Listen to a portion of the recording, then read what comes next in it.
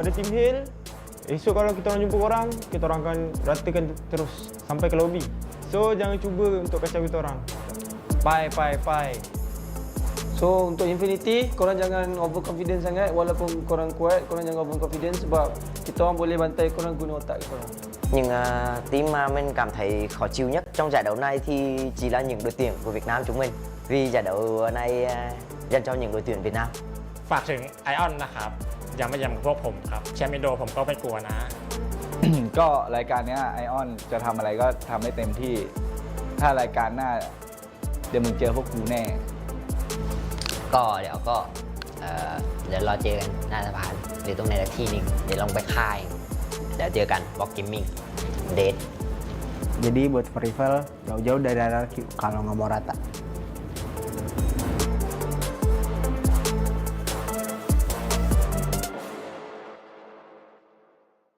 PUBG Mobile and Evangelion Introduction. Hello there, PUBG Mobile players. In PUBG Mobile version 2.0, we're debuting the PUBG Mobile and Evangelion collaboration. Players can witness Evangelion Unit 01 engage the Sixth Angel in battle from up close. Now, let's introduce the interesting gameplay and spectacular performances to be found in this collaboration. Let's see what players can expect to find. Special Blue Zone mechanic. The PUBG Mobile and Evangelion themed mode can be played in the themed maps of Ranked Mode, Erangel, and Livik. A key difference from Classic Mode is that the starting point has been reduced to a 3.5 by 3.5 kilometer sized area. As the match progresses, the play zone will continue to shrink as usual. Angel Invasion. The Sixth Angel has invaded Erangel. The Sixth Angel will enter from Spawn Island and fire its destructive beam attack, inciting awe across the entire battleground. Evangelion Unit 01 will launch from underneath Erangel to engage the Angel. You'll be able to see Evangelion Unit 01's starting location on the minimap, as well as the Sixth Angel's path. Choose a suitable location and invite friends to watch this spectacular battle. Defensive Fortress. As the Sixth Angel advances along its path, new defensive fortresses will automatically fire at it. When the Sixth Angel hits a defensive fortress with a counterattack, its structure will change after taking damage. Defensive fortresses have 2 floors. When the defensive fortress is in good condition, you'll only be able to get supplies from the first floor. But once it has taken damage, the sealed-off second floor will be exposed, revealing even more supplies. A stronghold containing this much loot is sure to attract many players. Mechanized barriers surround defensive fortresses on all 4 sides. They can be activated to provide cover to give you an advantage over enemies. Supply crates. New supply crates have been added to the themed mode, which are scattered across the map. If you find one, don't let it pass you by. Great supplies can be found at fixed locations on the ground, but you have to get close to open them in order to retrieve the goods inside. Themed mode rating protection. From 519 to 67, get rating protection for the first themed match each day. Play the new mode with friends as much as you like. Aside from the exciting themed mode, there are also lots of Evangelion collaboration items and themed events to try out. If you want to know more about the PUBG Mobile and Evangelion collaboration, please follow our official PUBG Mobile accounts. See you next time.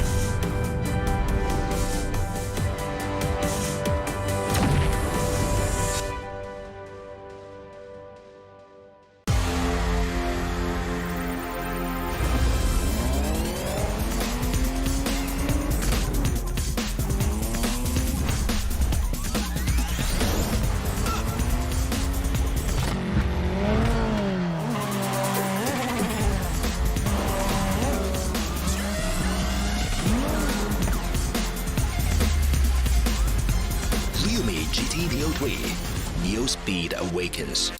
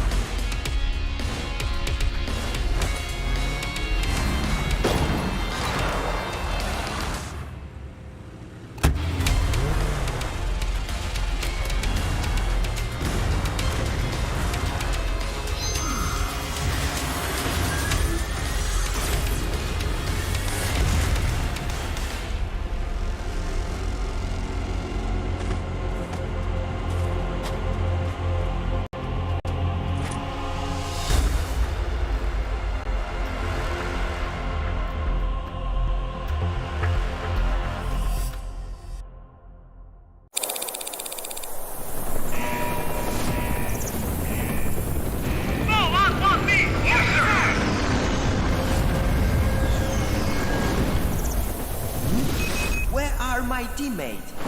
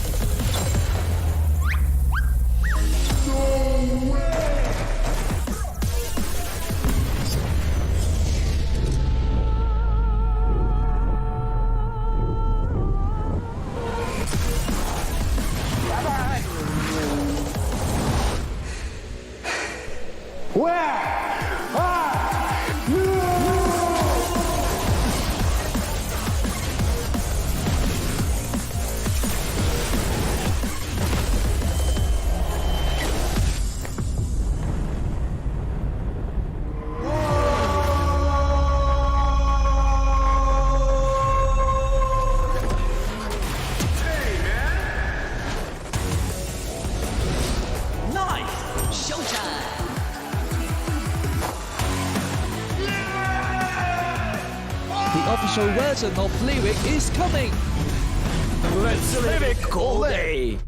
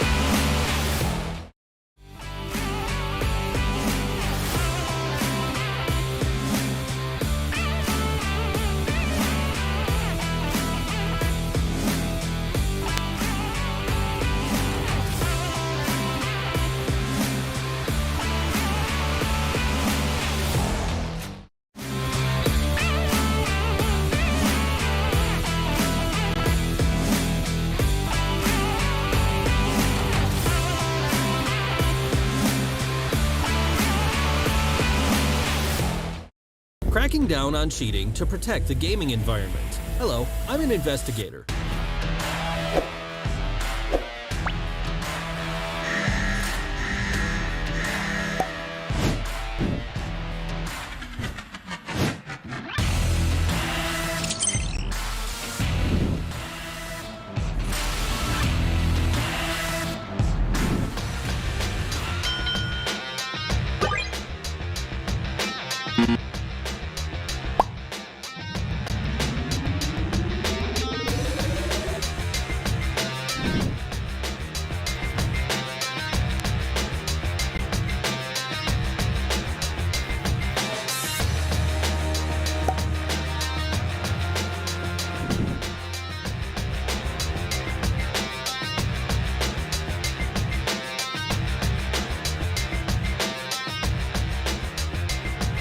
Well, that's all for this video. Let's continue to crack down on cheating to protect our fair gaming environment. See you next time.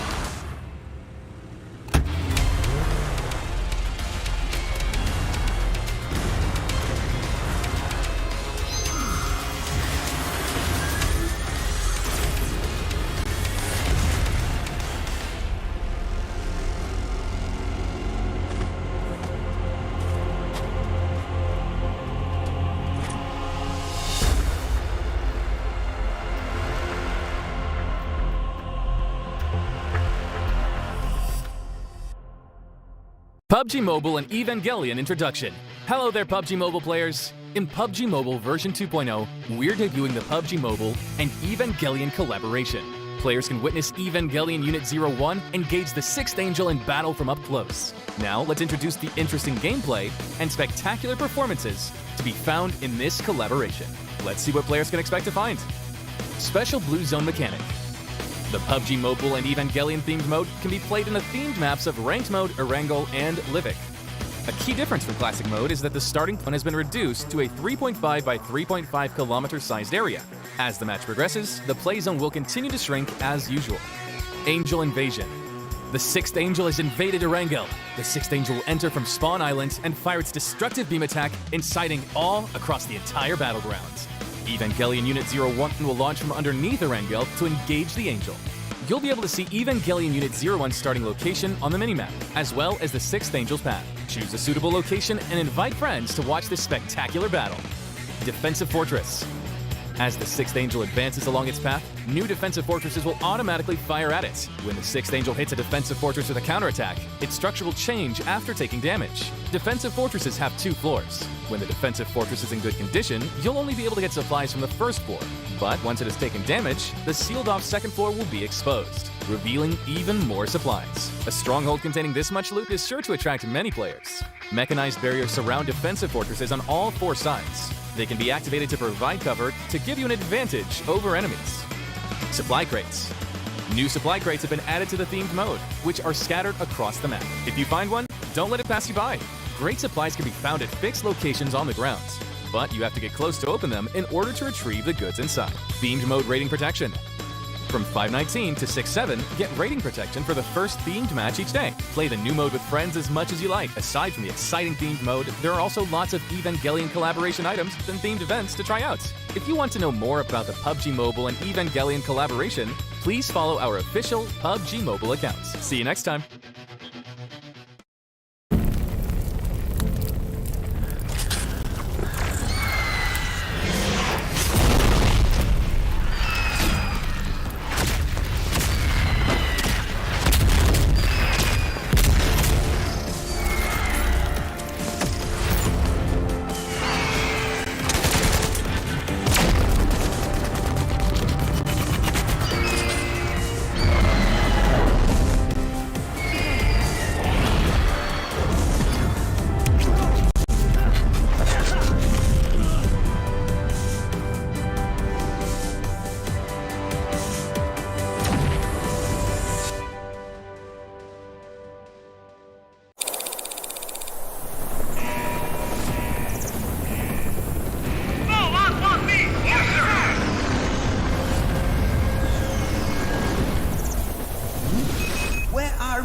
teammate.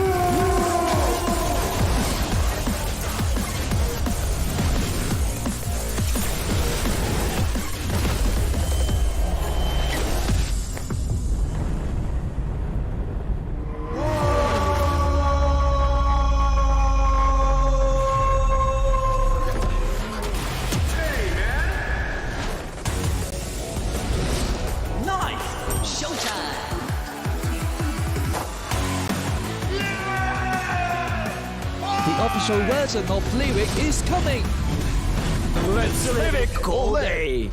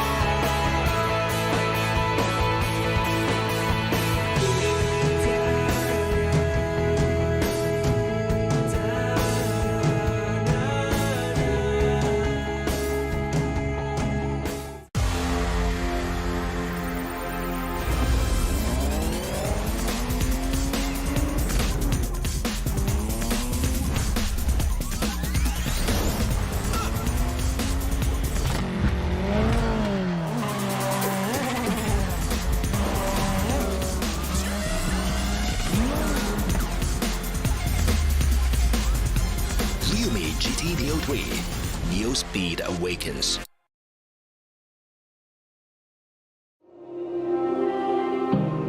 ความรู้สึกนี้มันแปลกๆ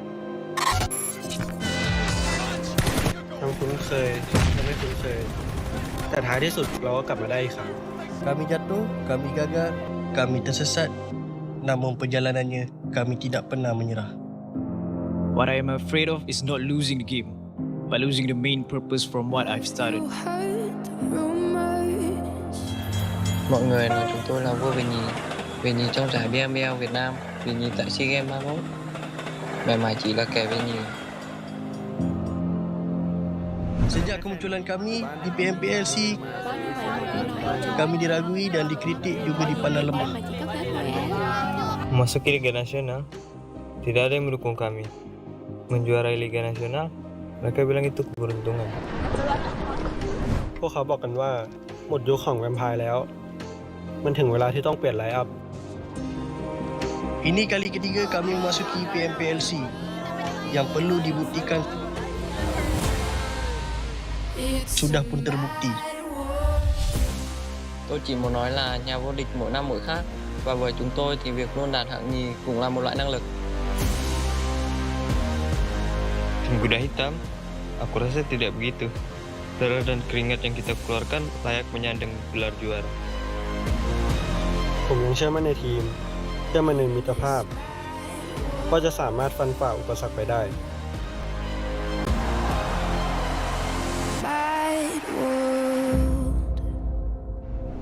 Everyone looks at who they are competing against, but in reality, the only competition is yourself. They will go down, and YOODO, they still have a shout. I think no point has spotted him. He might just be able to... Sudah tiba masanya untuk kami mengukir nama di atas tahta. If Mega goes down now, it's time. Yang kami inginkan adalah membawa pulang mahkota untuk Indonesia. Such a strong player. ปัญหาไม่ได้อยู่ที่เพื่อนร่วมทีมของคุณ แต่เป็นตัวคุณเอง เอาชนะตัวเองให้ได้ คุณทำได้ดีกว่านี้แน่ As long as I play well and give my all. One after another. Win or lose, I'm not afraid of the outcome.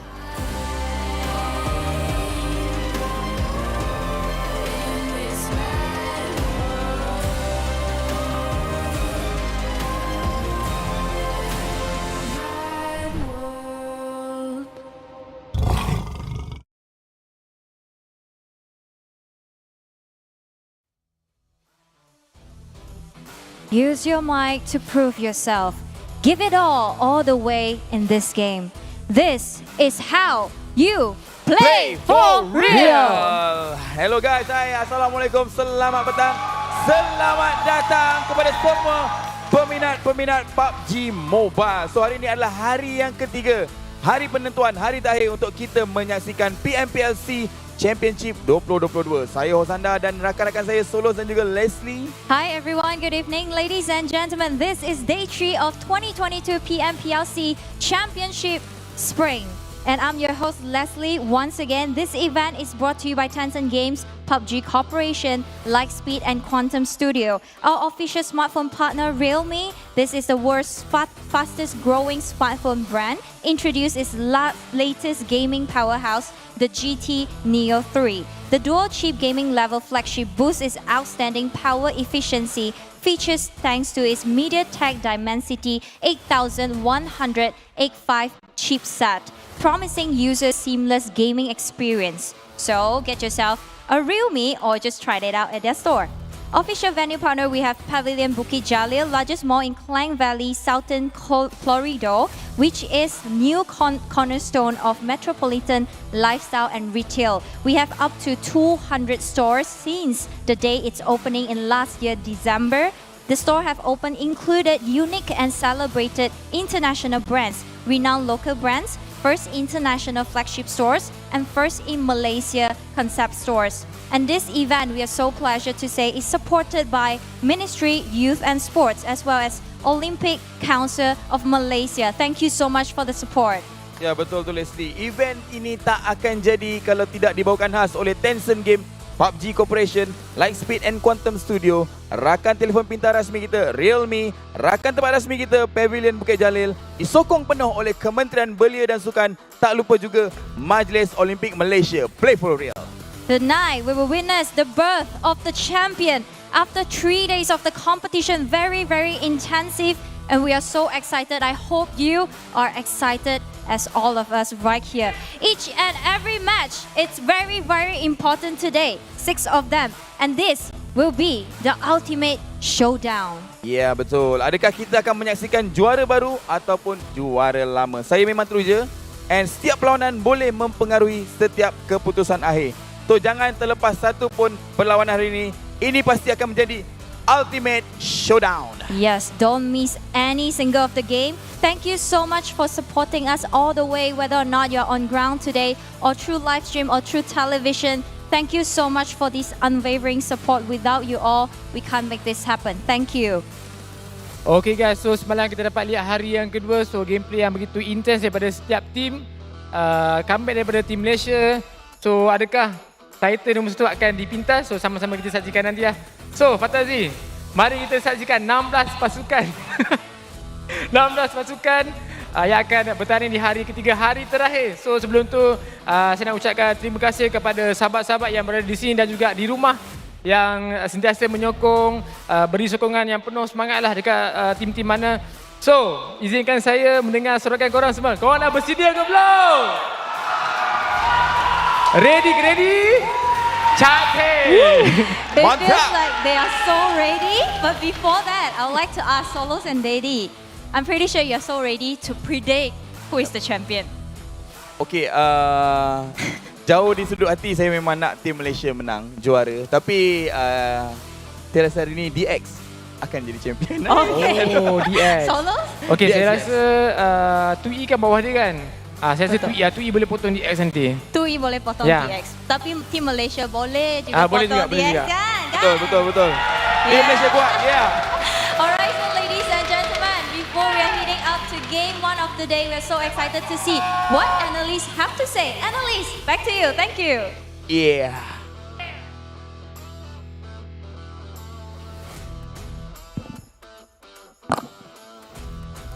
Squad! Sedia! Play for real! Play for real!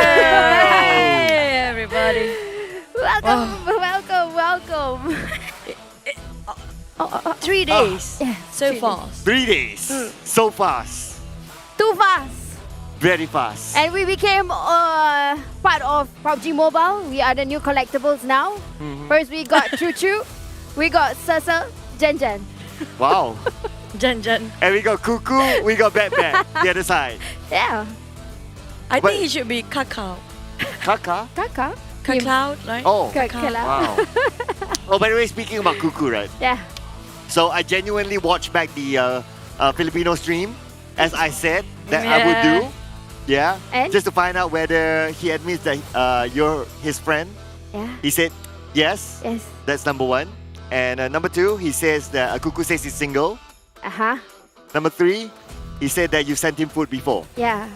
So we're jealous now. Hey, I bought you food yesterday. She's his food friend. Yeah. It's different. You send it all the way there. It's different. Okay, I'll send it from Singapore to Malaysia from the bottom of my heart. Then that counts. Yeah. We're more than that, right, Sis Jen? Yeah. Yeah. I bought her a lot of things. My turn will be. Yeah, I can testify I have to to that. buy her a lot of things. So Cloud, if you buy her things, it's going to be a different story, you know? Yeah, that time I'll need Cuckoo to help me. But Cuckoo, I don't think Cuckoo's the IGL though, so maybe he's off the list. I don't know, maybe. Well, we're I not didn't get off the that chance to ask topic him yet. that. Yeah. Okay, no. but you guys are watching right now the 2022 PMPL Southeast Asia Championship Spring. Don't forget to like and share. I'm not sure where we are at right now. We already reached up the 500k concurrent viewership milestone or not? Maybe not. Maybe we need more effort from our viewers. That's true, that's true. Yeah. Yeah. But this is a team that is going to feel the jitters today because they are the defending champion, Team Secret. And looking at their progress, I doubt they can still defend this time. You doubt? Yes. They are too far. Their numbers is, I think, in the teens. I mean, like, surprisingly for this season, right, Sir Cloud and Sis Jen, the fact that most of the team that actually, aside from the Xaviers, the teams that actually coming up later than like the pre-season and whatsoever, they are performing way better. They're adapting faster than the team that actually way veteran than them.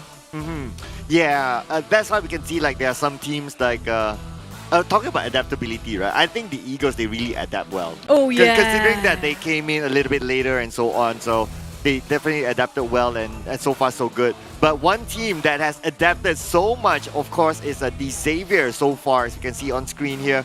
Not only they adapt from coming from one tournament to another tournament, you need to get used to the teams. One season. Yeah, because the schedule is really tight, right? And they need to use different devices as well. So for them to be able to adapt from one scenario to another, coming out of their home ground from Vietnam the last time we saw them, they're doing extremely well. Yeah, I totally agree with you. But at the same time, okay, there is this, I was talking to some of the, some of the analysts about the Xavier's progress. No, it's not a hint. So this Xavier, one point at a time, the moment they start to... So he's not an analyst. Okay, come on. Okay, yeah. But the moment they start to do a downfall, it's going to be all the way down. That's what happened in SEA Games. I agree. And the fact that we're having to push, a lot of teams are pushing last race here when it comes to the final day. Yeah. Speaking of which, the gap between the teams are not that far either. This is the closest PMPL South Asia I actually experienced myself, and this is still reachable for most of the players and most of the team. But what's going to be a big difference, even though it's just 1 point different, look at the prize pool right now. That 1 point will cost them $10,000. I know, right? It goes all the way down to $2,500 and the total prize pool, I would say the total moolah. Yeah, you've been waiting for that. It's been a while. I missed that. 150,000 prize pool. Yeah. Yeah. And also, this is the key legacy before the next season start, which is going to be, if I'm not mistaken, very soon as well. Yeah. But the format will be entirely different. Uh-huh. So this is the closing up to the season before it went different. Yeah. So it's definitely something exciting for the players, and there's going to be a lot of changes coming into next season, even though it's not the franchise yet. I think we have to go one more season. I'm not so sure about that. I heard it's going to be next one. Not so sure. Well, yeah, I think it's going to be the rumors. following one. Yeah, the following. Okay, it's so many yeah, rumors. I mean, because there's no official information, Yeah. right? So we're just speculating. I think that's there. going to be by end of today. Maybe they can announce it. Usually it's like that. Ah. But that's why you guys have to stay tuned till the end of it. There you go. Yes. So the point system still the same as per normal. Everybody needs to aim for the elimination points. I think chicken is like not It's a really a bonus. compulsory thing anymore, right? Because Uh-huh. there are a lot of teams that don't have chicken. Example you mentioned before, who was it again? The second and third place, they don't have chicken. Yeah, it's Eagles as well as Vampire. There you go. Yeah. Yes. They don't care about chicken. Yep. They got ducks. They got bats. They were consistent. They got eagles. Yeah, they're consistent. Exactly. They got what again? Eagles. Oh, eagles. Yeah, eagles, vampires, bats. But looks Superior like being than chicken. wow. Which is true. Chicken can't fly. Vampires, bats, and also eagles can actually fly fast. Yeah. So I guess chickens do belong in the Singapore Zoo. I guess. Oh my God. I don't know. What? If Hey, it is- we had some Singaporeans taking pictures with you today. They were looking for you, Chuchu. Oh, I'm sorry. Yeah. So we have I was people. kind of cramped with something else today. Yeah. So in the crowd, there's a lot of people coming in besides Malaysian. A lot of them from different countries. Going to meet the players. Going to meet the awesome Malaysian casters also. So And the it's a Singaporean nice, caster. Yeah. It's gonna be you. You I have know, huge right? fan base. Yeah. Just saying. I'm Let's the not odd forget one. that. And you're single. But these teams have huge fan base as well, of Yeah. course. In case you just joined us today, where have you been? Oh my goodness. All right, so the participating teams, of course, from Vietnam, we have Box Gaming, we have DXAVIER, BN United, Eagle Esports, and from Malaysia, we have Team Secret, YOODO Alliance 4 Rivals, DINGOZ Esports, as well as FARANG LEJUND. For Indonesia, we have ION Esports, EVOS, REBORN, and RRQ. Last but not least, I think our fellow caster can actually speak Thai. Might want to introduce the last Thailand teams. The Infinity! Because they are the infinite. That's That's their it? slogan. Yeah, that's their slogan. That's the vampires. Can you That's try? vampires, Bacon, TEM. And also, Hail. who did I miss just now? Hail Esport, There you Bacon go. Time, TEM, Vampire, and of course Infinity. It's going to be just like what? 20? Is it 23? No. Yeah, 23 points. But the tight race is going to be second and third place because they are tied right now. The only difference is going to be based on No. based on the rank point. The Eagles, they are Vietnamese. Only vampires are Thai. Yeah. Yeah. And TM. Just saying. What? Thai, they are Thai. Oh, they're Thai. Oh, They are Thai when it same comes. point. Yeah. Oh, okay, I thought What like, is wrong with you guys they today? are Thailand. Okay, No. All right. No. We want to see the champion, that's why. Okay. I think you guys had too much coffee today, I guess. Yeah. But for can't wait. today's matches, don't forget, you guys have to be on your seat right now. Don't budge because we're starting off very soon. As usual, 1-3-5. It's going to be in Wrangles while we have second match Mirama and fourth match Sanok ended up with another Mirama. 6 matches. Normally it's like 5 matches, right? yeah. So because it's 6 matches, that means that the game is way open. Yeah, so there's still a lot of possibilities. It's really hard to predict who will be the champion. Even DXAVIER is not safe at this moment. Yes, and I actually like the fact that the game format has changed a bit because, again, talking to a few managers, so when it comes to big tournaments like this, 5 matches is not enough for catching up. So when you add one more match, so if teams get too soon, the teams that can perform, they are able to catch up. So that's the tactical part of heading that particular map. Feels like a deja vu of SEA Games, honestly speaking. Yeah. Now. aren't we? Yeah. Feels that way. But I do want to know, are we having another record breaking for eliminations today? We haven't reached in this tournament 28 sort of elimination. There might be some teams, they are desperate enough. We're actually trying to push that far. I'm not surprised. Yeah, definitely all teams will go all out. But of course, these are the best of the best teams that we're talking about, right? But anyway, talking about what's the best of the best, you guys, every one of you at home will be the best if you can help us to achieve this 500,000 live concurrent viewers because we want this permanent shirt. Yes, permanent shirt looks awesome. And if I'm not mistaken, the mainstream already have reached 500k. We want to reach also in the in the EN streaming. English. Yes, EN. We need this. We want the 500k. EN, PH. Yeah.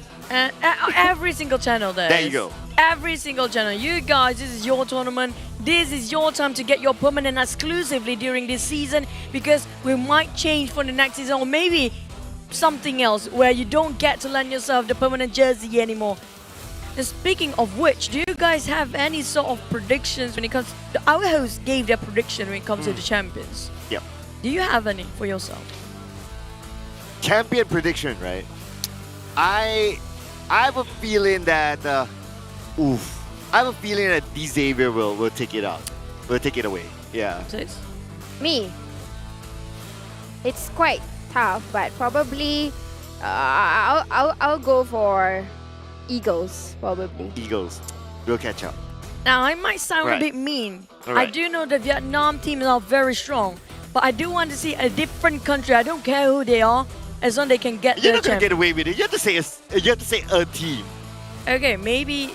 You know what? There you go. Team secret for me. This is for the first game chicken dinner. Okay, you're not gonna get away with that. I do want to see if the Vampires might actually push up to first place. Because it's been a long time. We haven't seen Thai getting the first place there. So it might be it. But the prediction that's now when it comes to Wrangle, none of us taking the Xaviers now, huh? Because Infinity was, for me, was the hype. You, Farang? Yeah, because like you said, they had the hype from yesterday, right? What about Chuchu? Depends on how they set the tone. I want to see Team Secret to perform today. How they have not been performing at all when it comes to the last 2 days. So it's down to the final day here if they can actually turn things around because they need to work things out like it or not. They don't have any options anymore. So this is it. You know, go big or go home. Yeah, definitely. Today it is definitely the day. The Infinity, mathematically they can still catch up. Yep. But whether it will happen or not, well, it is. We don't really know. We'll need to see what happens today. Yes, it's definitely. all about setting the momentum, right? Setting the momentum, having the right mindset. But actually, yesterday I was talking. I don't know why I keep talking to people. But anyways, yes, I was talking to one of the coach that is not progressing. One of the teams that is not progressing. So Which color? Wait. Which color? Wait. Which come color? on, guys. Come on. Okay, so it was a bit pressurizing for him. So I said that because he said, you know, like certain teams already have got it. You know, maybe you can give me some motivation. So I said maybe you just ask your boys to play like a normal classic game. Because usually when the pro players, when I spoke to them, like, well, how do you play in tournaments? And they said, just play like normal as though you are in classics. So maybe if they play like they are playing classics, they can succeed. I'm still waiting for her to tell us which color though. No. No? We are Maybe wearing the color today. That's it. Oh. That's it. Mr. Tall, Dark and Handsome. Well, he's tall. How do you know he's tall? You're tall. He's just here. Of course I know he's tall. Okay, he definitely knows. I'm the only one that stays in the dark. But you guys watching at home, do tell us your prediction as well. And right now, we're talking about you guys watching at home. Do join us in English, but the ones that actually from the Philippines, mabuhay. We're gonna throw over to Kuku and Backback because they are awesome today and they are Sis Jenny's friends. Yeah. Take it away. Take it away. And the rest of you are still with us. Yes. Yep, you're not I going think somebody anywhere. called me just now. Yes, I was taken aback. What happened? You're not going anywhere. You're still with us. So yeah, we're gonna start the show. That also means that we're gonna start the first game anytime soon. Yeah, My that's goodness. true. Can't That's wait true. for You this. heard the hype just now. I know, right? I don't know. Okay, we rarely see offline events these days. Yeah. We saw online. They show us players cam when they're winning. Yeah. It's kind of a delayed reaction, but this time we get to see it live. And the players' reaction when they got the champion. when it comes to the PMPL, do you think they will cry on stage? Well, I think they will, because considering that this is a very, very tight race, I think that they definitely will be very emotional about it. I mean, if I put myself in their shoes, right? This is not an easy tournament. This is not like, okay, from day one, you just dominate all the way. You have a big gap towards the end. Yeah, it is a very tight race. So I think that even if me putting myself in their shoes, I will feel emotional. Yeah, that's true, that's true. And also, look at that hype from the crowd. We definitely feel the heat going up. No smile coming up from any of the players, as the tense can be felt throughout the entire arena, feeling how it is to get their last race going. And it's the tightest race we've witnessed so far. Everybody is possible for them to get even up to champions. We're not talking about just a top 3, not anymore. Yeah. Champions is also something that they still can be reachable. Yeah, because even if you kind of think about it, right? People remember the champions, but people don't remember the second or third place. So you definitely want to go for glory, for sure. But let's see, in game number 1 of our glorious final day, this is going to be irregular. And let's go! And it's going to be a beautiful flight path coming up from Sonoska military base up to the side of Kamishki. But the question is, it's always about where will the circle be? Because nobody can actually control the flight path nor the circle. And this time seems like a very generous start. Oh yeah, but it's not really a generous start for some of the teams that like to drop on the left. So it really depends on how they will fare. Trying to get vehicles somewhere in the middle, going to the drop spot, especially around the areas of Jolopul, maybe around the areas of Gadka, and yeah, I guess that's that. Saverni may be able to reach just nicely.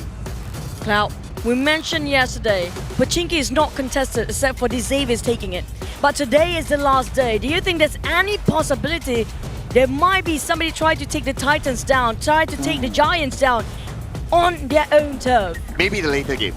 Maybe later. It's a bit too risky now. Yeah, normally if that happens like maybe the second last game or the last game, somewhere around there.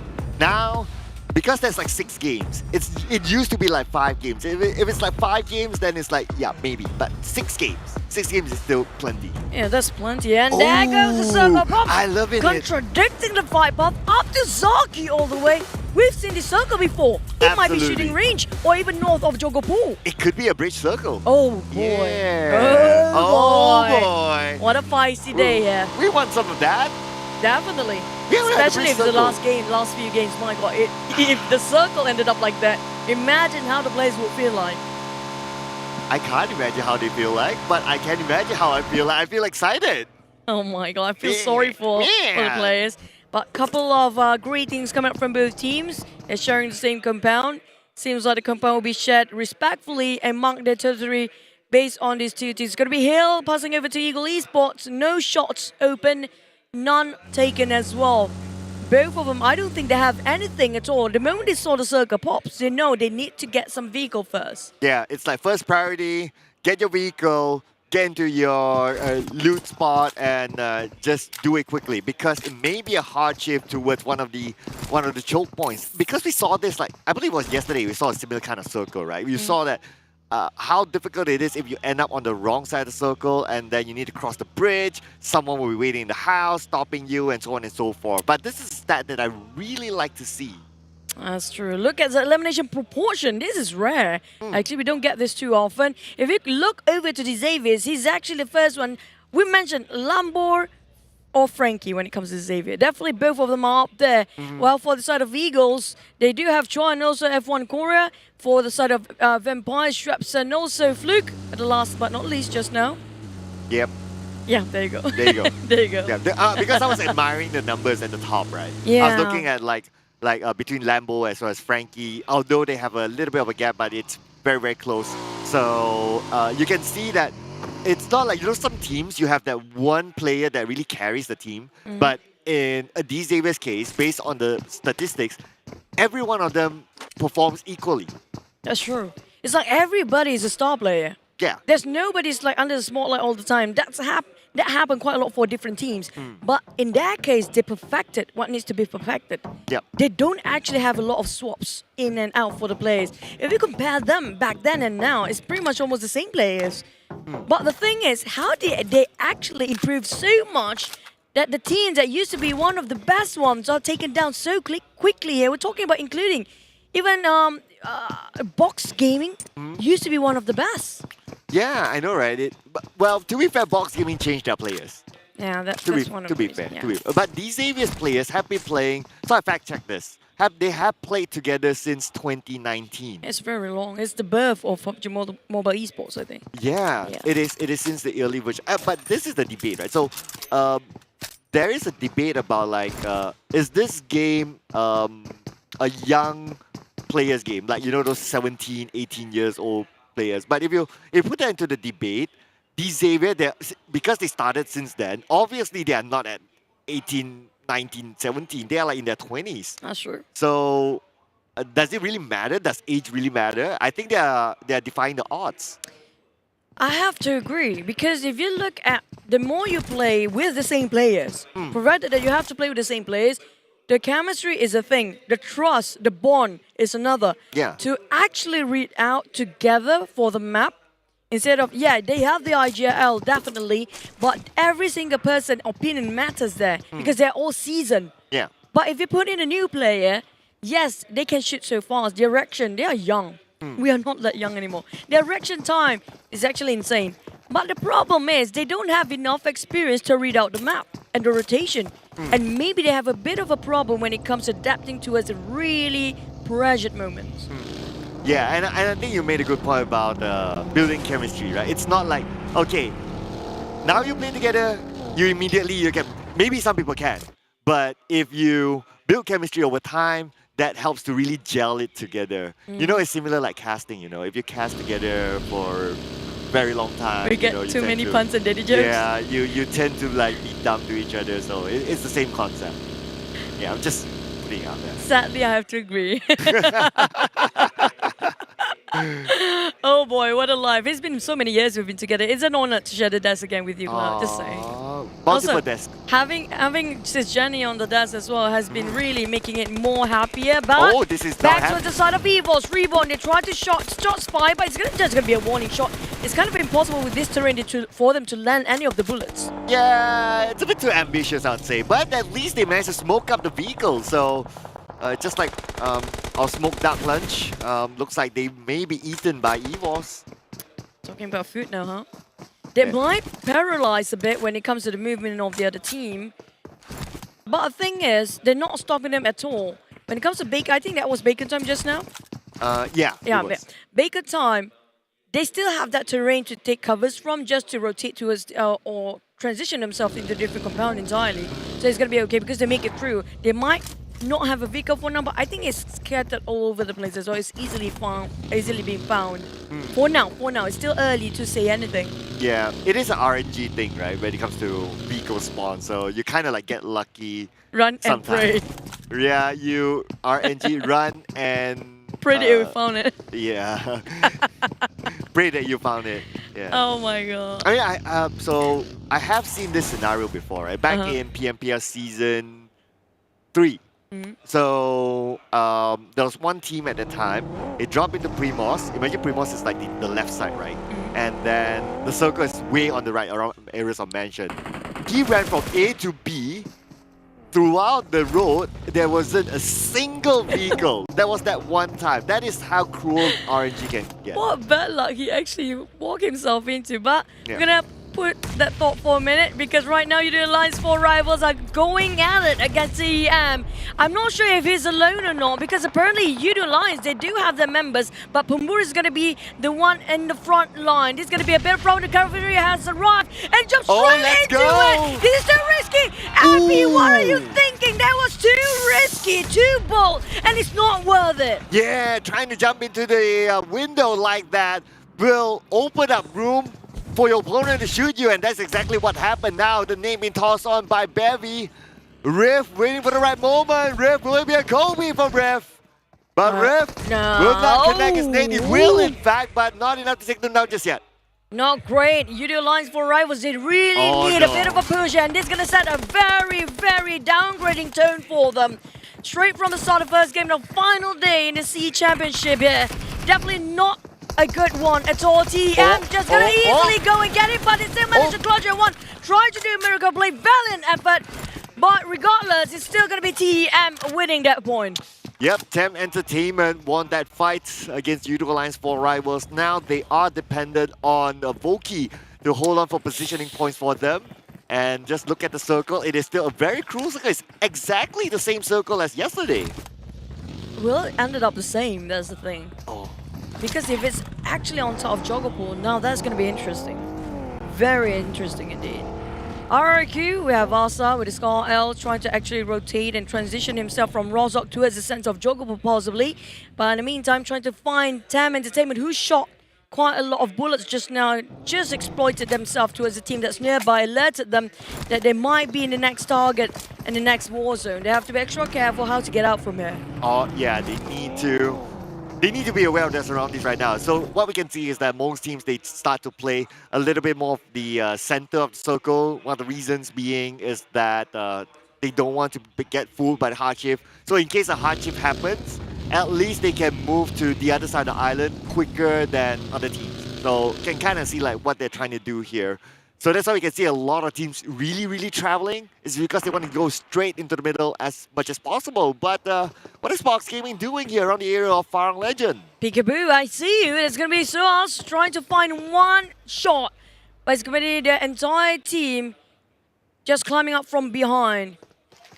Farang slowly trying to climb up the rock mountains, but the other side, what is happening? Hale's always starting to fight head on, just butting everybody's business. But it's going to be TEM Entertainment.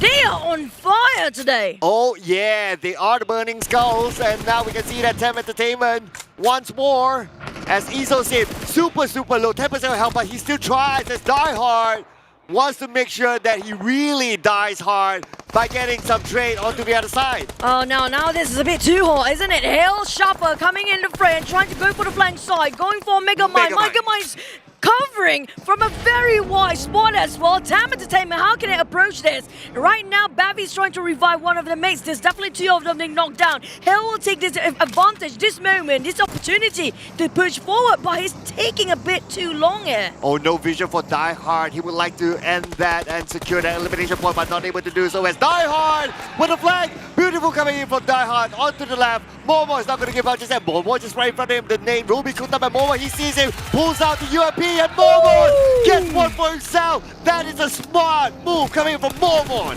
1 second of doubt gonna cause an entire team to go down. There's no way they can save that anymore. Leaving out only one man to survive to the end. But we're moving over to the side of Iron and EVOS. There's also one more team, if I'm not mistaken. This is going to be on top of shooting range, right at the edge of a circle. And EVOS seems like they got it in their hands. But the thing is to seal it down, it's not going to happen because Janfos, Jump, Shoot, and M416 still the deal. Is this the day for Peishu as Ion eliminated EVOS Reborn? EVOS Reborn, they are losing steam, but now we go back to Ruins. Farang Legends going up against Box Gaming, and at the same time we see the next circle, but then High Ground coming in from Helton. He will secure one knockdown. What a nice timing, and a pick coming up from Health definitely changed a lot for the entire team, but the circle shifted again on the right side. Now this is going to be a bit of a problem. So many waters still in there. The river's going to be a bit of a problem, the choke point for most of the team. We do have on top of Ruins right now, they're having a bit of a fight for Box Gaming, but the ones coming in late, not so much here. Well, it's a little bit of a different circle as compared to yesterday. Yesterday it went up north, but this time it seems to go down south. And that will favor Farang Legends. They are on the roll since yesterday. Look is starting to move. It looks like they're going to win the fight against Box Gaming, but then again, they cannot look down on them. Oh no! A blunder. We saw that. Oh boy. What a bad timing to do that. That's really close off South, Nate. Luckily enough, he didn't chuck all the entire way down, so he got a bit of a more HP left, and using a couple of first aid kit will work out the deal, but the problem is, can they actually turn things around since they took a bit of more time and wasted that window of opportunity. Now back to Team Secret. They are actually on top of North Jogopol, but there's one team behind them. Yeah, not too sure if they know or if they have that information. But on Southern Johor Pool, we have the Eagles versus Vampire. The current 3rd and 4th place will share the same compound. But the good news is that they are both in the circle. Don't expect big moves from either of these teams just yet. But once the circle shifts, this will be warfare. The only team went out just now is going to be EVOS REBORN. It's really a blunder for them, having the first one to be out after like only second phase or first phase just now. We're down to the 3rd circle, but so far it's been quiet. Everything has been alerted for all the teams. They gain the information, access it, and just regroup and revise their plan, including Infinity. They were on fire yesterday. I'm not sure if they managed to bring the momentum yesterday up to today. Oh yeah, they're starting to show some grit from yesterday's game, making a long rotation from military base up onto the Gadkar Hills, and they are currently the hills of Gadkar, but the Eagles, they want a little bit of this Gadkar Hill. Let's see if they can overtake the Infinity, who's on the other side. Mela may get information, but the Eagles, I think they don't know that the Infinity is there. The thing is, it's quite separated from the rest of the team, though, Infinity. Mela, he does have backups, but it's not really close by. Nobody going out from the flank side as well. This might be too risky. If Mela actually starts to shoot first, he's going to just giving away too many information towards the side of Eagle Esports. And Eagle Esports is really hungry for that #1 spot. Oh yeah, they're definitely in the running for it. The difference right now is only 23 points. And with one good game, and assuming that DXAVIER doesn't have a good game, they could overtake them. So DXAVIER now has the pressure of holding on to the top. But talking about pressure, the zone, who will it shift onto? Oh, it's going to go up north again. It's going to be the same circle as yesterday. What a brutal hard shift. Again, we had this yesterday. It's a torture for most of us. But it's going to be fun for you, definitely, Sir Cloud. While those actually not on top of shooting range or just on the southern part of it, the choke point, they have to cut across. I think that's DXAVIER's right in the intersection there, waiting to fish every single person they're trying to cross their way in. Exactly. This is the choke point that I'm talking about. The moment the circle shifts like this, the bridge will be a deadly point. Now we have DINGOZ, we have the Infinity starting to move in. The Infinity knows that someone is on the other side, immediately jumps into the water. But then again, the risk of going into the water is that you cannot arm yourself. That's true. But back to it. At least it's not entirely knocked down by the way nowadays. But back to his Lamborghini. Oh, they got the compound, they parked themselves, and they've been praying this might be the circle, and it was well worth it. These DXAVIERs, they got the #1 spot, but it's not enough for them as they got more. There's nothing to stop them here, nobody trying to contest them either. Exactly, it's not going to be easy to contest DXAVIER at this moment. They are in a prime position, they have this compound, they have vision across the river, so it's going to be tough for them to cut across. The only way is through the river, inside of the river, but then again, you'll be shot down like what the Infinity they are facing right now. Oh no. This is not great. Infinity, they just got their momentum yesterday. Seems like it's a bit of a lost hope, lost cause there. And it's almost near to impossible for them to get out from. Frankie's side, they got straight, clear line of shot. All he needs to do is just keep spray and pray. But hopefully they have enough magazine. We don't want to end it up like yesterday's game as well. Yeah, that was a very interesting sight. You don't see that all the time. But it just shows that commitment to shooting each other, right? But talking about shooting each other, RRQ has sight over BN United, tries to get one. San can't connect enough to get that knockdown. Also keep on tapping, and we do have Nuperco taking down on the players as well. Vampires, Ravenclaw, he's still taking the hide and seek, they say, by Eagles. Just passing by, I'm not sure that's a wise decision. Really risky ball move, but they survive. Namshi managed to park himself. Ooh, what a bumpy car movement, but Vampires, so many fishes to actually fish out. And Box Gaming became the next team to be eliminated. At the same time, Stress tries to get one over the Eagles, who's currently swimming. But at the same time, Vampire won some of that as well, as Stone gets a knockdown but can't secure the elimination just yet. Baby Kim wants to butt it from afar. Oh, look at this. This is Thanksgiving Day, presented right in the faces of Vampires and DXAVIERs. And this is going to be Eagles. They lost their shot to number 1 if they keep on giving like this, as we still have 14 teams, 46 players alive. They will not be rewarded with anything, as Duke keep on tapping. We'll take the entirety of FARANG right now. Ooh, Duke, how can he find an angle? That is insane coming from Duke. At the same time, we have Rasmi on the other side. It's YOODO as well. Tries to steal away those eliminations. Trying to get as much as possible from whatever that's happening on the other side. And they managed to get one, but the Eagles looks like they're in trouble. They're meeting up with Bacon Time.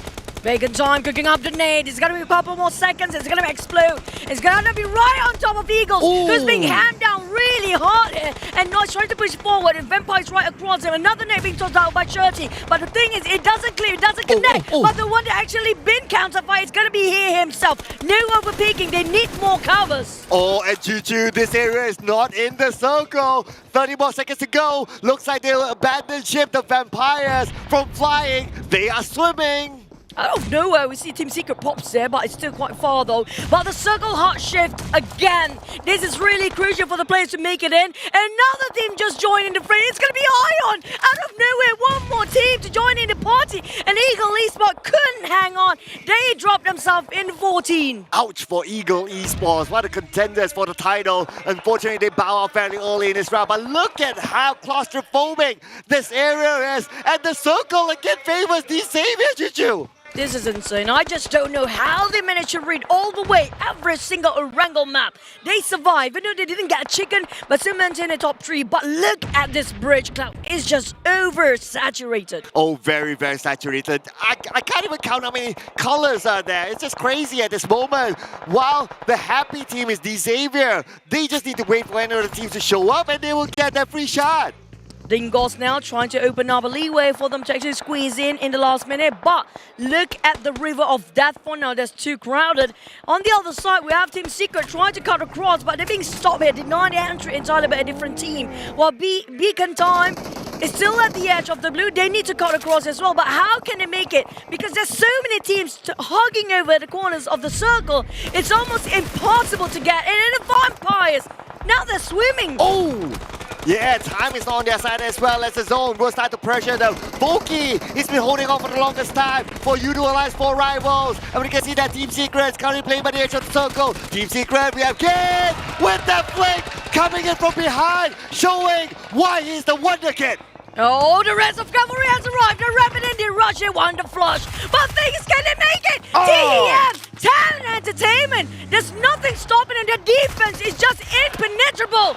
Oh, Mormon is just insane good today. Oh man, Mormon, he has been superb since yesterday, since TEM Entertainment got that chicken dinner. But for this round, TEM Entertainment, so far they are unstoppable with 10 eliminations in the bag. I'm not surprised it ended up in the 20-ish eliminations, but we're not done yet as DINGOZ trying to fight.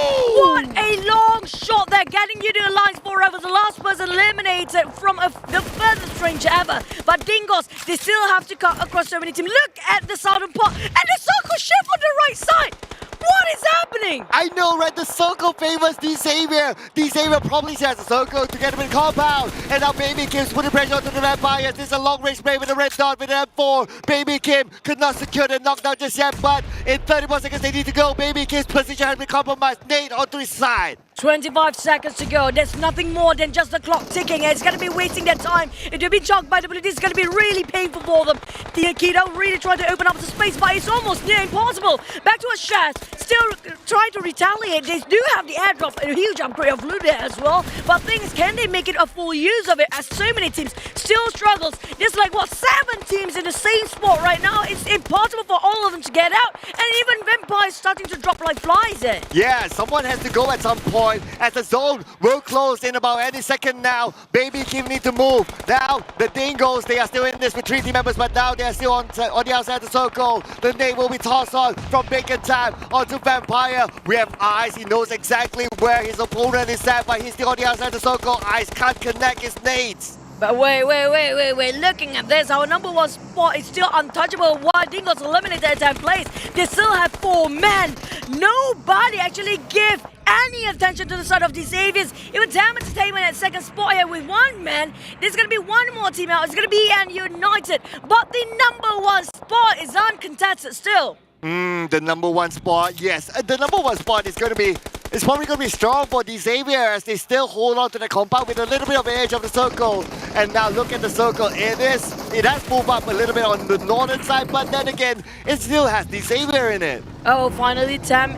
After such a long run for them in this match, only since the start they were fighting, they will have to bat out on the 6th place. But still very consistent when it comes to the top 6. We're down to only 5. It's going to be 4v4, v1, v3, v1.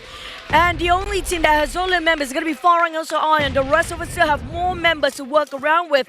ION, this is too risky for Janforce to just exploit himself and giving away too much information. Oh, yeah, Janforce, he looks like he can slip into the circle, but FARANG Legends looks like it's going to be number 5 for them, 2 elimination points. Not too shabby, I'd say. But for DXAVIER, they are not stopping.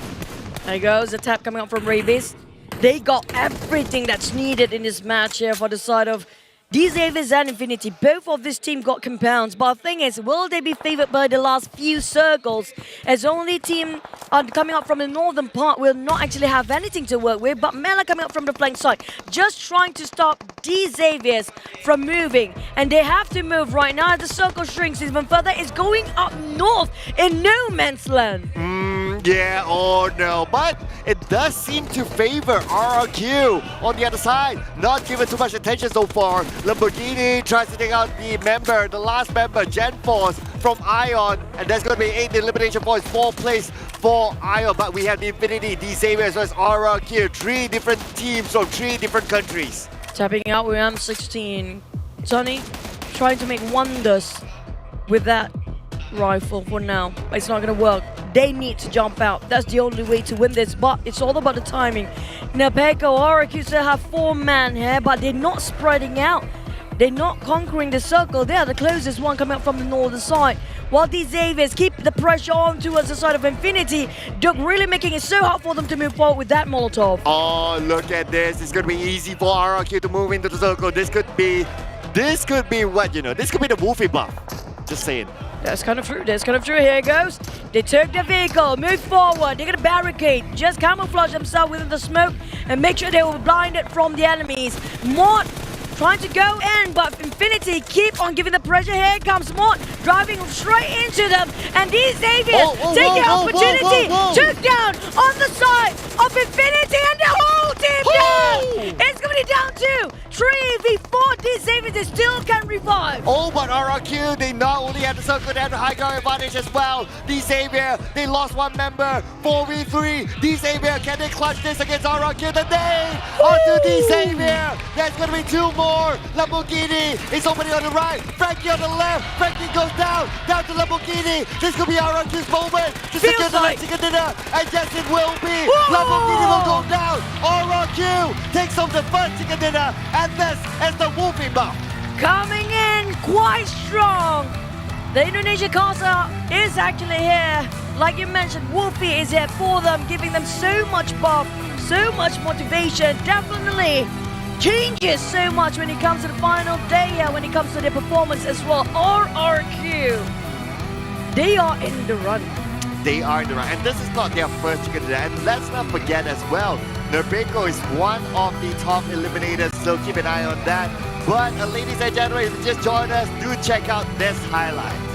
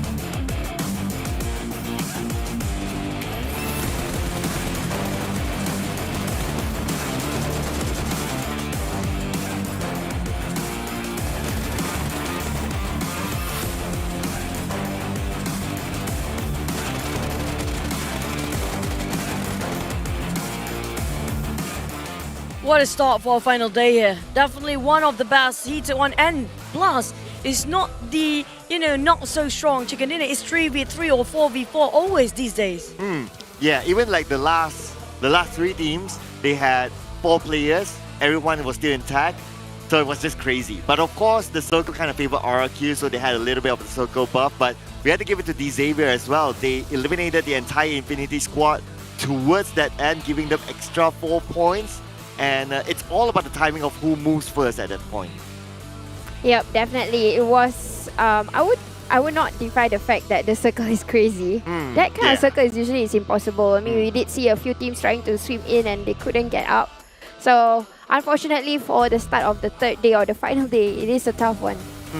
The toughest one actually, because everybody are thirsty enough to get themselves that chicken as much as they can for the eliminations as well. We haven't seen. Did we actually witness any double digit? Definitely they are. But 20-age elimination, we do know TAM Entertainment got themselves a huge number of volume eliminations as well.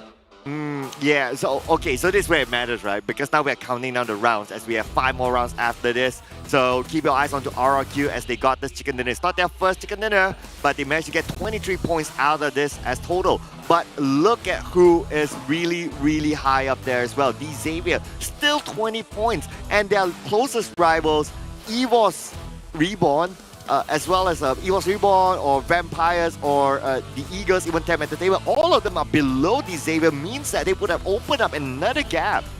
Yep, there you go. But I think DXAVIER, they would add a lot of points, and we can somewhat already see a hint of the champion because they are going to get even more points. And now look into the MVP. It is from DXAVIER. Wow. I'm not surprised it's Frankie. Yeah. It's either Frankie or Lambo. It's Lambo or Frankie. Yeah. Or even V-Choi. I'm not surprised at this point. It's not going to be DXAVIER. This is what I mentioned before. DXAVIER, they've been hiding themselves so well. With 2 eliminations, it seems like very few number. But look at the damage up. We're still 800 over. It means that he not quite a lot of... he's assisting for the eliminations as well. DXAVIER is just... They're so good at finding the most practical place to stay and to farm. Yeah, they definitely know how to pick those choke points area, and if the circle favors them, it's a big bonus. Look at this, Choo. Their point gap now has extended to 31 points, and this is equivalent to 1 game in hand. Yes, 1 game indeed. But I can definitely see teams that is still without a chicken dinner, and I don't think it's a problem for them to catch up. We are still maintaining. Although, yes, they went down a little bit, but it's not too much, not too far behind. Though, again, second to what Sir Cloud and Chuchu is saying, DXAVIER is leaving a huge gap. And the fact that also RRQ just swapping over to the second place, TAM Entertainment pushed down. I have to say, and I hate to say it, this is going to be the tightest run there is. But the problem where if you want the champion, you have to really start now, because why? You have to win more than 2 games. It's going to have to be more than 1 game at least. 2 games in a row for a chicken for either RRQ or TAM Entertainment. Then only they can replace that first place. If not, it's going to be DXAVIER all the way. Even that as well, you have to depend on how DXAVIER is performing, right? If they get a second place, but they still manage to farm eliminations and maybe get close into the points, or maybe even more from there, then they will still maintain their top spot. So we need to consider that DXAVIER will also collect points. They're not going to stay static. Yep, definitely. But I can definitely see that the fact that they want this very bad, and I think this is going to be the first, if it is going to go to Vietnam, this is going to be their first champion for Southeast Asia PMPL Championship. Yeah, it's going to be insane. Box gaming used to be strong though. Used to be. Yeah, but they had to change their lineup, so that's the thing. I guess it's at the end of the day, it's about who's playing it rather than what the brand is about. Yeah, so but that's that, ladies and gentlemen. Of course, after this, we will have a word again with our winner chicken dinner. So it's going to be it's definitely going to be a representative from RRQ, but who will it be? By the way, in case you missed out on our commentary earlier on, Wolfie is here and he's part of the management team for RRQ. I guess that's where they got their buff. Can't wait to see who's next on the interview. Definitely. I think I'm starting to see, I'm not sure who's the Asa? I think possibly Asa. He did a good play just now, so I'm not surprised they interviewed him. I think all RRQ actually played a big part, especially Nepeko as well. But let's not waste any more time. We're going to head over to Leslie and listen what RRQ have to say, what boosts them for the final day today.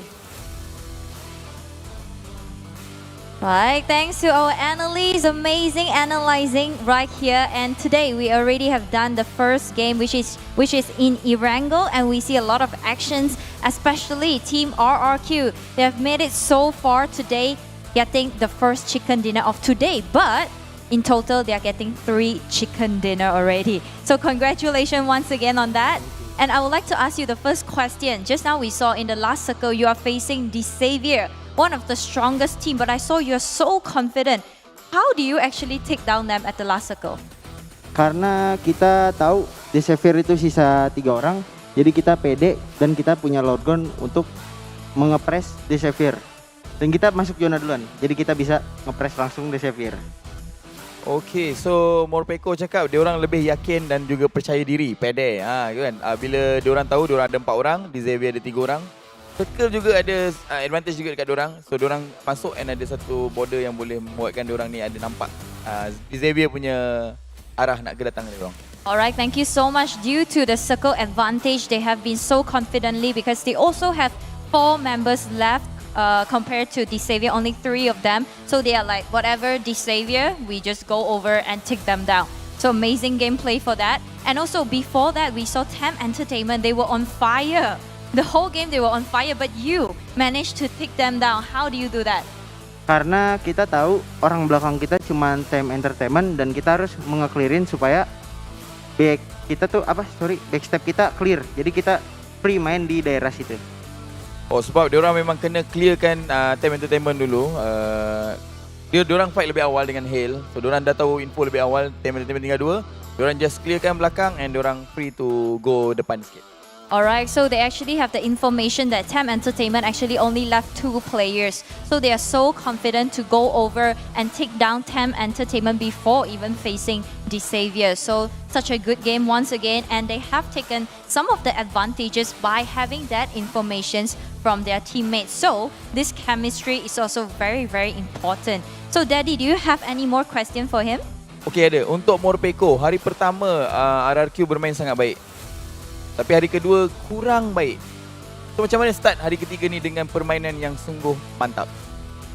Di hari kedua tuh kita udah eval karena kemarin kita tuh terlalu banyak kesalahan lah. Entah kita kurang telat masuk atau keburu-buru masuk zona. Jadi kita kemarin udah lihat juga cara tim-tim lain bermain. Kita perbaiki di hari yang terakhir ini. So diorang memang dah study. Second day memang agak penat sikit. Tapi diorang manage to clearkan benda semua and hari ketiga start dengan sangat baik. Betul tak Morpeko? Merpeko, the handsome boy. Alright, mantap. Alright, as our analysts just now mentioned, our 2 handsome and amazing analysts actually talk about what they actually have almost the same skill. But the most important thing is about how many mistakes you make. So just now this player already told us that the day 2 they actually had made some of the mistakes which they never should have made. So they come back today with such a momentum because they have planned it very, very well. So ladies and gentlemen, this is the first game and later on we will be going to Miramar. But before that, analysts, I would like to hear what do you have? Thank you. Thank you. Hello guys and welcome back. Yes, that was the interview with Ngerpeko. So someone that we have, we don't need to know who he is because he has shown good talents, good skill sets. Plus the hairstyle still remains the same. Yeah, I remember him from the hairstyle from previous seasons. Yeah, I think it was a bit bigger though, but yeah, I guess it's pretty much there. But let's check out whatever happened earlier on. So for RRQ, we know they drop around the areas of school, so from the start they are within the circle. But as we have seen whatever happened in yesterday's game, the circle can be very tricky. So they need to decide, okay, do they want to go up north or do they want to go down south? Now the first shift, it's kind of centered and they decided to go up. But the second shift, it was almost like a scam, or I would say the third shift even. Yeah, but I love the fact that you look at how RRQ rotates into the circle. They're not reckless. They're taking their own time to decide which checkpoint they want to take and which one is the most secure in this state. They're not the one of the teams that we saw so many teams making a mistake that they just rush in recklessly, trying to get into the center of the circle, but they were kind of not aware there's so many teams surrounding them at the same time. So look at how actually they play themselves. They're nowhere to be seen here because they know the fact if they are just putting themselves in the center where right on top of that bridge, it's going to be too risky. So they're still inside of a circle, they're playing at the edge of it. This has been very classic we saw the past few seasons, but it's still waking up for some teams there. Yep, guys, but it is smart that DX, they actually studied where the circle would be and they chose compound. So this is one of, I would say, a good thinking sets, I would say. I'm not thinking sets, but good meta for DX, knowing that they already have the fragging power and then they use compound. So try to take over and stay as long as they can. Even though right now we know that they can't win this game, but they still manage to get into the top 3. Yeah, even without the circle, and it's almost impossible for them to win this game, right, with this kind of scenario. They still managed to eliminate the Infinity, which is just beside them. It could have been Infinity eliminating DXAVIER instead, but they made the best out of that scenario and they managed to secure those extra elimination points. So I can say that they did very, very well. But of course, for RRQ, as what Chuchu you mentioned as well, they made the right choices of not going straight into the middle because how clustered it was. But I like the fact that you guys mentioned DXAVIER. We want to know how can they read out a circle such perfectly well every single time, almost every single map, especially Wrangle. They can land themselves in the center of it because there's not many teams that actually manage to do so. Even coaches having a bit of a problem to determine about where the checkpoint should be based on the pattern of a circle, but they just have so much experience, so well seasoned, the fact that they know every single pattern. Where is the checkpoint and where are the last few circles will land it up there? It's just so rare. I think it's all about how they kind of went in, you know, keeping the distance, listening to the IGL. That's given a bonus for DXAVIER. Well, then the IGL must be a genius. But you know, what else is a genius? Is this set, whoever came up with it is a genius. Phoenix Rise, of course, there will be a couple of missions for you to complete inside the game, as you can see here on the graphic, or if you want to refer to it, you can also log on to the game as well, and you can check out those. While you check it out, of course, you can complete those missions to get these exclusive freebies. Well, this is a time for you to shine, just like the Phoenix and Rise. That's my line today. But this is going to be a permanent item. It's going to be exclusive during this time. So you know when you kind of late into it, you won't get it anymore. And we are playing Spycasters now. Oh, yeah. Yeah, we're going on a Spycaster. Yeah, we're spying. Yep, that's kind of true. But you guys, what else is going to be the phone that the players are using, sis? Yes, and the phone is, of course, our official our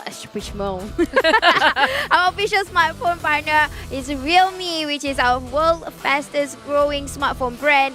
Introduces its latest gaming powerhouse with GT Neo 3, the dual chip gaming level flagship. And what's the difference of this? It has a Dimensity of 8100 and it's on 5G. Wow. Yo, I have no idea what 5G is. I think that's why I need to get the phone. Okay. There's like very few phones and they have one of it and it's well affordable as well. You can play games, you can do everything with it. It's very multitasking. You obviously can play games. They're using it right 5G is generous. now. Okay. It's giant. Generous. It's good. Great. It's great. What else? And it's gigantic! Yeah. Wow! Very gigantic. I can see that. Everyone's very enthusiastic like about my it. shirt. And we're spies right now. Yeah, that's why we're playing spy, you know? We are trying to blend in with the crowd. Yeah. We're going to do a bit of a spy within the crowd and also later within the game, maybe. Yeah. Because you just wait. Right now, based on this, do you think it's... I mentioned earlier today when we asked about Castle's prediction when it comes to champion. Yeah. DXAVIER is still not safe up there as RRQ start to climb up as well and Temp Entertainment being pushed down.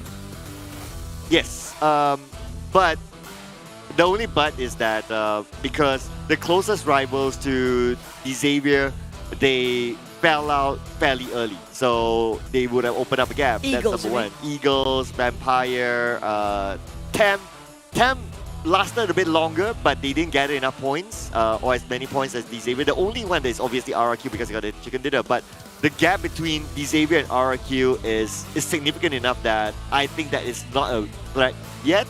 But of course, we have 5 more games to go, right? Yeah, definitely. 5 more games to go. And these games are important because I was just doing some breaking down of the points yesterday and see who can take it over. So at least for number 7, they need to get every game 10 points each.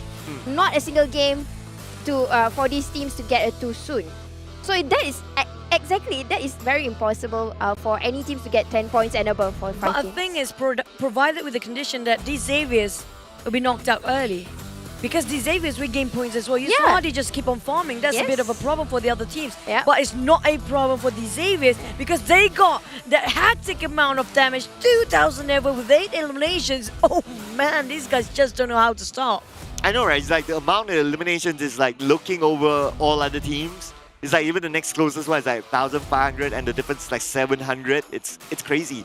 Can you tell how much a 700 is worth? 700 is worth as much as even more than Hale, even more than Team Secret, even more than Bacon Time that got 4 eliminations. So that is how much 700 damage is worth, almost as much as the DINGOZ who tried to farm eliminations.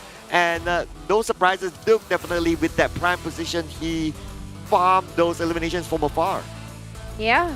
And revives that we've seen from this particular map, I don't think we have so much revives because of the circle is so hard. Like the moment you touch somebody, everybody starts to shoot on you because of that impossible circle. True. I'm looking over the total eliminations, by the way. This is going to be 100% finished off by the players, so nobody actually died from the blazer. So this is actually a good sign. It just shows how proactive the players are when it comes to the final day. We rarely get this number, by the way. Because of the circle, true. Like everybody can see one another, you can't run away. Well, usually some of them were actually chucked down by the blue. This time that's not the case. So I'm surprised with that kind of hard shift. They still managed, for all the players and teams, they managed to squeeze in last minute. This just shows that they are not complacent. And it has been an upgrade if you compare with the last season. Yeah, and I think what your point is that everyone's committed. Yeah. Everyone's committed to trying to get into the circle, trying to gather as much as possible and not just giving themselves up to the blue. But let's talk about the next match now. So it's going to be, my prediction is DINGOZ. I believe yours is FARANG and YOODO Alliance. YOODO Alliance for us and I'm going for FARANG. Yeah. So Jenny gonna love me now. Yes. It's gonna be all Malaysian team this time for us. Malaysia! Just want to see if that's gonna boost up the morale because we are on the side right now. Yeah. But if it doesn't, we should stop jinxing them. We should, we should spy on them.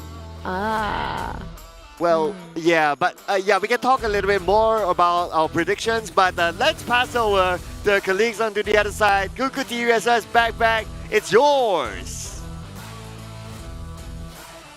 And it's back to us. And we're still here. I'm sorry, guys. I like how we do that, right? And it's back Okay, to yeah, us.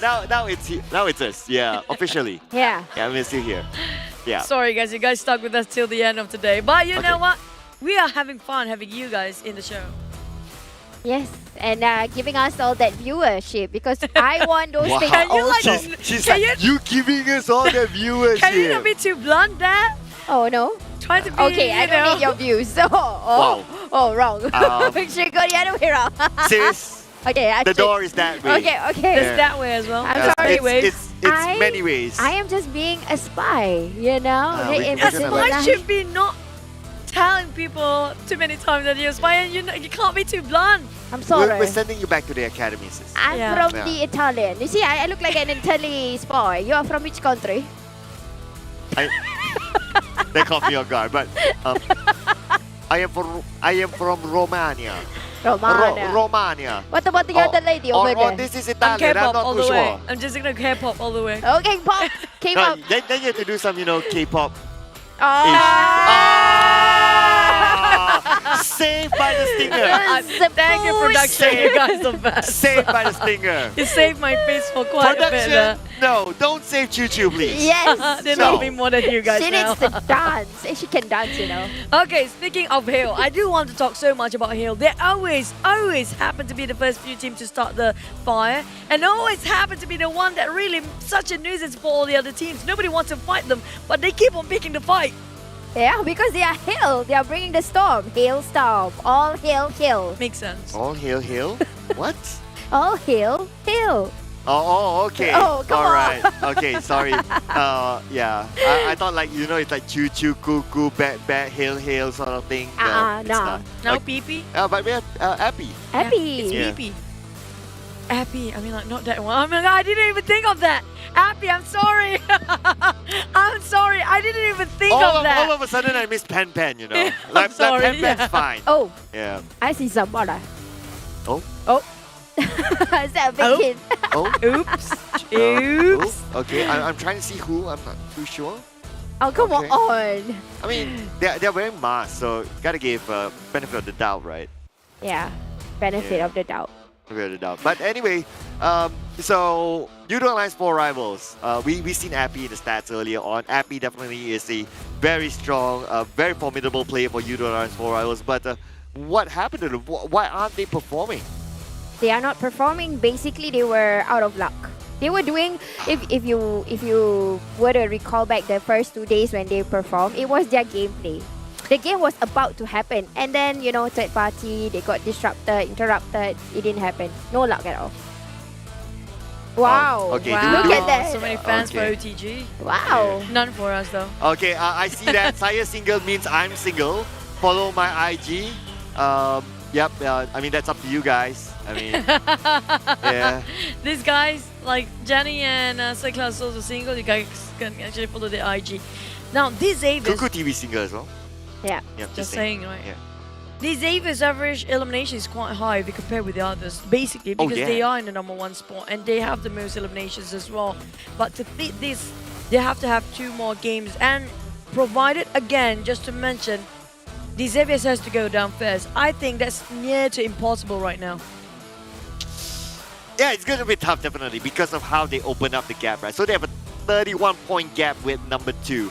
Expect them to still be at the top after this. And you've got to think about it as well. They're not a team that makes that many mistakes. Like, when was the last time we see them making a, oh, why did you do that? Oh, why did you toss the nail? They don't really do that. So with that, as long as they don't make mistakes, is what we heard Nebeko say earlier on. Everyone's good. It just depends on who makes mistakes. As long as they don't make mistakes at this point, they'll be walking themselves onto the trophy. Are they walking or running towards the trophy? Or maybe crawling, I don't know. I feel like they're sprinting towards the trophy right now because they're not stopping. That feels like it. Because today is no more marathon. There's no such thing as marathon when it comes to the grand final. What is something more faster than a sprint? Flash? A speed of light. Oh, wow. Wow. Yeah. Oh, of course, light is faster than anything. Alright? What if I got my What if it's science something right. that we haven't discovered is faster than light? My heartbeat. When I see somebody. Wow. I was about to say mine is when my love life runs away. Oh, sad. Yeah, but it is what it is. You didn't ask me for a date, so yeah. So sad. You're seeing that whoever from that team, whichever No, team that it was is. after you know me. Which team is it? I'm not telling. Oh, I was trying to trick you into it. Didn't work. Nice try. I'm trying. Here we go. RRQ might be the champions. Might be. Oh, yep. Mathematically, they are in the running. Oh, They are in the sis, I don't think he is waving to you, I but know. yeah, it's okay to imagine. It's fine. I think he's the IGL though. I'm just saying. Oh, Yeah, look at this. They just yeah. won themselves at chicken, right? But they're not celebrating because they do know that's Yeah. still a long run. 6 games, you're down to 5. And next one is going to be Miramar. We do know whoever kind of dominate Erangel and Miramar, they're definitely going to get the championship here. But who is going to get the championship as we edge towards game number 2 today? And this will be 4 more games after this, but it's going to be 5 more games as we approach Miramar from Impala to La Coberia. Yep, we're gonna jump over the second game. We're down to 3 more if we're done with this. These guys really have to figure out how to come back from this such a tight spot, especially on the second and the third place. How can they get number 1? How can they actually read the circle as good as the Xaviers? How can they make it through if they want to? Because right now the Xaviers got all the recipes and the secret check. But the other teams are still struggling to keep the boat afloat. Yep, and it seems like it's going towards up north. Hence, a lot of these teams will already predict that the circle might be in the center or it will go hard shift, either ways. But then again, we have been seeing a lot of Miramar circles. It went mostly into Los Leones area, but maybe because today is the 3rd day, it's going to have a switch. Maybe. I'm just saying that I don't want to see a Cruz de Val circle. You wish. So far it's been a lot of Power Grid, a bit of Chimacera, mostly ended up around Picado, Los Leones around there. We haven't seen a Northern Circle yet, not even Montenuevo. Yeah. Now that's kind of rare. Used to be Montenuevo. You know what? It's my circle! It's your circle for now. For now, it's still the first phases. Thank you, Tencent. Yep. Oh, wow. I really like this circle, when I play Miramar. It's a lot of fun when it comes to diverting, like converging from one area to another area. It's super tricky. At the same time, it's almost the same, I would say, elevation. Right, True? That's true, that's true. It's not too much of a...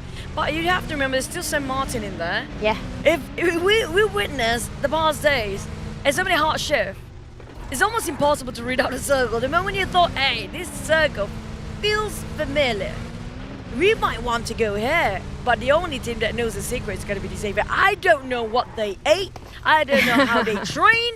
But it's just really insane, the fact that every single time the circle pops the last few, especially the 4th, they are within it. Yep, they are within it. They know to study. They know actually how to take a step back, giving the distance away from another team, and then slowly come into the safe area. So basically, they already have information. They just avoid themselves from the danger, at least for the first few portion of the games for early contests. So yep, that's something smart that they did. Oh, waiting. Rocky. Just gonna jump over. This is pretty normal, I guess. It's always about how fast you can get the loot. It's the race of the loot for the first 2 true phases. Then it's about the race of getting the best checkpoint. Because we do know, sis, it's always about the vintage point in Miramar. The terrains are insane. If you don't know how to drive, better don't. That's what's happening to Infinity right now, as it crashed themselves with the third wheel. But hey, no problem. You just get themselves up into it and just get it to go again. Yeah, getting a go. And Mila on this particular motorcycle, which I don't like to use because it always gives me accidents. But over in Miramar, that's the only thing that you have in order to get to this second vehicle that is available. Back to it, Team Secret. Now, we have so much to talk about Team Secret. They are taking St. Martin this time. What happened to them? This is not the Team Secret that we used to know. This is not the Team Secret that plays that trophy on that stage in our opening day. Because right now, they are way far off. Feels like they are just gasping for air in the top, in the bottom 16. I have to say, they are 14th place right now. It's the final day. Yep, they definitely is gasping for air, and it's not normal for Team Secret to produce on this. They need to go into a different rotation, probably getting into a different formation, getting into different kind of cycles, probably. Well, gonna have to wait and see what's gonna happen, because right now seems like we have a bit of news for you guys. If you guys see us, you guys have to cheer for us, okay? Because we don't want that to happen too. Hopefully we stays in the game, but you know what? We can't control what's gonna happen in the future. The future is not as in never, never. It's salty. What? You know? What was that? It's going to salts. What was the never, never again? It's salty future. Painful. Salty future. Salty future. But too bad, Sis Jenny. I know you were excited with the circle. Yeah, I know, right? Tell me about it. I know, right? I'm a spy. I should put my glasses on. Yeah, you gotta put it. Yeah. But the last time we had a remake, if I'm not mistaken, it was the play-ins. And then... what do you mean remake? This is not remake. This is just us greeting the viewers again. Yeah. Because we missed them. Yeah. Or something that is like a reset. reset. Each other, right? Yeah, we miss you guys. Yeah. We know you miss us too. But I know the circle's gonna be the same. Are you sure about Yes, that? I'm very sure. I don't think What so. if it's not? I think the moment It will be the you same. cheered is a bit too early. So we're gonna have a circle shift later. I like that circle. It's good to play.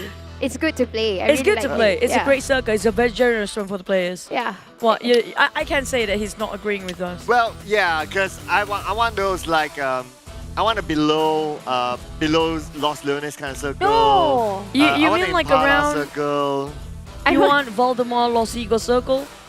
Yeah, I want There that. you go. I want prison circle. You know. I don't want to be his that's friend what- anymore. Yeah. You don't Okay. want to play with him. Or Oasis circle. I'll take that as well. Oh, Oasis is good. I But think not so. Yeah, we Oasis can South. agree We on haven't something. got any Oasis circle ever, right? Nuh-uh. I think it's kind of. Since the longest time. I think it's like not in the system anymore. But Not I, even water circle, you know. but if you I think about remembered there was one circle that they were casting. I was watching at home. It was season 3. Oasis circle. Oh yeah, that was That's one the only circle. one. Yeah. Yeah. That's the I was only so one. excited. And that's the only one. And the Yeah. last one as well. And then you've never seen that. Even in scrims. Yeah. Even in the scrims, that at least the ones that I see, I don't even see that kind of circle anymore. It doesn't exist. Yep. For Yeah, some reason. that's why it's Yeah. booted But out why? from the system now. But that's a good one though. It's a tricky circle. I like that. Yeah, I mean, it's very challenging, especially try to test the wittiness of the players and the team, how to work as a team. The IGL as well is the judgment call when it comes to transition into the circle is right. So why do you like that kind of tricky circle on the Oasis, but you don't like the tricky circle like Impala or below Los Leones? The elevation. Because the one in the south is a down slope. Like, it's so hard to drive. It's so hard to even get down. Sometimes with if you do a wrong footing, you might just fall down from a great cliff and it will cause your health. But over in Oasis, it's all the same elevation. It's fair for everyone. Yeah. It's fair for everyone. I agree on that. It's not like St. Martin or not like Chumacera. If you're down there, you're down there. Yeah. But if you're up there, you have to climb down. The circle's not there. There's going to be a bit of a problem. It's It too just shows steep. that I'm evil. Hey, I still everybody like knows that. Yeah. You don't have to show it. Evil Knievel. It's shown. Evil Knievel. Pew pew. What? Pan. Oh, Pan Pan. Yeah, there you go. I still No, need to recall it. it's not a friendly Pan Pan today. It's Pan Pan. Pan Pan. Evil Pan Pan. I know you had your coffee. I saw it on the table.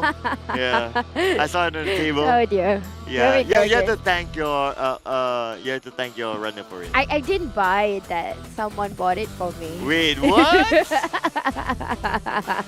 The desk is yours, sis. We're leaving now. Where's Chuchu? Where is she? Yeah, well.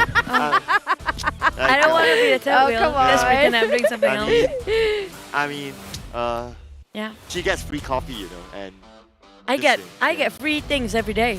No. Wow. I Not want to just be your coffee. friend. Whoa, what's that? I got free food, free money, free love every day. Oh man. wow. I'm so being jealous. loved every single day. I'm so Wow. jealous. Me too. I'm Yeah. happy because I'm being loved by you guys, right? Wow. You guys love us, right? Wow. That's stop talking. I'm like, you guys love us, right? We love you. Yeah. Hey, it's gonna be Costa's desk again. Yeah. Oh, we're waiting for the game and the players to get into the lobby. Yeah. Do tell us, is it gonna be the same circle or not? Because I want to see Sis Jenny cry. Oh come on. But you know what, Wait. guys? If it's the same circle, you cry? No. Yes. No. I won't cry. I will be wait. happy. Yes. No. Wait. Yes. What? Yes, you know. Okay. Because right now we have someone at the casters table. Contra. Contra's Contra, here. you can Contra, stand behind it. come here. Go to back and say hi. You mean the contract that needs a Contra? haircut, right? Yeah. We miss him. Contra's here. So, okay, there you go. Hello. But we won't give our mic to you. He Just saying. clearly needs a haircut. We won't give our mic to him because we still need to get paid. So Don't take our jobs away, no, Contra. yeah. So hence, yeah, we can give the mic to him later, but we still need to get paid. They'll cut out. I think he's single as well. salary. I think he's single as well, I'm possibly. not too Is he sure. single? It's complicated. Are you single, Contra? I think everybody Oh, is he single. is. So Yes. there's so many single people here. Yeah. You can come over just in case you need a boyfriend or a girlfriend. Yeah. Oh, for the next day. follow his IG Yeah. at Contra. Contra Cast. Contra Cast. There you go. There you go. Oh, I understand because you've been following, so it doesn't matter after that, right? I understand. Yeah. Still in this conversation. No, I can't Oh my remember names and numbers. God. We're trying. We're trying to be as As spies.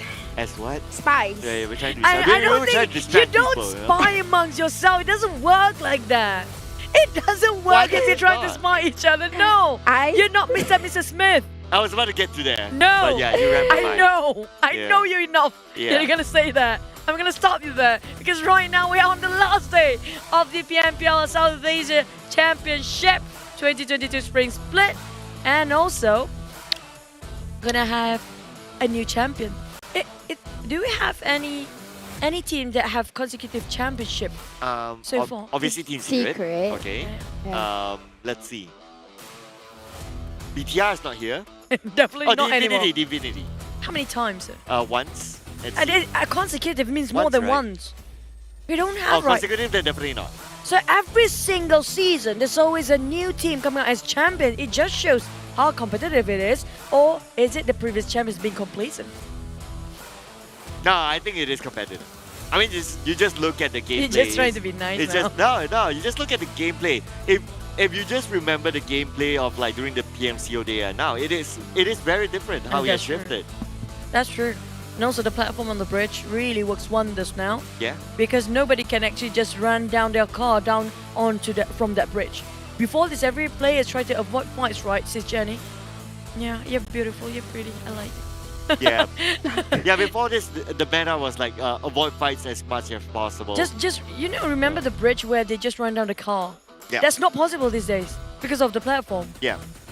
So they need to fight on the bridge or fight outside the bridge. It's either one, right? So They have you to can't man up really and get fight out it. of that, unfortunately. Yeah. Man up and fight. But in Mirama's Bridge, I hardly see games that ended in Mirama's Bridge. The one near prison. Yeah. But you know what? Let's fly into Mirama and let's see if it's going to be the Crucible Circle yet again. Just gonna recap a bit. Just now, first game is gonna be a Rango Battle Flight Path. Flight Path is totally different. Yeah. Nothing stays the same. El Alta up to the side of the southern side of El Pozo. So there are chances we're gonna have Los Leones Circle here, as sometimes the circle will contradict the flight path. High chances are, but if it's gonna be on top, I'm not surprised if we ended up on top of Power Grid again. Not complaining. Just not complaining. Yeah. Just exactly waiting for the circle. Where will it show itself? I don't know. Right now, it's not telling, or it's not giving me that vibe that it's going to go into Crucible. You're still hoping for that? Yeah, of I course. don't think so, Saz. Oh, man. I don't think so. It's kind of a hot shot of that. Please? Because usually it's so rare for us to see a bit skewed flight path and having the circle right on top of it. Because usually it's going to be contradicting. So we're going to have to wait and see if that's going to happen. High chances are, I have to say, my bet it's going to be on top of slightly on Los Leones, or maybe all the way. I mean, like if circle goes to Los Higos, I bet Circle are going to cry because he's not casting this one. Yeah, oh no, you don't just close the map and not let us see where's the circle. Come on. You just mentioned you love Tencent PUBG Mobile and it just shows you otherwise now. Don't do that to me. But anyways, looking into these two teams, I'm not sure why they very much close to one another. Over in Minas Generales, we are seeing a Vampire and Ion. I'm seeing a Scouter. And this is pretty normal for Ion to leave one person abandoned or far from the rest of the team. I mean, like, it happened on the first day.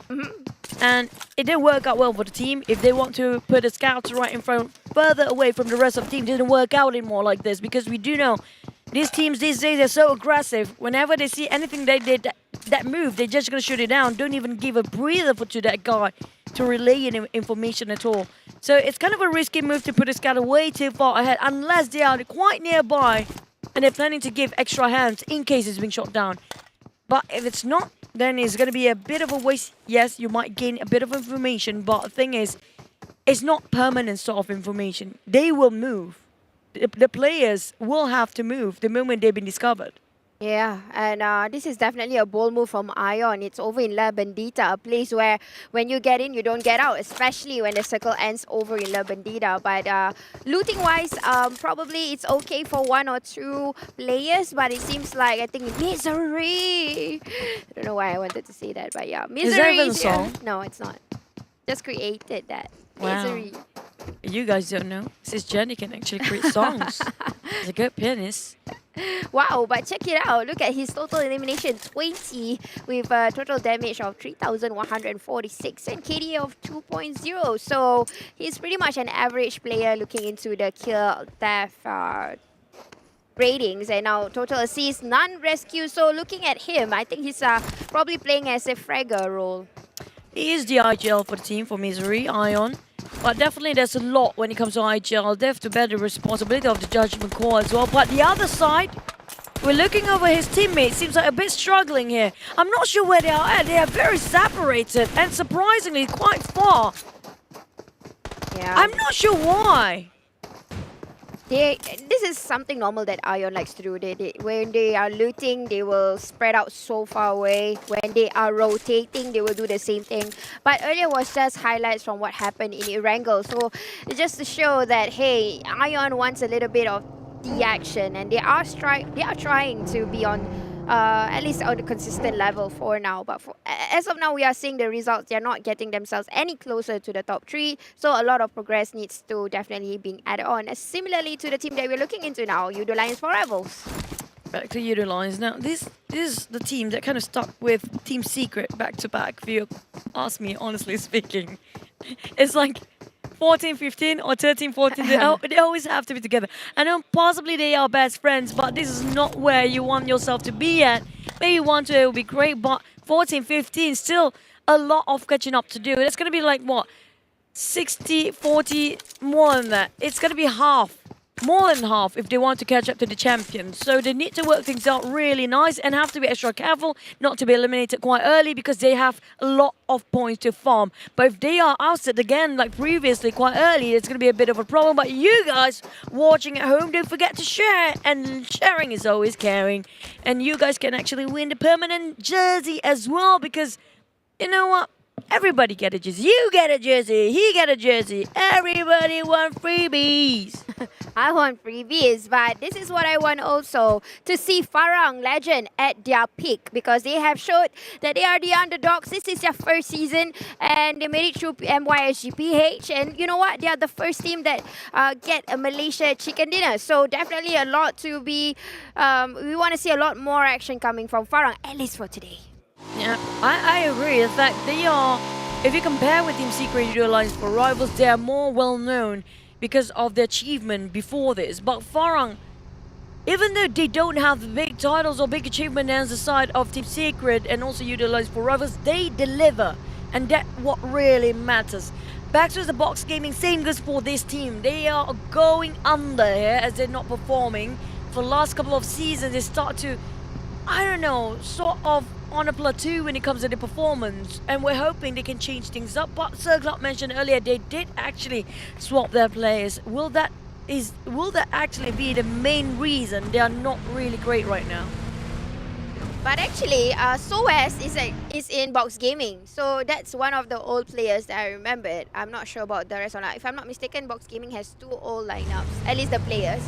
But maybe they have changed the way they play the game. And plus, as season goes by, a lot of things change. Meta, the understanding of each other. So because of this, you need to do a whole lot of catching up. And that's the reason why we are not seeing one of the best teams not progressing as much or making the highlights as much as they used to, which is Infinity.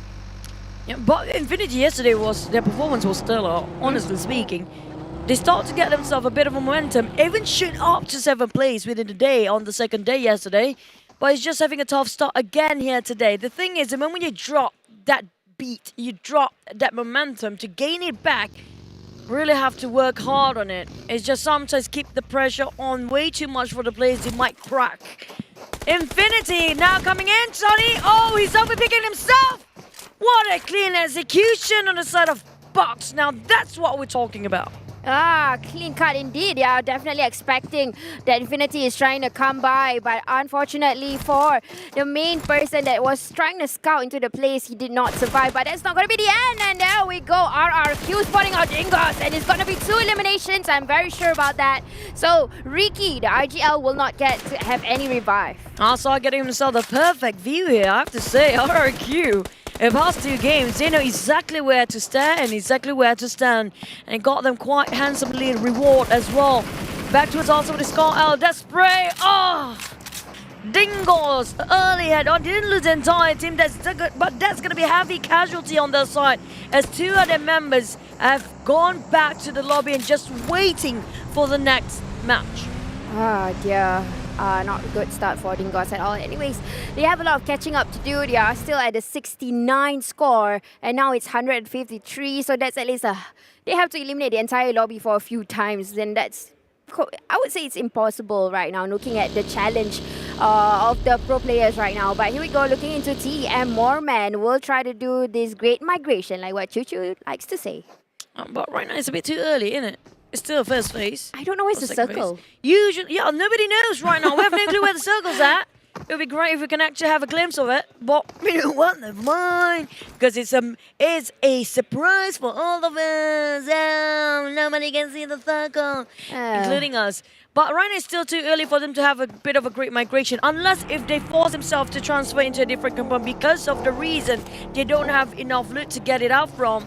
And that's they have to do it. They don't have vehicles. That's another reason because we do know Mirama. Oh, thank you. Thank you. And it's back to us the side of, you know what, power grid. There you go, this Jenny. Told you so. But it's okay. It's still on the northern side, so the terrains are well, the elevation's good. But anyways, I spotted something just now. DXAVIER use Infinity's heal because that's usually where Infinity like to hunt and pressure towards teams that's making rotation. But Infinity is not going to get any part of that heal. I'll wait and see. Because sometimes they surprise us though. True. Yeah, we have no clue. Even though, like we mentioned yesterday, sometimes those skirmishes they're being forced to get into actually place themselves in a better position.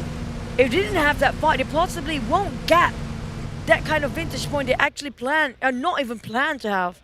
So sometimes, you know, it's a blessing, but DXAVIER spot out Team Secret, and it's a bit of the lower ground with Team Secret side. They don't have much covers to work with. No covers at all. But DXAVIER is doing something very smart here. Yep, they have to do pressure fire. But you know what happened to Infinity yesterday when they pressured at this point? They ran out of ammos when they nearly got a chicken dinner. So I'm not sure if this is a smart thing to do because they have to keep on spraying and pressuring fires towards teams that's going to pass by. Yeah. I don't know, Team Secret, they can be safe if there's another team like you mentioned passing by. But the case is, none of other teams happen to pass by, and DXAVIER is not going to give them up easily. Look at how they're just staring and just watching them like a hawk.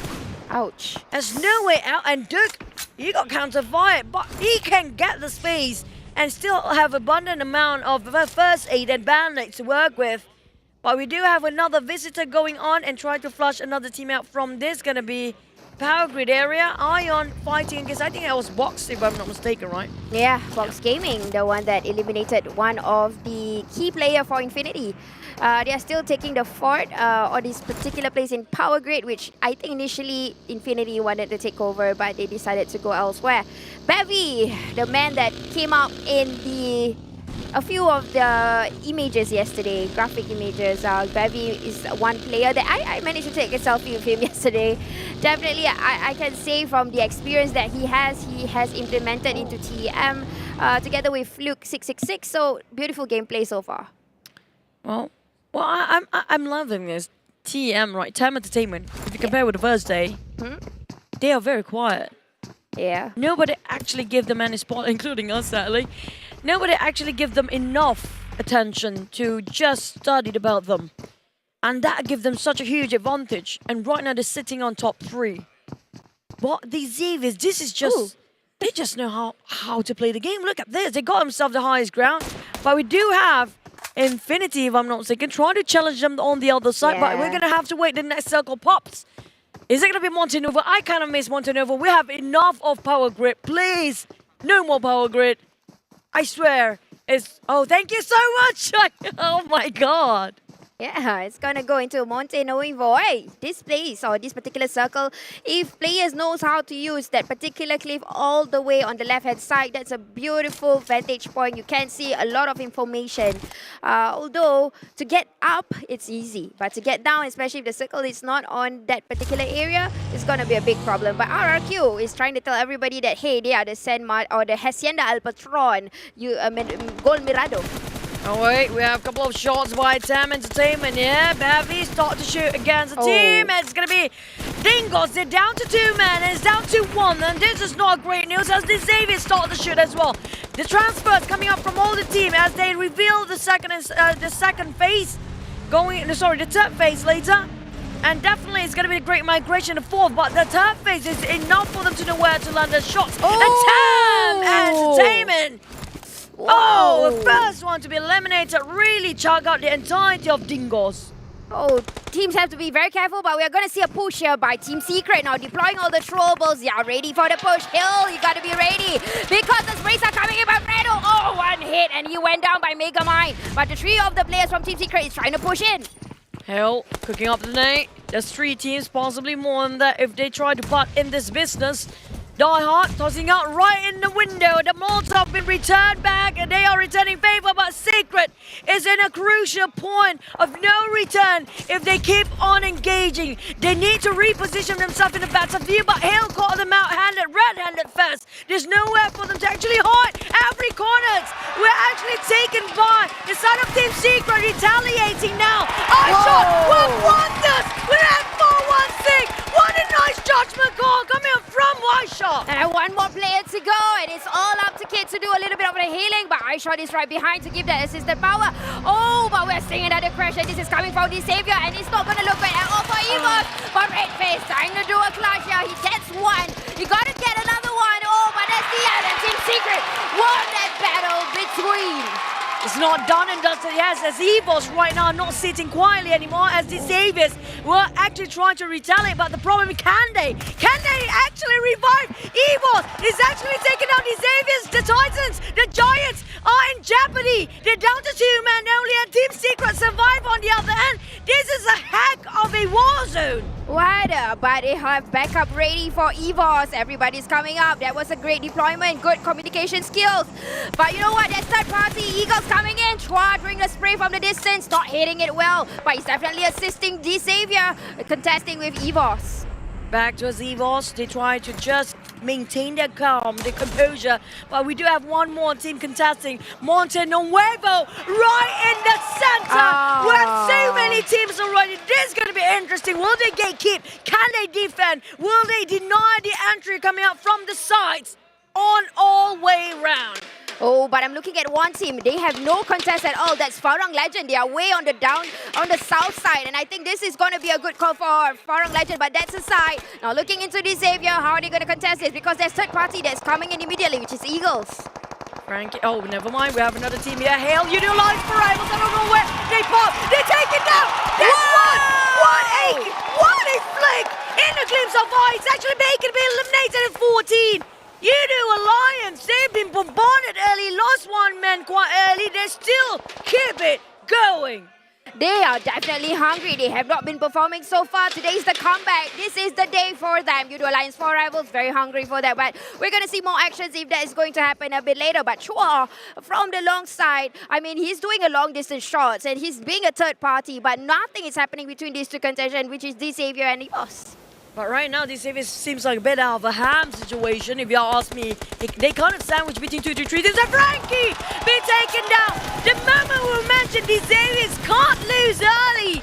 And this is where everything just shatters a bit. It's a bit shaky if they're losing because RRQ is still 4 men there. Same goes for Tam Entertainment. They are racing for number 1 while EVOS just trying to obliterate the entirety of these DXAVIERs. Oh, I really like the way that EVOS is pushing in. They are calling 3 men to push into the front, but while leaving 1 person at the back, giving that long distance shots. And I'm not sure if that is Red Fest, but you know what?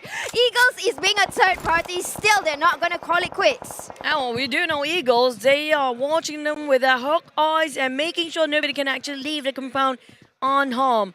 RRQ, on the other hand, they start to get eliminations as well, gaining themselves a second place and also points. In the meantime, back to us, BN.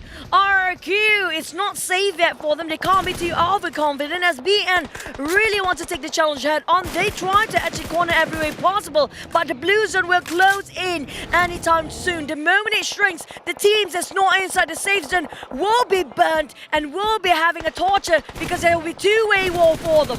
Wow, I really like the way BN is opening up, even though they don't get any out of the circle, but they are in position. They are getting ready to eliminate whatever that comes in front of them. Now they're repositioning, and now suddenly from the back, TM is going to counter fire to whatever they are doing. Silence, try to go for the flank side.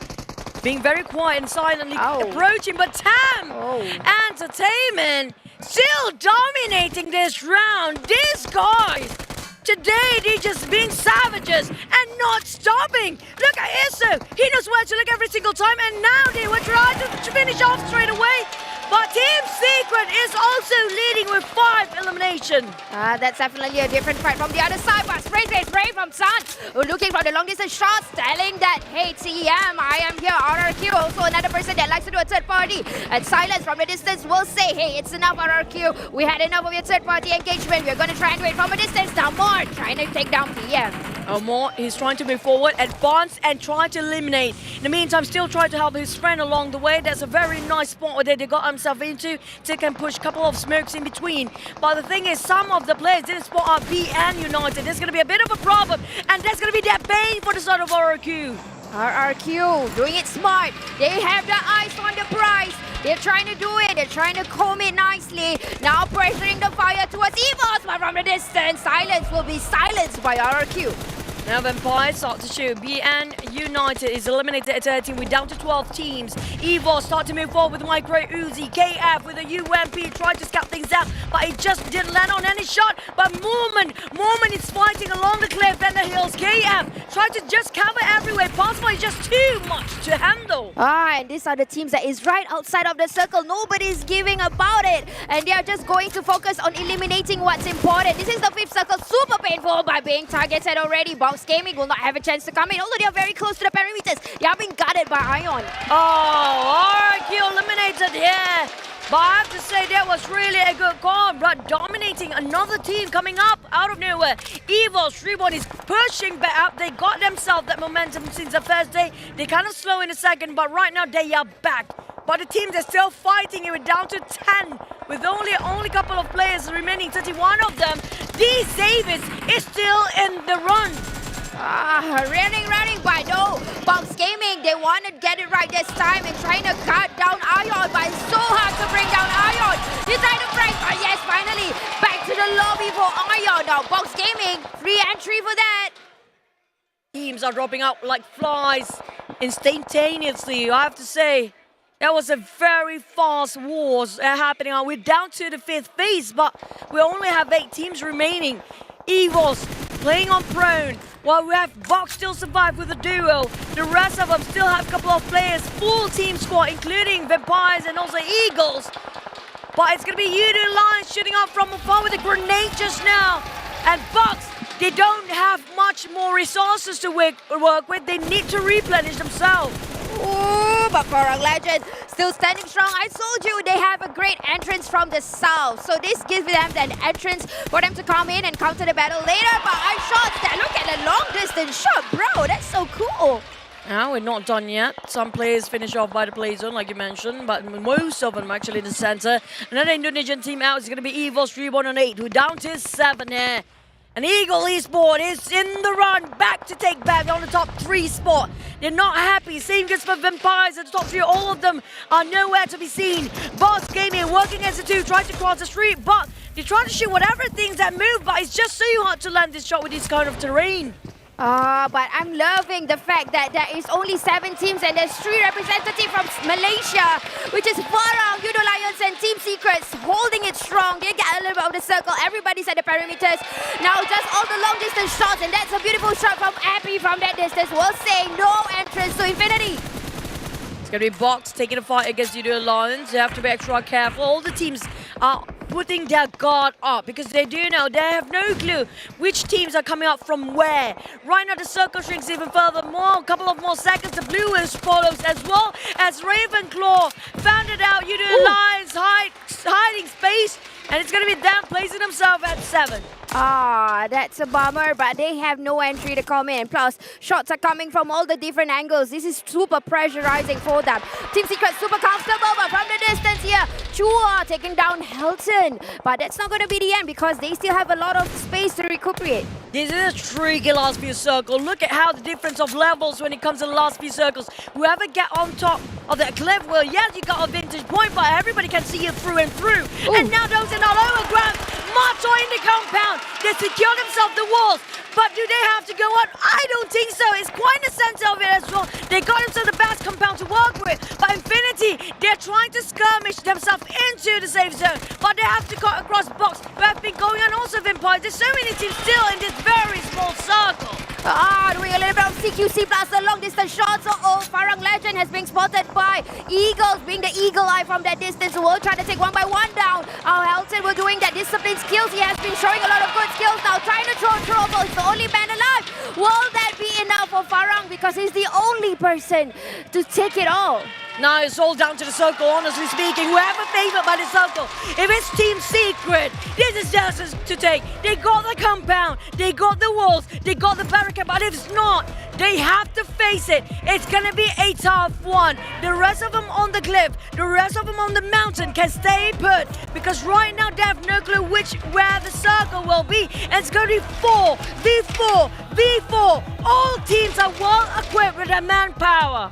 Yeah, but the only compound that's being taken over right now is by Team Secret. Now, if the circle shift towards the vantage point, that's going to be a problem for them to get back up.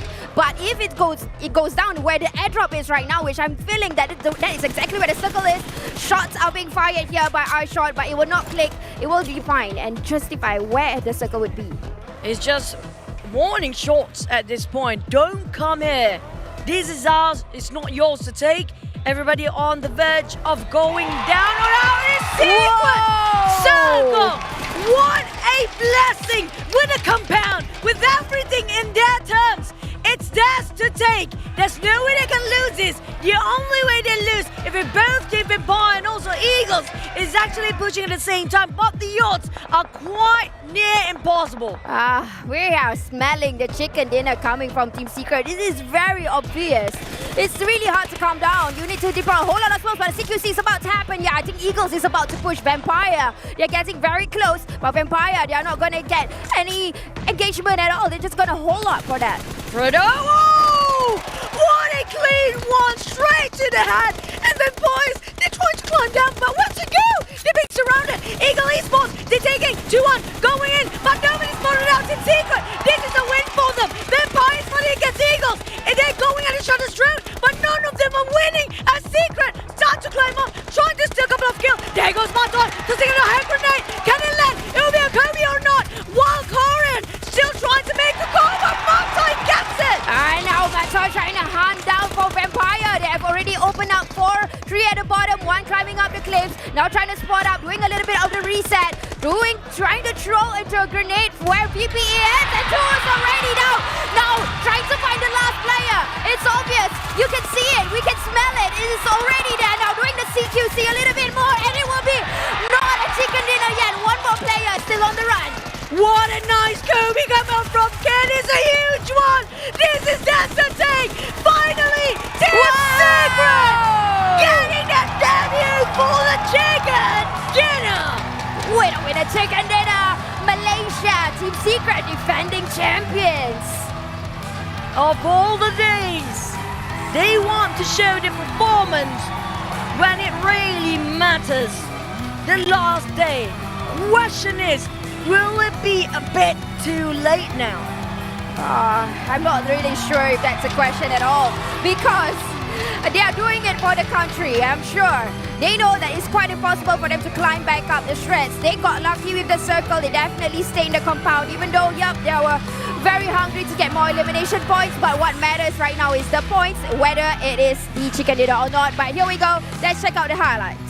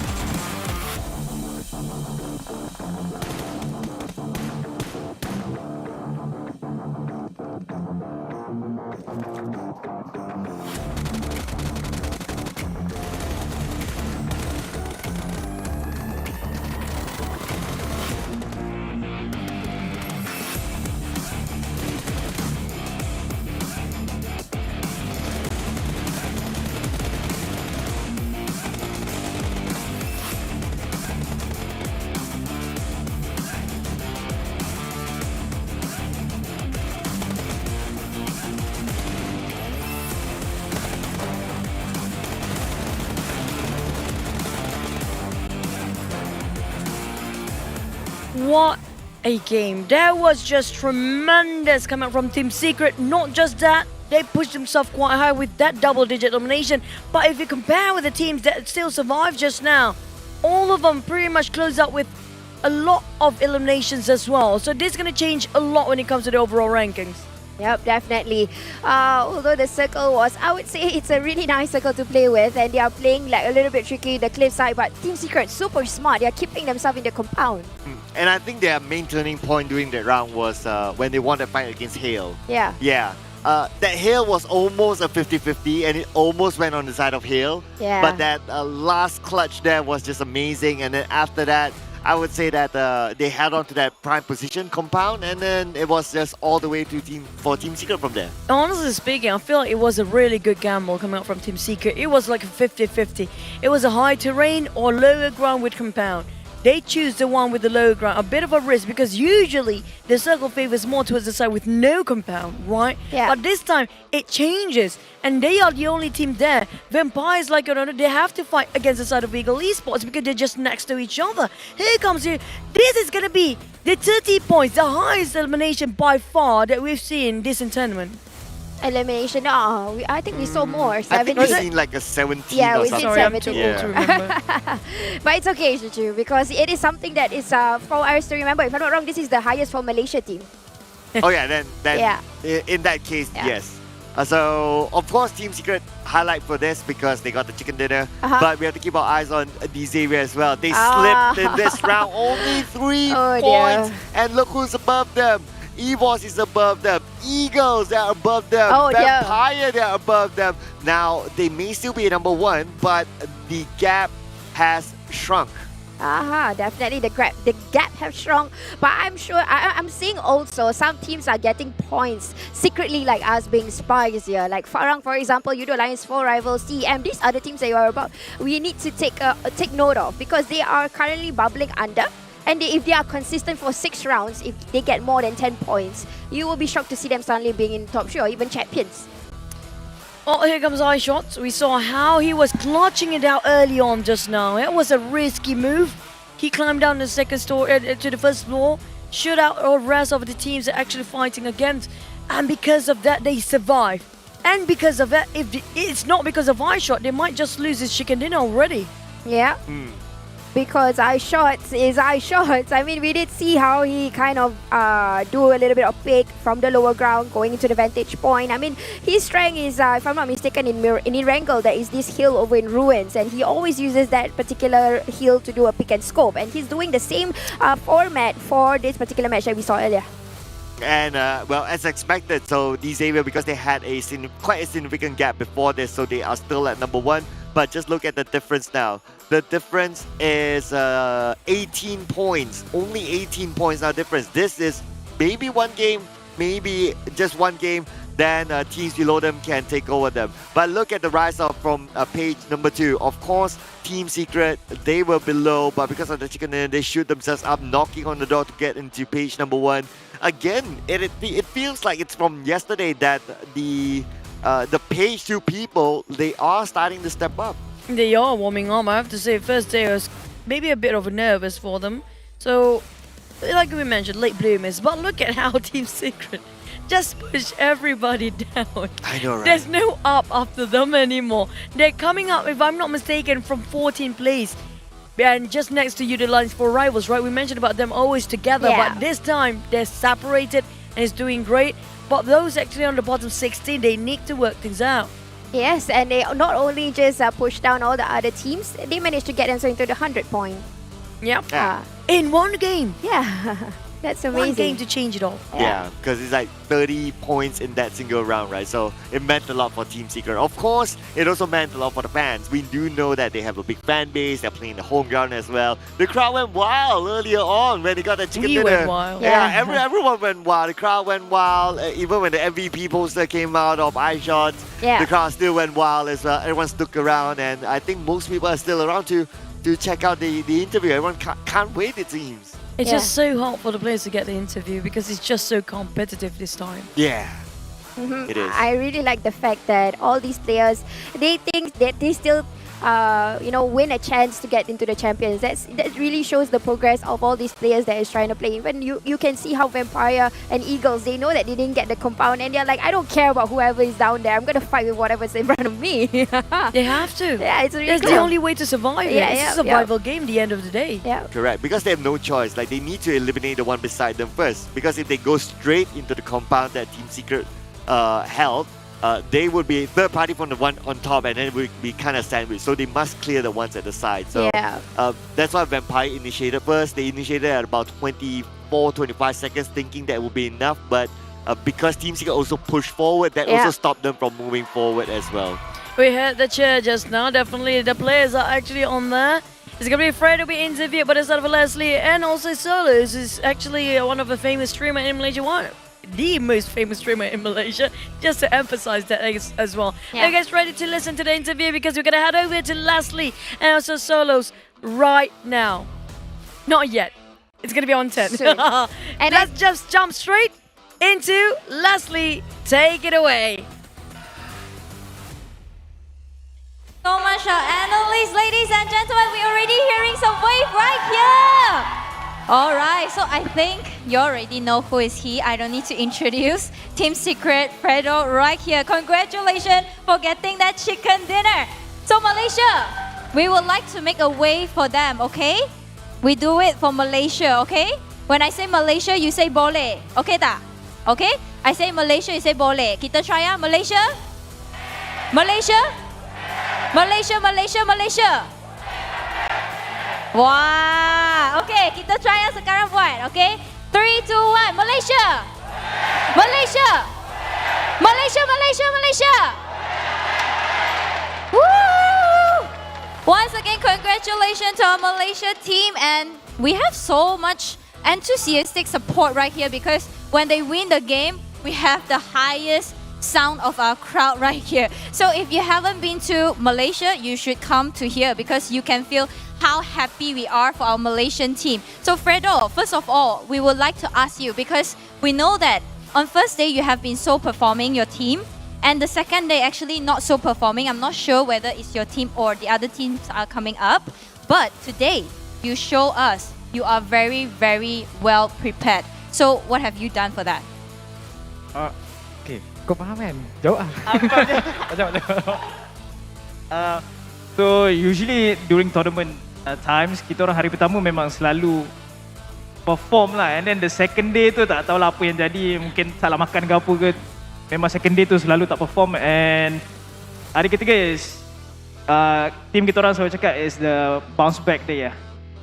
Congratulations on that. Okay, tak makan, nanti panggil orang belanja sana, okay? Alright, and second, wah banyak orang nak belanja dia, okay?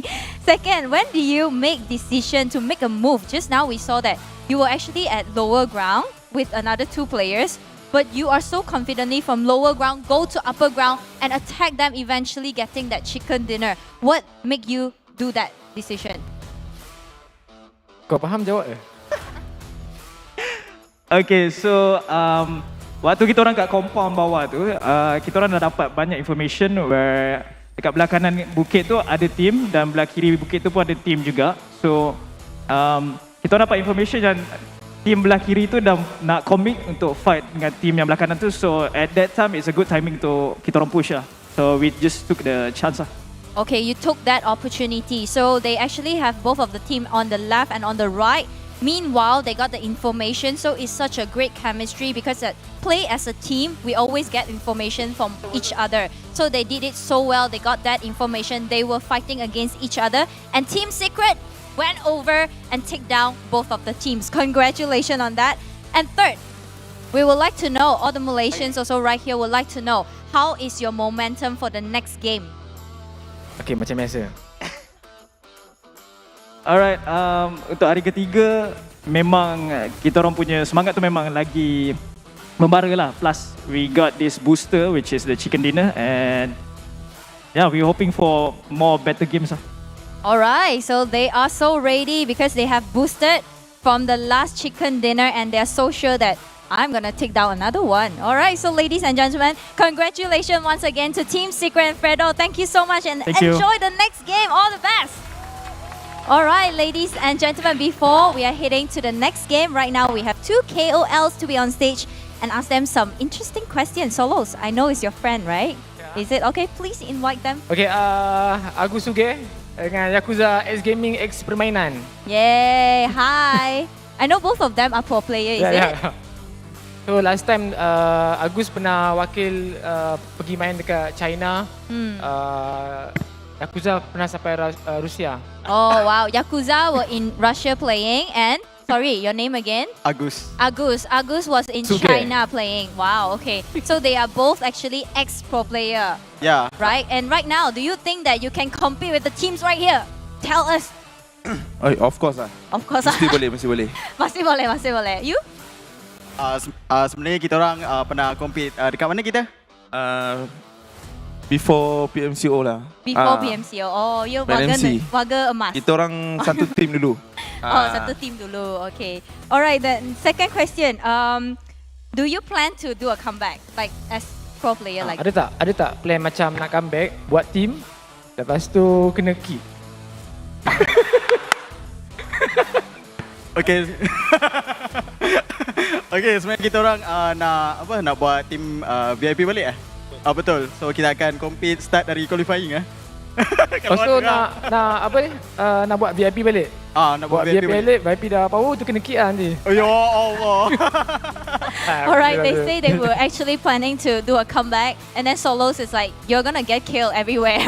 Alright, so we were expecting more from these ex-pro players if they are gonna do a comeback. And third, last but not least, today we are here watching top 16 teams dari Southeast Asia, right? So what is your expectation for champion? Tadi I tanya dia. Saya rasa Malaysia team akan menang. Malaysia team. Team mana?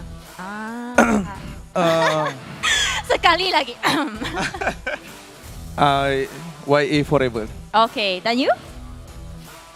Expectation Team Malaysia dapat top 3 at least. Team Malaysia. Kalau boleh Team Farang champion. Okay. Right, so ladies and gentlemen, we already know our both ex-pro player heroes. Agus dengan Yakuza ada nak cakap apa tak? Sepanjang main tournament sampai ke sekarang, nak cakap dengan member lain ke apa? Okay, Kuza nak cakap good luck untuk semua tim Malaysia. Buat yang terbaik. Hari ni last day, kasih all out. Alright. So yang datang, thank you so much. Datang support, okay. So keep support sampailah bila-bila, okay. Majulah esports untuk negara. Let's go. Thank you so much to our two guests. Thank you for covering my part also. Thank you for everyone also. So ladies and gentlemen, here we go for the third game of the day. There's a lot of expectation because as we see, the teams that never get chicken dinner, they probably will get it today. So and today, the 6 matches are very, very important to see who is going to get the champion. So ladies and gentlemen, back to analysts. Enjoy your game. Hey guys, and we are back here after the interview, and that was really nice to see Kuza and Agus Rians after so long. You know, I noticed something during their shot when they were interviewing, like one of the vampire players, they had a teddy bear on the table. Oh really? Yeah, if you noticed that, yeah, that's kind of cute. You know, I didn't know. Maybe that's like their, Oh. I don't know, their good luck charm, right? Yeah, maybe. Yeah. But I kind of miss them playing as well. They are ancient artifact for this point By because now, yeah. Because they are that long in the scene. But you guys has been staying with us this long as well. This is yours to take if you share, and just making sure that our big concurrent viewers milestone reach up to 500,000 because today is the last day. Let's make the permanent item happen. Let's do it. Yeah, 500,000. I mean, this is, of course, the last few rounds that we're playing. That's like, what I'm starting to lose count. 4 more rounds to go? Yeah, 4 more rounds to go for us to achieve this 500,000 live viewership. And there's still a lot to play for. So I want to watch because we want to know who's going to win. Yep, and now we have the Phoenix, which is the ones that we like the most. Or I always mispronounce this, but I know I just purposely do it. Because our caster has a similar name, that's why. Yours is almost the same. But the funny part is that the moment we swapped graphics straight to you for this one, for today. Yeah, it's like, I endorse this. Yo, guys. And it's the Phoenix Dance Avatar frame. I can dance, but I can't dance because I know who can dance better. Pan. He used to be a b-boy, b-boy. B-boy, B-bird.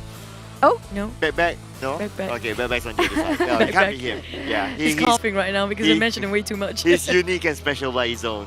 Yeah. I think he's interesting. I really like. like. Wow, Jenny has eyes on backpack. He's a nice person. I mean, like the way he talks, he has his. I mean, if I did not know that he's a caster, I think he's an actor. Oh, wow. Yeah. Okay. The highest compliment there. Okay, I want to know more now. How do you like? What makes you think that he's an actor? The way he casts, he's so, I don't know. He can show expressions when he casts, like when you do that. You guys seen him cast before, right? He has full of expressions, like the way he says certain things. Example? When he pronounces Hacienda el Patrón, it's like as though I can hear a dance coming behind. Wow. I Wow. don't like know. you can hear a dance coming behind. Yeah, salsa. Like the rap is gonna kick in. Yeah. I can't even. The way you word things, Jenny, sometimes just... No, but it's true. Every caster, they have a signature. Like Chu, she's always like getting ready to punch somebody. Sir Cloud. Wow. Wow. Now you know. Wow. You know what? But it's a good thing. Like this every day. But it's a good thing because we have our own signatures. Are you ready to punch somebody now? Okay, yeah. Come on. So after this, she's gonna be conscious of no, keep that way. doing that, wanting to punch somebody thing. We like that. We like that. That's what makes you special. That was Jenny's special. I don't know. I know. Okay, yeah. Yeah. Good. Yeah. Yeah. That's when I zone out. Coffee and yeah. Coffee and Oh my god. And then out of nowhere, suddenly, it's random jokes coming out. Wait, what? Where did it come from? Yeah. And then it's like, okay, blame the coffee. No. At any point in time. That's how the coffees work. No.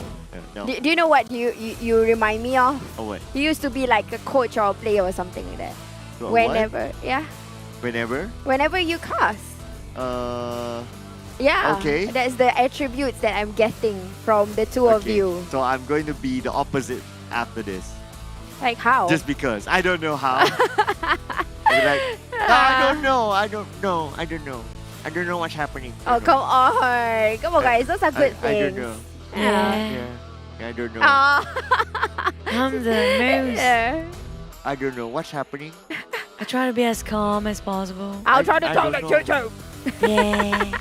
Is that how Jojo sounds like? Yeah, she So does sound angry. like that. Wow. Am I that angry? No, it's just you. I don't know. I try to be as sassy and as sexy possible when I No, cast now. I don't like that, Guys, Chuchu. thank you so much for staying with us. You guys are awesome.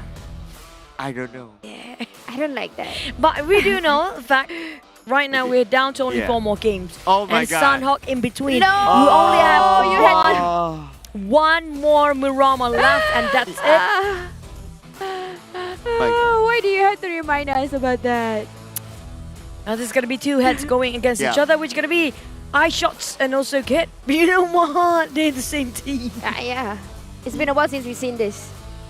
We've seen this. Okay, both of them head-to-head, right? Because this is, of course, the first chicken dinner for Team Secret. It took them a while as well.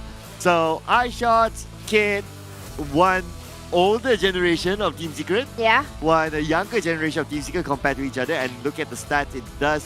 It's actually kind of 50-50. Like iShots 4 versus Kid 5. Damage is going to be iShots doing a little bit more work. 995 versus Kid 821. It's not that much of a difference. 1% difference. And yeah, I guess this is where every player in the team pulls their own weights. Yes, that's what I like about Team Secret. It's every single time when they're about to engage, I can see the communication is there, even though I can't hear. I really like that. I can see the communication. Yeah, the synergy is so good. I don't know. For now, because right now they just start to really going all out. Most drones used for day number 3, and we do have Ravenclaw. We did actually witness Vampires keep on tossing non-stop for all the other teams. But Kid just now, that was a huge grenade in the last few moments. He knocked, I think, 2 or 3 players that caused them so much space to rush in and finish off the job. That's the reason. Because if not, it's still quite hard for them to finish it off. And Pemburu, you realize for rivals, they just can't get out of this shell. Yeah, the shell of... I think their early phase is always an issue, so far from what I've seen. If they can survive past the halfway mark, they should be fine. Assuming, and the halfway mark not means time, but halfway mark means that, let's say if they can make the top 10 teams with still a full squad, I guess they'll be okay. But it's because they keep dropping very, very early on, allowing only one player to survive up to number 10, and then it's very, very difficult from there. So I guess that's something that they need to break through. Yeah. I mean, I totally agree that they have a problem with their middle game as for now, their mid-game engagement. But you know what? Choo-choo, you got your prediction right. Oh! So yeah! More coffee. I got my circle right. I got my prediction right. Yeah. I didn't mention Montenegro, and they actually gave us. But this one, it's going to be back towards the Wrangles. So I think this is Jenny going to go for FARANG this one. So Cloud is going to be Eagle Esports. This is a very tight one. Because all of them are really good today. And DXAVIER for Ming. I mean, all 3 predictions can be something. Doable. Yeah, they can pull off something. Imagine if it's not one of us getting the prediction right. Well, but maybe let's hear the predictions from the other side as well. Kuku TV as well as Bang Bang.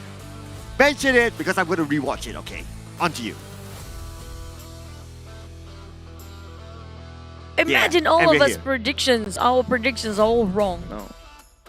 Would it be? So bad at our jobs then. I have been getting wrong. I didn't get anything right. Well, yeah, she's the You one got without the yourself right yesterday. Yeah, Was it yesterday or Thursday? I got the first one right, the DXAVIER one. Yeah. Yeah. Mine I got almost perfect this time. What? Oh, yeah. I called out for Montenegro for the Mirama. Yep. And she wanted a different Christabel circle. She didn't get it. No, I told you won't get it anymore. Yeah. It's so hard to get that kind of circle because I don't know why. When it comes to Mirama, it feels like always the same pattern here.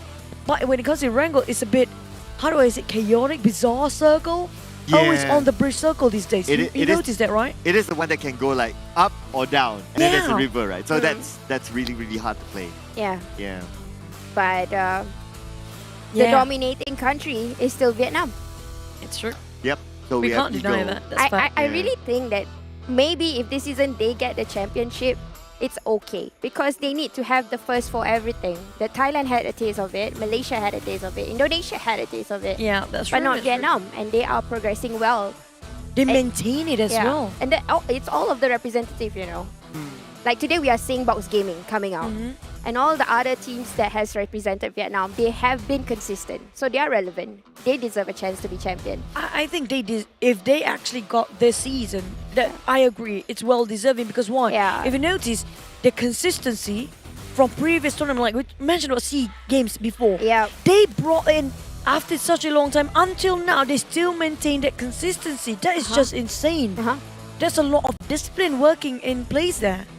Yep, and let me recall, when was the last time a Vietnamese team won a PMPL at sea level? This kind of level? I don't think so, right? It was Thailand.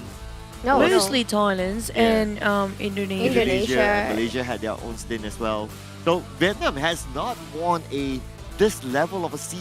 Box Gaming was strong, but they are not taking the trophy. Yeah, but they didn't win. So this could be the first time we see a new country winning it. Wow. And it's well deserving. Yeah, it is. It is. Undeniable. I think from the start, everyone's like, okay, DXAVIER is definitely one of the top contenders, and they are no underdogs walking into this PMPL. And not just DXAVIER, like Sis Jenny mentioned, you look over the side of Eagle Esports. Even bots, yeah, they're kind of hard to catch up, but they still strive. Yeah. Similarly to BN. Yeah, BN as well. Yeah. Yeah, BN United, Eagle, of course, they're really hard on the DXAVIER's tails as well. So you can see the potential of Vietnam. As an overall, they actually did a lot better as compared to the past few years. Yeah, totally. Because what I realized is that even though they have new names of the teams, but you know what? Let's go and fly into our awesome map, OG map, Irango. Let's fly. Here we go. Yeah, it's going to be Irango. And look at the flight path. It's going to be on the southern side. But for DXAVIER, of course, it's going to be an easy entry. I mean, it is for Chiki anyway. It's in the middle of the map. It's going to favor teams like the Infinity, of course, that likes to drop into military base. But it's going to be a bit tough for teams that like to drop into Severny or Northern Johor Pool, or even the areas of Yasnaya even. It's going to be tough. So Yasnaya, the two teams sharing there, expect that two team is going to drop main. I don't know where they're going to drop. It's going to be hard to tell, but they're going to head towards the same direction. When they head towards the same direction, they could bump into each other. We may see something early, so keep your eyes open for Yasnaya. Yeah, Yasnaya indeed. But now we are seeing that Infinity is still choosing to go into soft Novska, which is okay, no problem. But Novo will be taken over by BN, something neutral that they would do. I'm really hoping to see where the circle would be, because the first Irango circle, I am not a fan of that. Yeah, I like Evil Circle, so oh, come yeah, on. I can't agree with that. No. Yeah, but let's see if we get a kind one or not. But I want to see we saw a military-based circle yesterday, but ooh, look at this circle. This is still unkind though. Yeah, I mean, yeah, because it could still be like on the bridge. On the left bridge. Yeah. So it could still happen. It's very scary, but 70% maybe towards Gadka. Again, it could be possible too. Yeah, I mean, if it's a Gadka circle, we can see a lot of these players will try to rotate early, trying to take over the Gadka mountain. But here we go, ASO. But I think the Asa is not going to do anything because it's too early. No weapons yet. Yeah, so he has a bird. Oh, but hang on a second. Oh. So ASO gets a handgun. I see a crossbow. Oh no. And he started. Oh no. Yeah, it's a matter of whether you can jiggle this away or not. But it's not easy as backup is actually coming. But ASO needs to be careful though. On the other side, there are other RRQ members as well. But not too sure if they have weapons yet. Yep, I mean, I hope ASO will try to... Oh, I can hear AKMs already. So they're going to get Asa for sure. At least someone needs to get on the bike. Yep, there you go. They're going to do it simply. I hope RRQ will deploy their men over quickly, but I don't think it's sufficient because, hey, it's arriving and they're going to go down. Asa. Oh, hang on. Oh, okay. They waited. They saw him. Okay, that's it. Versus an AK, I mean, that's not much that you can do. First place is going to go to Mormon, and that point is going to go to Tem Entertainment, RRQ. My God, sis. RRQ, they are number 3 currently. Yeah. And losing their member with 4 more games to go is a big no-no. Yeah, it's a big no-no indeed. But RRQ, I think they already realized that, hey, they are already in top 3. Why not just push up for a little bit more to get the champions? Because this is usually what happens to the teams that, when they look into the scoreboard, they just got to kick a little bit more, especially for Vampire and RRQ. Keep your eyes on those teams. They will try to catch up with DX. And of course, I'm not disregarding the rest of the other teams who are trying their best to get more points and to get to at least into the top 3. Yeah, and of course, it's not only about just the placement, it's also about the prize pool distribution. It's going to be more if you can get like as high as possible, right? So that's another motivational factor as well, besides the trophy.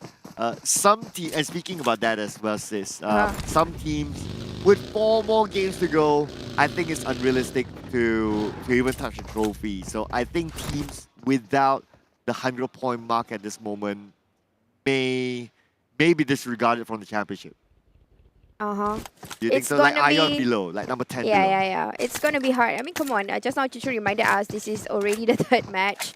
Yeah. What can you do with 3 more matches? And plus, you have a Sandhawk in the middle. You can't really get much points if you are not the ones that is playing the healing game, or you can't even... Because right now, I'm really seeing that healing game is being cancelled.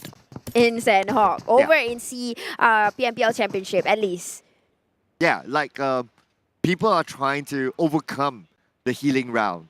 So we do see some healing game, but we don't see as many as before. So it's a little bit, it hasn't mellowed down. But of course, that's for Sandhawk. That's going to happen in the next round. For now, for Erangel, this kind of circle, it's a tough one to predict, right? Because it could go up to the main peninsula, it could go down south. But what we can predict as well is your viewership, ladies and gentlemen. 3 more games to go. Let's hit that 500,000 live viewership because we want those freebies given to us. So make sure you share the stream out. Get your whoever, your cat, your goldfish to even watch our stream. Goldfish, I wish they can give us the numbers. I'll give, there'll be a whole lot of goldfish in my house. What numbers? Like the numbers of viewers. Oh, okay. Yeah. And I'll get like maybe 10 tanks with like 100 goldfish inside. I was thinking a different number, but Oh. okay, I'll take that. Okay. All right. Who else we're gonna take is actually SOAS. You know, I'm not sure whether I saw him performing at all, or maybe because Box Gaming has always been having that consistent too soon game, and we didn't really get to see into the players. But Box Gaming, Sir Cloud, you remember SOAS, right? Yeah. He was from Box Gaming, and it's been a while since I've seen him. Since right now he's over here in the offline tournament. Now I can't wait for a selfie with him. Wow. Okay. Yeah. Yeah, I mean, there are a lot of people that I'm sure we all can't wait as well up there. I mean, if we can get everyone, that'll be amazing. Yeah. But yeah, hopefully we have time for that. Hopefully. Hopefully. I want to have time. Yeah. Oh. We'll definitely make time for that at some point. Yeah. For sure. But for these players, whether they'll have time or not, I don't know. So we'll see, because they're kind of busy, right? They're so focused in their game and so on and so forth. Yeah, pretty much. Now, looking into another player from BN United, and if this guy, he's pretty talented, like what Sir Cloud was saying yesterday. We did see his skill sets coming out. Initially, if I'm not mistaken, the first Erangel over on the rooftop. He definitely take advantage of that, but the sprays are coming in from Bacon Time. Over towards the team. This is crossed over. This is BN United. Bacon Time. Can they get more out of that? One of them have been knocked down. I'm pretty sure they can secure that elimination. And now Bacon Time looks like they can't get more, but they'll be content with whatever they have. So BN United moving from Novo up onto this area of Milta. Well, the bridge camp can happen, right? Because this kind of circle, you would expect like whoever drops in Novo, which is a BN United, will definitely pass by here. Bacon Time is just making the most out of their opportunity. Yep, and they are trying to do a little bit more this time. But Capone, a player that I really think needs to be talked about this time, because he has been showing a lot of capabilities that he can do. He can do long distance, he can be a support, he can do fragging skills even. But one thing that I really like about him is his eagle eye. He's so alert and vigilant with whatever that's happening around him. He always catch, taking care of the backs of his teammates. Ooh, okay, they are still trying to find refuge though. So, and the best part is that this place isn't even in like a middle of the circle. It's still kind of far from the circle. So you can expect that the circle will shift. Both of these teams need to move anyway. BN United won't want to stay here because they will be next to Bacon Time. They might as well just go all the way in, or at least further away from wherever they thought that they might want to be in the first place, maybe around Milta. Yeah, but I'm not so sure exactly where would the circle be at, and it seems like everybody's rotating inwards towards the farm areas, and hopefully the circle would close in into that area, because I am hoping of the same thing too. And now looking to Bavi, we'll try to do a rotation. I'm definitely thinking that this is all the way in the west. We'll make a 360 rotation, at least a half semicircle. YOODO Lines for Rebels getting away from Rozok, going to do another rotation away. Okay, now we're going to see exactly where the circle will close into. Oh, okay. This is still a tricky one. We have seen this kind of circle before. Yeah. Despite it, it looks like it's going to be on the main peninsula, there is still that possibility, and we have seen it before. It has gone down to military base. And look at what Infinity is doing. Godtuni is still inside of military base island. He is making that guess that the circle could go down there. Yeah, because I saw the airdrop, sir. It went in the middle of the bridge. So it's not a good sign. Yeah, you like evil circles, but I don't. I just say that's a sign. I didn't say whether that's a good or bad sign. I don't know. I'm just saying. I hate it when it's supporters because we can't really see skills of players, but we can see one thing: timing.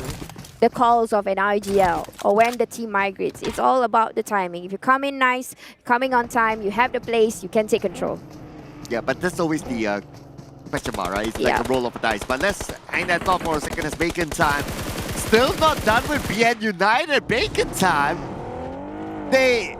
Do they have something against BN United or something? It's like, now we're not going to let you go. Yes, we saw you running away. We're going to follow you to the ends of the world. But yeah, I think that's a way to put an eye on the prize. So this is something or somehow for them to get elimination points. They already know the information, so why not keep following them?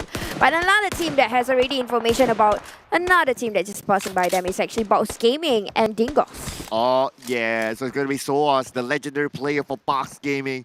I think he's the only original player left at the lineup, right? Yeah, it's kind of interesting to see that how long he's lasted after all these years, and it just shows that he brings along his experience, but maybe it's a matter of like his teammates need to adapt into this SEA Championship because the rest of them probably don't have that level of experience, right?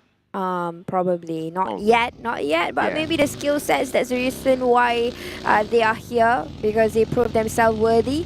But what else is worthy is Bevy. Now, I'm trying to see how TM is making a rotation. It seems like they're going to go for vantage points here. Similar to what YOODO Alliance Forever. Definitely this team needs a little bit of the booster. They have been disturbed by their middle game, you know. They are doing it right, but it's just that, you know, rotation-wise is always being disturbed. But TM trying to spray onto PN United. What are you guys doing? They're like, you know, losing their tails or something like that. Well, I would say give PN United a break. A poll goes out. Guys, give PN United a break. They have been circling for the longest time, and they can't seem to find somewhere to stop. Yep, it's like a lizard losing its tail. They're like a baby losing a mother, because really, they have nowhere to go. They are clueless after they cross in from the bridge. Now even Noaz is just fooling around. I mean, not fooling around, but he's roaming around trying to find a place to be. I wonder how the term like a lizard losing his tail means that they don't have a place to be. How does that work? A lizard, when it loses its tail, it goes crazy. Oh yeah? Yeah. Oh, okay. It's just that. It's not like they don't have a place to be. Okay, all right. That makes sense. But let's check out the circle. So look at where BN United, look at where Zunos is at. He went back to Novo. It's like, okay, now up there it's just, okay, so it's going to be okay circle. But I feel bad for Zunos, you know. He went down again, and now it's like, circle goes back up. Oh, no. Yeah, that circle. I mean, at least this circle, I would love this circle. But, although guys, don't be too happy about it, because this is a flat ground and it's an open area. We're going to see almost the same fight. And this particular circle, I remember who won yesterday. It was FARANG LEJUND. Oh yeah, that was during the, it was a Gaka finish. Yeah. Yeah, that one. Gaka finish, and it was a trio for the most of the round. But hey, let's look at what's happening here as Infinity loses one. It's YOODO may get one as well, as he get another one from the Infinity. Again, the Infinity, they can't seem to find refuge in this area. Spray. Yeah, this is something that I would say a strength of DINGOZ. They can do long distance shots, they can give kill steals. This is their strength. But Milau trying to do a spray on towards Chua, but Chua will get over that, no problem. They have a shed to play with, and this is the only thing a lot of teams will play in with this circle. Oh, the Eagles, they seem to be kind of sandwiched in this situation, but DINGOZ, they're not letting them go. You can see the long range spray coming in. Logan wants some for himself as well, as Logan could not connect those shots enough to take down the vehicle, but he's not done yet. On the other side, Logan with the spray with an M4, trying to get one for himself, but two still could not secure those eliminations. Oh, not securing it, definitely. They have to keep on, you know, thinking about the way they are spraying it. I'm afraid that they have to salvage a little bit of the ammos in case they don't have enough. But here we go, looking over in the church areas. We are seeing FARANG LEJUND trying to use that for information. Oh, baby. Looks like Tam Entertainment, they went out and they're going to play from the outside to the inside again. I guess they just want to play this safely. They're worried of like, okay, if everyone plays in the middle and it's a little bit claustrophobic in that area. But we move on to the Vampires. Vampires right now, they're on second place. If they want any hope or any chance, or they want to boost their hopes and chance of getting that championship, they must survive longer than DXAVIER at least. Oh, damn. That shot, super painful. You did see how Redface getting a bit of the sprays, and he immediately tries to hide himself. Bacon Time, even though they are pretty much being spotted by EVOS, but EVOS can play very well with hills and open areas. So I'm not really sure who's the best contender at this point of time. Yeah, it's kind of hard because we're still at the third circle, right? So there's still a lot of space to play. But when it goes to the fourth or the fifth circle onwards, then that's where we can kind of see what's going to happen by then. So, because the space is going to be less, and we still have like 58 more players at least, and that would mean a lot. Okay, just look at this, right? So the circle still has like what? A few key areas. Pochinki, the Pochinki Hills, which is going to be the next circle, and also the areas of Gaka. These are going to be the three major areas. Now, DXAVIER has the highest advantage. This is a prime spot in the current circle. A prime spot indeed. But I think they will a few teams will try to snatch away this particular area. If you realize there is a potato hill, but here we go, Sprays is coming. Ice already seeing EVOS. But EVOS decided to, you know what, disengage. They're going to go away. They're going to find a better place to be. And yep, that's exactly the plan. But here we go, looking into FARANG LEJUND together with RRQ. Already has spotted. But you know what? Great migration is happening. A lot of sprays are happening. Yep, as Box Gaming tries to get one over EVOS REBORN. EVOS REBORN cannot stay calm as they need to travel into the circle. They're still on the outside of it. 300 meters to go. As Box Gaming, they're playing by the edge of it. They've been pressured left and right by DINGOZ as well as EVOS REBORN on the other side. Oh, they're heavily bashed in the center like a sandwich. But you know, Bacon Time. It's time for them to go. But here we go, looking into the Scratcher. Box Gaming already has spotted EVOS. Come on, doing a little bit of CQC, a little bit more, and trying to see where are they going. They can't really decide, but the sprays are happening. One knock immediately. Amazing spray coming in from KF, but they're not done yet as Box Gaming is starting to move in. We have Box Gaming trying to spot out where they are, but at the same time we move on to utilize 4 rivals. Putting pressure onto the DINGOZ. On the other side, the long range spray from Pamburu. And looks like the DINGOZ, they're in trouble, but EVOS REBORN, they have the high ground against Box Gaming. Alright, here we go. This is not over. EVOS has did a little bit of that reset, similarly to what Box Gaming is trying to do.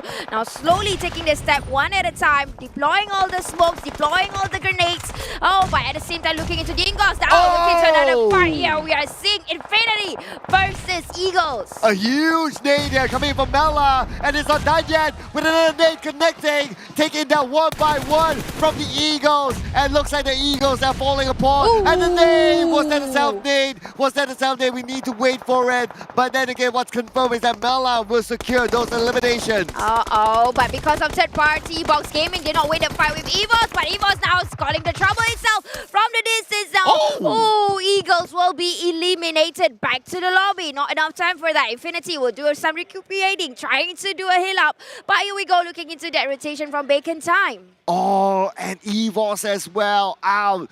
This may put them out of contention, but we need to wait and see what happens to the top teams after this. At the same time, we can see that the Vampires, they're stuck on the lower ground, and DXAVIER is above them, but Frankie will be shot by Tab Entertainment from the other side. This is where everybody's seeing one another, and these are all teams that is in the perimeters, not yet in the circle. I'm trying to see what exactly is going to happen here, but TM just fishing out one by one from the distance, throwing the spray down. But look, sir, DXAVIER gets the circle yet again. Then that is what I told you, right? That is a prime position for DXAVIER. They still have that advantage. It's still a strong elevation around this area. The next contender could be Bacon Time, but Bacon Time, it will be a tough time for them as well because YOODO Alliance 4 rivals will spot out Bacon Time as they move towards DXAVIER. DXAVIER again having that prime position. This could be a game-winning location. I think the circle has already shown itself and we are not seeing it, and it's definitely not in these teams that we are seeing in the graphics right now. They have to get into the circle, but you know what? They have already spotted each other.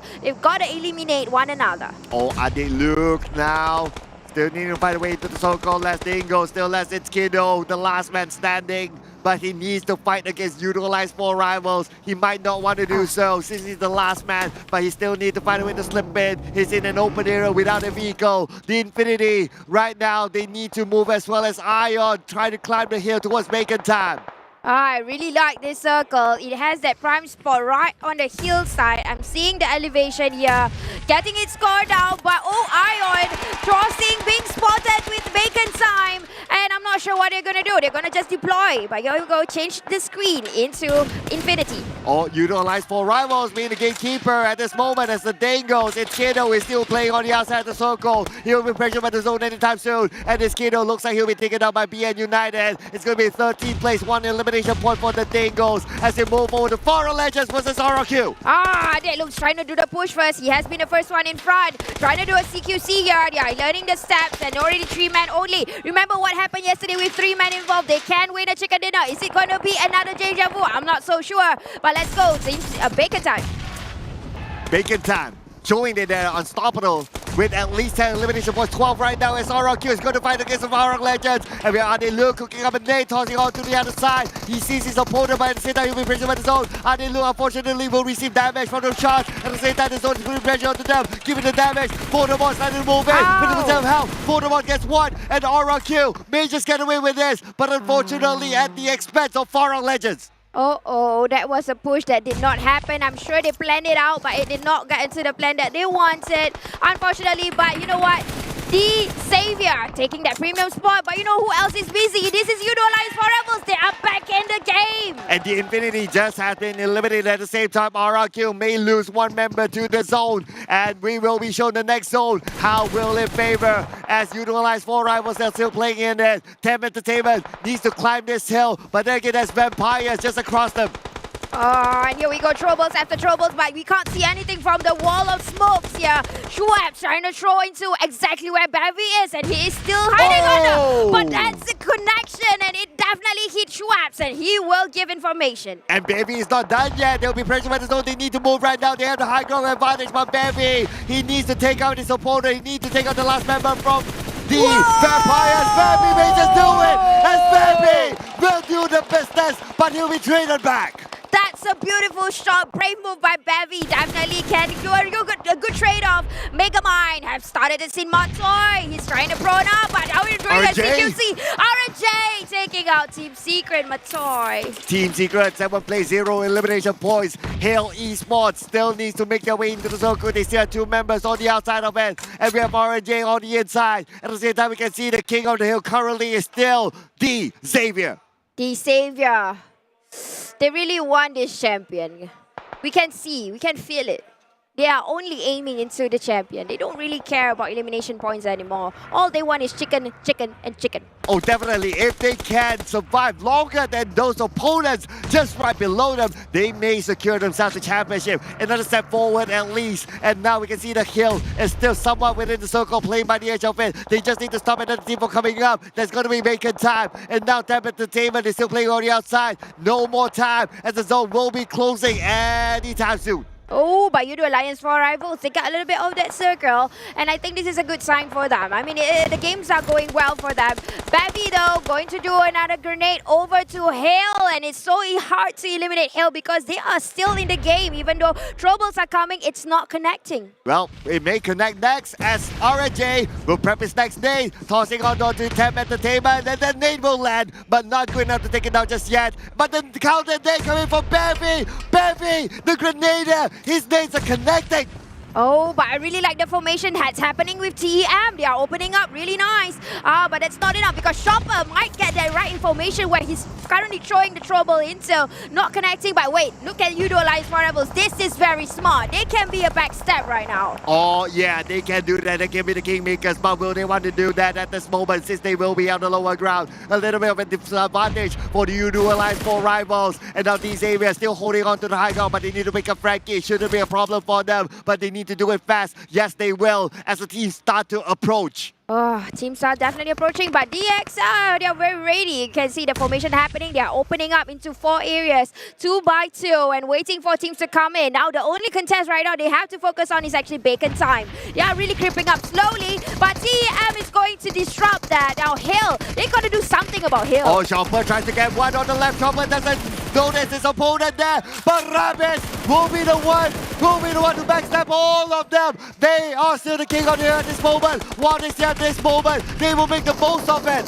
Yep, backstepping the other Kingmakers. They know what's happening, but bacon time getting it back on DXAVIER. Now, this is the problem here. We are seeing a lot of third party. Now, the real third parties, will it be bacon time or YOODO Alliance for Rivals? All Hill, they are still in this. DXAVIER, they currently have another opponent behind it. There's going to be Megamind gunning one down. Megamind securing that one for himself. At the same time, we can see that Nom style gets a grenade elimination. Look at how they are pushing. They are so tactical. They are ready. Planning it out nicely. Now leaving Voke behind. Now Noaz, he is going to be just hiding there. He has been staying for the longest time. But with the good eye of Appy. Of course, of all people, nobody can escape from Appy that distance. Oh, DXAVIER, they're down to the last man standing. But now they're on the top 4. 3 more other teams to go. As DXAVIER, they'll play this passively. At this moment, it's going to be Duke. He's not going to shoot, definitely. He doesn't even have a helmet at this moment. This is really hard. But you know what? DXAVIER will do everything that he can. Now the way they spread out towards YOODO Alliance 4 Rivals. They got the vantage point. Now this is going to smell trouble, but I hope YOODO Alliance 4 Rivals have tricks up their sleeves on how they're going to conserve it back. Oh, bacon time. They're on the roll at this moment. Just look at this. They already have 14 elimination points. Getting more on top of YOODO Alliance 4 Rivals. Ice needs to become his teammate. They need to reset quickly. As time is not on their side, the zone will start to close. But DX, they are still surviving. Here we go. Now, this is really hard. We have 4 teams involved, but no, DXAVIER, they will not be the threat to any of these teams. It's going to be bacon time, YOODO Alliance 4 Rivals, and Hill. Ooh, check this out, sis. YOODO Alliance 4 Rivals, they managed to reset. Now they still are the full squad. They're going on against bacon time. There's a full squad as well. Hill, 3 more left to go. DX, 1 more vehicle will be exploded, making a barricade at the lower ground. Will this be an advantage to them? Who will make that first move? Definitely won't be DXAVIER, but it might be the others. Time is ticking. Time is moving. Zone is closing in. But this is the ample time for them to do a reset. Now they are going to hunt on each other's back and just waiting for the right time or waiting for mistakes to happen from each of these teams. So we can definitely see that YOODO Alliance 4 Rivals, they are ready. They want this to get it. I can hear the sprays already. This is coming from She. But not clicking on the spot, it's not going to be easy to spot them out. Yeah, it's not going to be easy because they have vehicles as a barricade. But then again, bacon time, they have the advantage of the high ground against YOODO Alliance 4 Rivals. Shopper is going to come in from behind, taking out Duke. It's going to be 4th place for DXAVIER. 3 elimination points for them, not too shabby. But then again, let's review that later on. Now, focusing on the game, it's going to be 3v4. Here it is up, yeah. Hill has come up. They are trying to creep in nicely. This is just very tactical. They're using it slowly, trying to re-strategize on how they're doing it. But bacon time, they definitely have opened up. I'm not sure this is easier. They're being spotted already. This is the first call for YOODO Alliance 4 Rivals. Now they got to rethink of what to do. Rampage, 15 eliminations for bacon time. And they're not done yet, says Jenny. They want more out of YOODO Alliance 4 Rivals. 3 more left just below them. They have the high ground advantage. And now at the same time, Nine Noise spots out the other side. They know that Hill Esports is still in there. Chopper moves in. Chopper takes down one. Could this be the king making for YOODO Alliance 4 Rivals to get the chicken dinner? They just got to hold their fire first. Let these 2 teams settle down. Bacon time and Hill. Oh no, another one's being spotted. Yeah, sure. He has a very good angle to see where YOODO Alliance 4 Rivals is. Now with 2 left. Bacon time is on the advantage. Yes, bacon time. Is somebody have an advantage still? Looks like the pro shot here coming for Ice! But the MGT takes him down. 1 more left to go. Whoa! It's going to be Hill Esports. YOODO Alliance 4 Rivals. Time for them to close in. One more to go. And it's going to be YOODO Alliance 4 Rivals. Another ticket dinner to the Malaysians here. Well done, YOODO Alliance 4 Rivals. YOODO Alliance 4 Rivals. Their first ticket dinner. It's been a long time. They've been waiting for it. finally has arrived. 2 chicken dinners back to back here for Malaysia. Asia. This is what I mean by the late warm-up from Malaysia, the hosting country. They have awakened, the Rakan has been released, and this is the time for them to show that they are the boss and the host country. They are here to defend this title. Yes, definitely. Now at least all Malaysian teams, they have gotten their own chicken dinner. But ladies and gentlemen, let's relive this moment again through these highlights.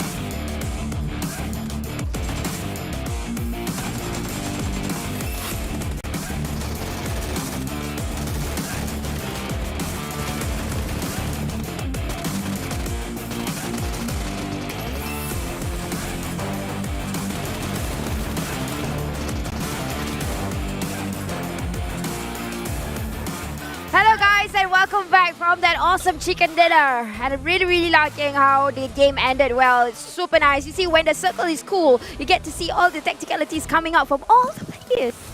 Yeah, and you saw like how they move, what kind of positions they like. Either like the high grounds, either like compounds, either like the open space, either like to create barricades. So they have their own pattern of kind of like a movement. But earlier on, YOODO Alliance 4 Rivals, it was a very hard situation for them. They are at the lower ground. They didn't really have the circle. They had to create a barricade below that. There was a lot for them to do, but somehow they managed to overcome it. And so that's thanks to Hale Esports coming in as a kingmaker at the right time.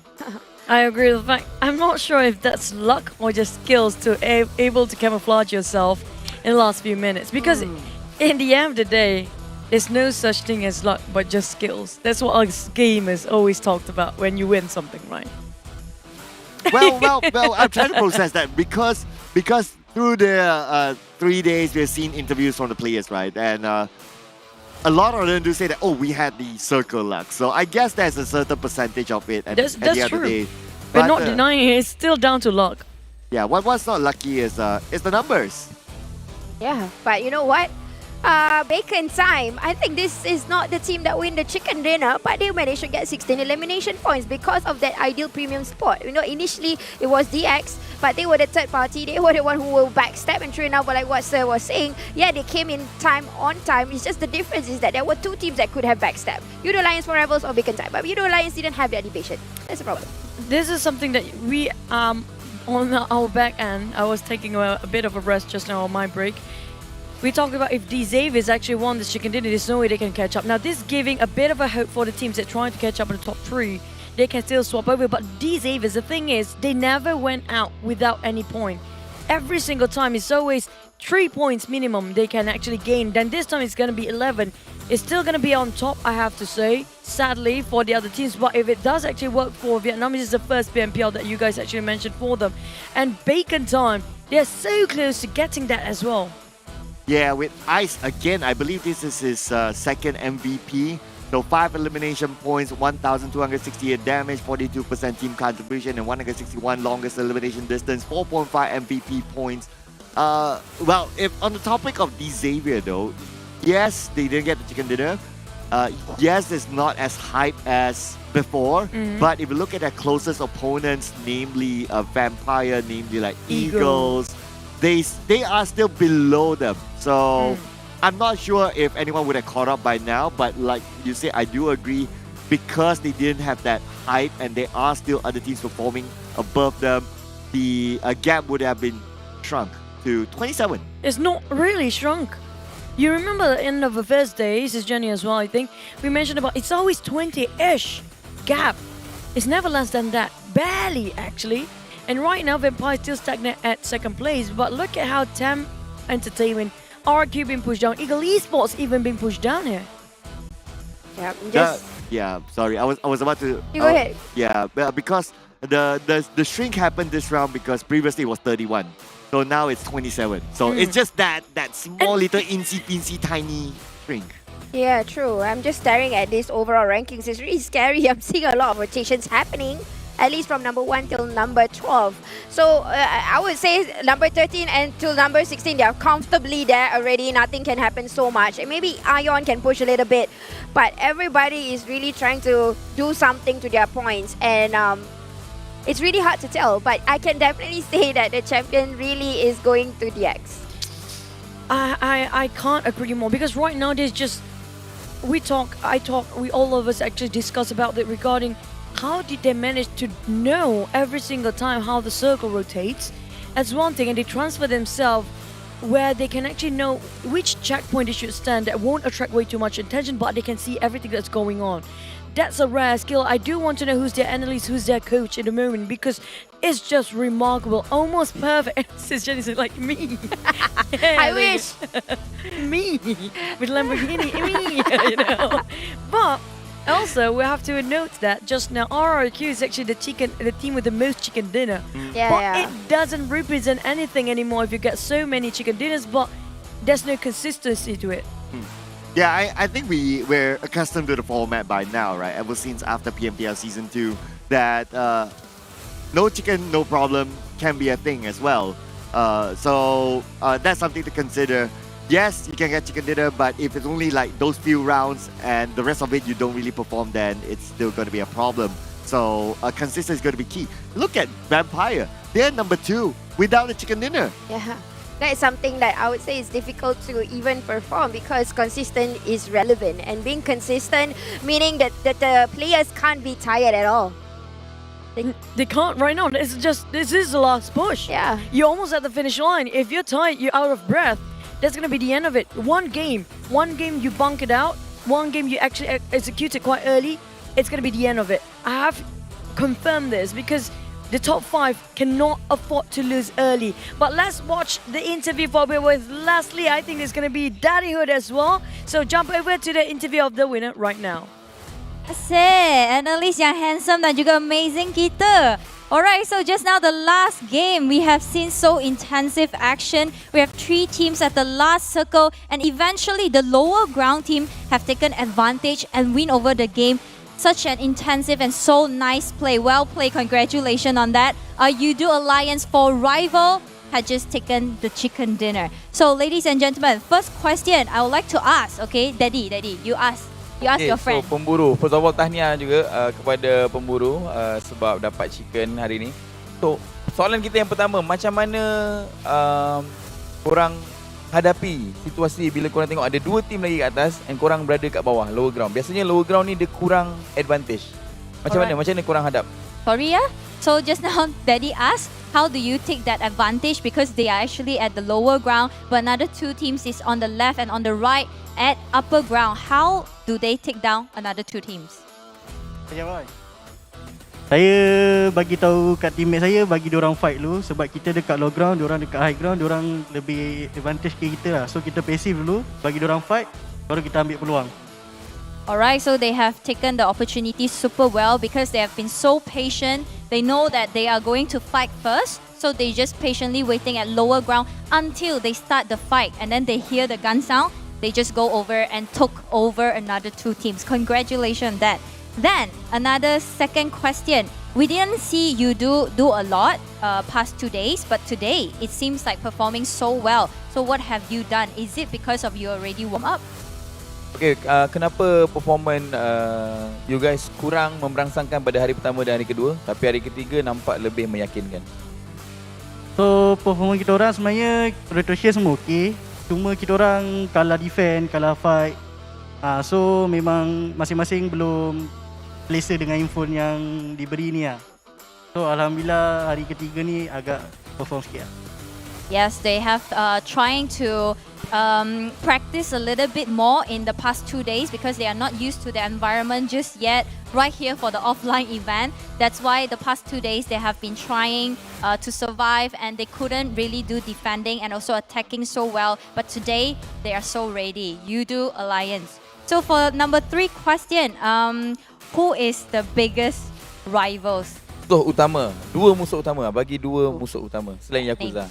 Musuh utama saya ialah Aeon dengan EVOS Miao. EVOS Miao. EVOS Rao. Rao. Alright, so dua daripada Indonesia. Ya, Dua Indonesia. pasukan dari Indonesia adalah musuh utama untuk Arul daripada YOODO Alliance.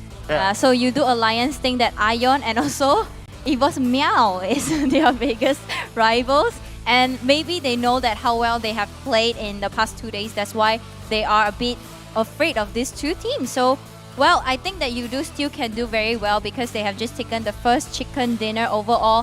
And we're so excited to see more actions over there. So before that, ladies and gentlemen, on ground, don't go anywhere later after this game because we are going to give out a phone, okay? Ow. A phone, yeah? We are going to give out, so don't go anywhere after this game. All right, so ladies and gentlemen, we are going back to the next game. Annalise, please take it away.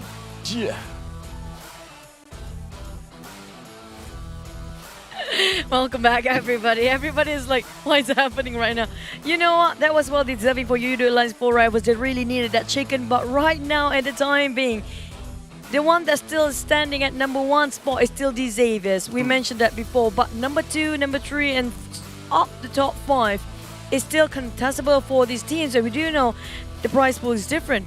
Yeah, but before we talk further on probably what's going to happen next round, let's do a little bit of recap on the previous round. So YOODO Alliance 4 rivals dropping in the area of Bronze Hall. Obviously the circle didn't really favor them, they needed to travel. But look at where they go, right? So they avoided the Pochinki Hill. Now Pochinki Hill in this kind of circle is always occupied. There will always be somebody, especially DXAVIER who normally drops in Pochinki. They would definitely be up there. So that's why they needed to circle a little bit more, and they know that they cannot go through the Pochinki Hill because, yeah, it is prime position, right? So they took another path.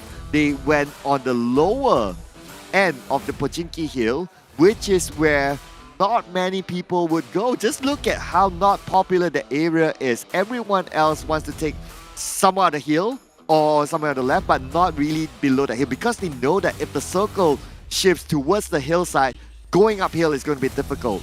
And actually that was what happened. But they need to thank Hill and also Bacon Time because they fought with each other, and that gave them some opening to secure the final chicken dinner. Yeah, and that's really smart because, you know, DXAVIER, they already gotten themselves that premium spot. But I really like this particular circle, I mean the last few circles, because you look at the terrains. It has these beautiful cliffs and blocks for teams to come on top. So they can only hear footsteps. That's the reason why Bacon Time, and we are looking into a whole lot of wall of smokes. So this is a problem for DX. They have opened up, but they have no information, and they are being sandwiched. But YOODO Alliance 4 rivals, something I would say smart that they did. Even though they have 2 men being spotted from somewhere, yes, they tried to open up, but they retreat. They do a new idea by waiting, and that definitely gives a green light for them because 2 teams were fighting. They came in as a 3rd person, and they win a chicken dinner, easy peasy.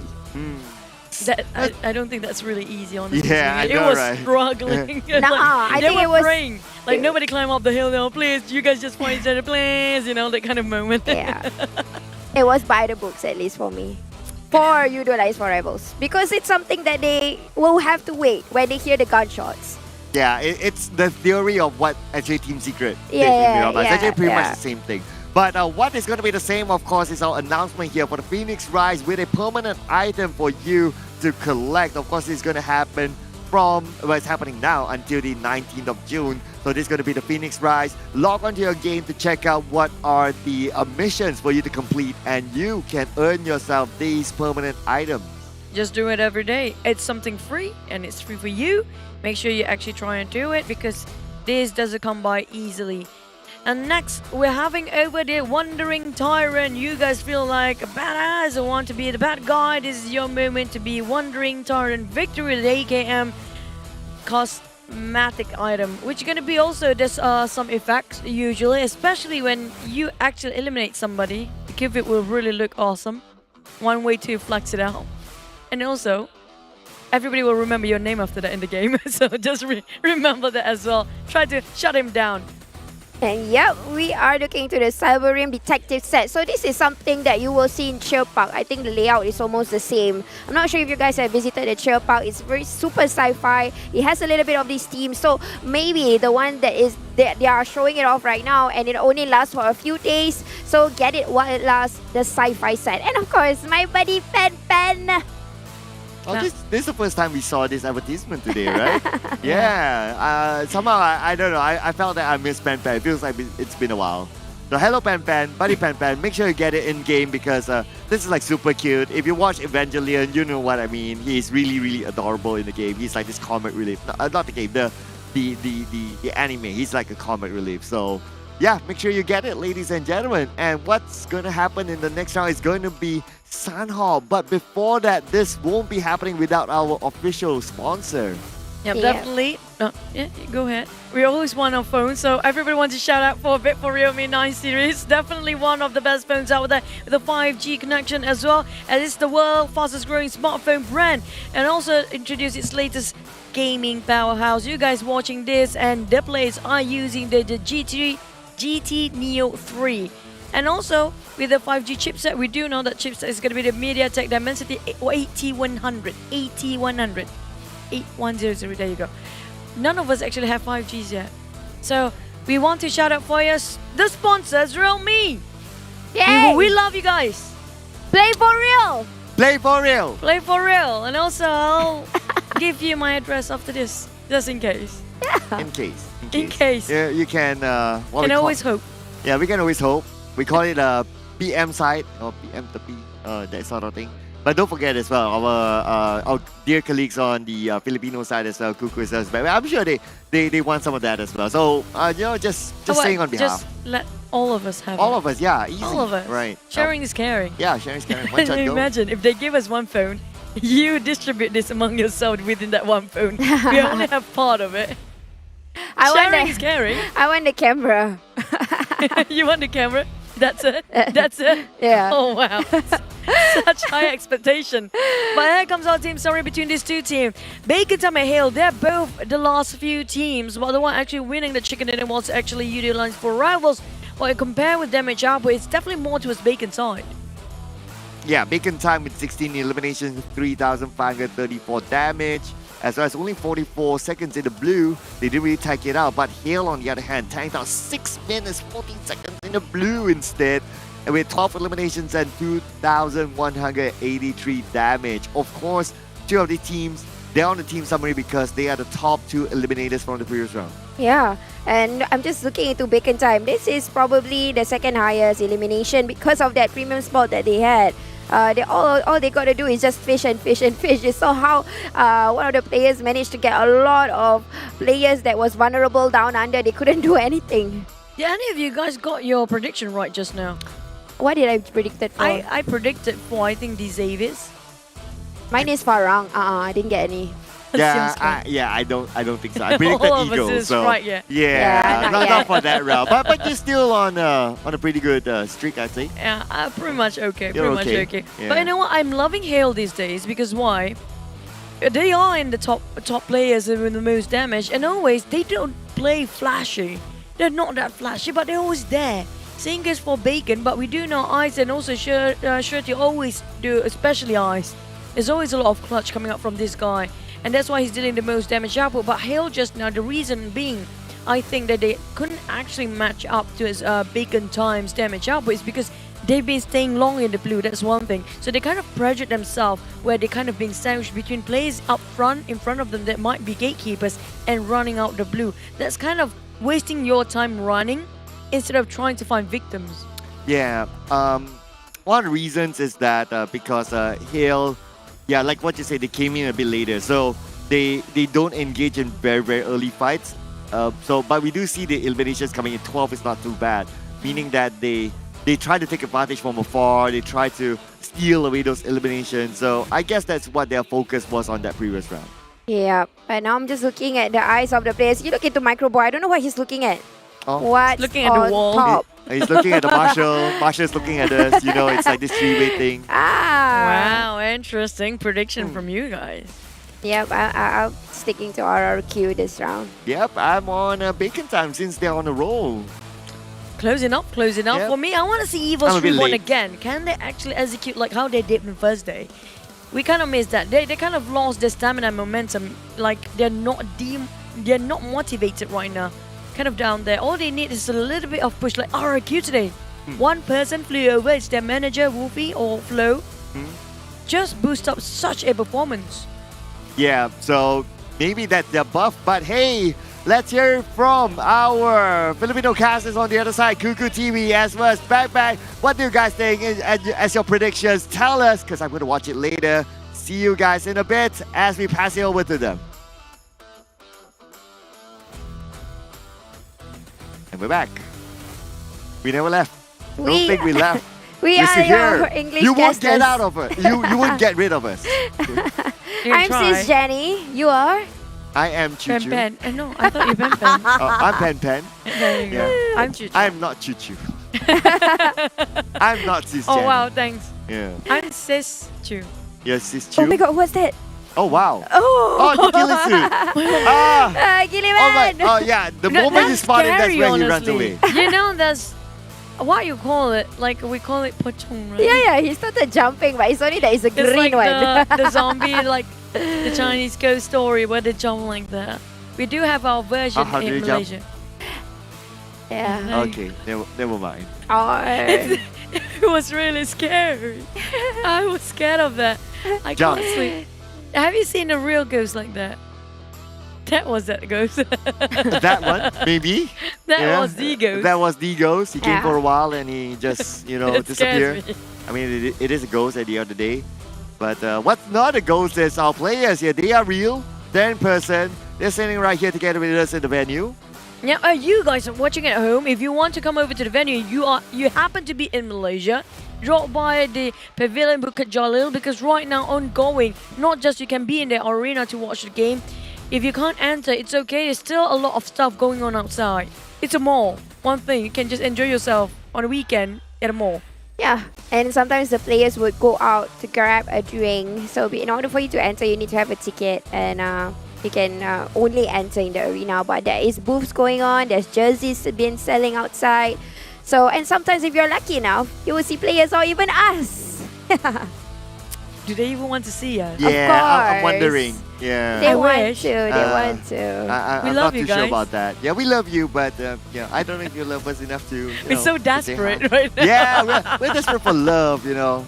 I wish somebody can just bring up like our name sometimes in the audience, but you know what? Maybe we can do it ourselves. And I tell my manager to do so. At least we Yeah. don't feel so bad. That's why we mention ourselves, you know, like whenever we do we will do our own Insta stories or postings, because yeah, that's We're having our a sad life where limitation. we try to make it Yeah, better. I know, Nice right? try, Cloud. Nice try. Okay, I try. But hey, Mato is playing in this round. So for the past two Sandhogs, Mato has been sitting out. But this is going to be his first Sandhog in this PMPL. So how much would that change? I'm just saying something. Oh, what is that? They were using a powder for ion. So this is something that players actually use to make their screens better for the what's that thing called? It went out of my head. Just to make it ADS, yes, the ADS.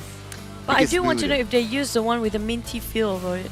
Like the one that cooling. I'm not sure. I think they have like a dedicated powder for gaming already. Like before Wait, this, do they they? used it. Yeah, they have. I mean, they What? sell it now. You just can find it. Okay, I thought it's just baby talcum No, powder. I mean they have the gaming, they have Gaming powder? Yeah. Okay, I mean, well, I don't know about that, ladies and gentlemen, but what I do know is Sandhawk is going to be our next battleground. This will be the final Sandhawk of the PMPL Southeast Asia Championship 2022. Let's go! But the Spy Path, oh no! Oh well, but it's a good news actually, Sir Cloud, because if it is kind of skewed flight path, chances are the circle will be centralized because it's a very small map. It's a 4x4, plus if the circle actually comprises the center, all 3 islands will be in the center of it as well. Hopefully that's the case because Sandhawk, like we mentioned before, is a wildcard map. Yeah. It is, especially if the circle is on those smaller islands. That's going to be a bit tough. It's going to be very tough, in fact. But keep your eyes on the southern side, though. I can see that Ion drops very, very close with Bacon Time. Very, very near with each other. That's a little bit of a risk there. But what's going to be important is that where's going to be the circle, and the circle is going to be on the main peninsula. Teams closest to the circle are like DXAVIER again. And then you have FARANG Legends, and you have a couple of other teams as well around that area. So, yeah, I guess it's going to be an okay start for now for most of this place since the circle is kind of okay. Alright, this is a question I want to pop. Is this the time teams start to clash and try to fight and gain advantage by randomly trying to disturb their drop spot?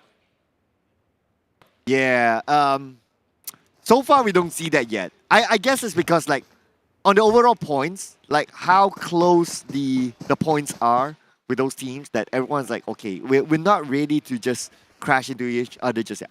Maybe like Bacon Time versus Ion maybe. But hey, wait a second. BN United getting one over Arelu, and oh no, that's not the player that FARANG Legend wants to lose. BN United, they're going strong. This is what I mentioned before. It's not going to be the top 5 or top 10 teams that try to disturb the peace or not going for a truce. It's a team that actually started from 11th place down to 16. They have a lot of motivation. They want to show that they have more. And this is it. This is the time they want to do the ripple effect and try to make use of it and try to disturb the momentum of the top 10 teams. And they can. That's going to be Cappy. Will secure the elimination if he wants to, but it's still kind of hard to land the shots because of the vegetation structures in between. It's way too high up there. Oh, wait, what's happening here?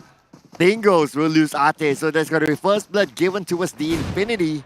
Wow, the Infinity playing this very aggressively, and just when you thought they would play the healing game, maybe they're just going all out now. And they are going all out.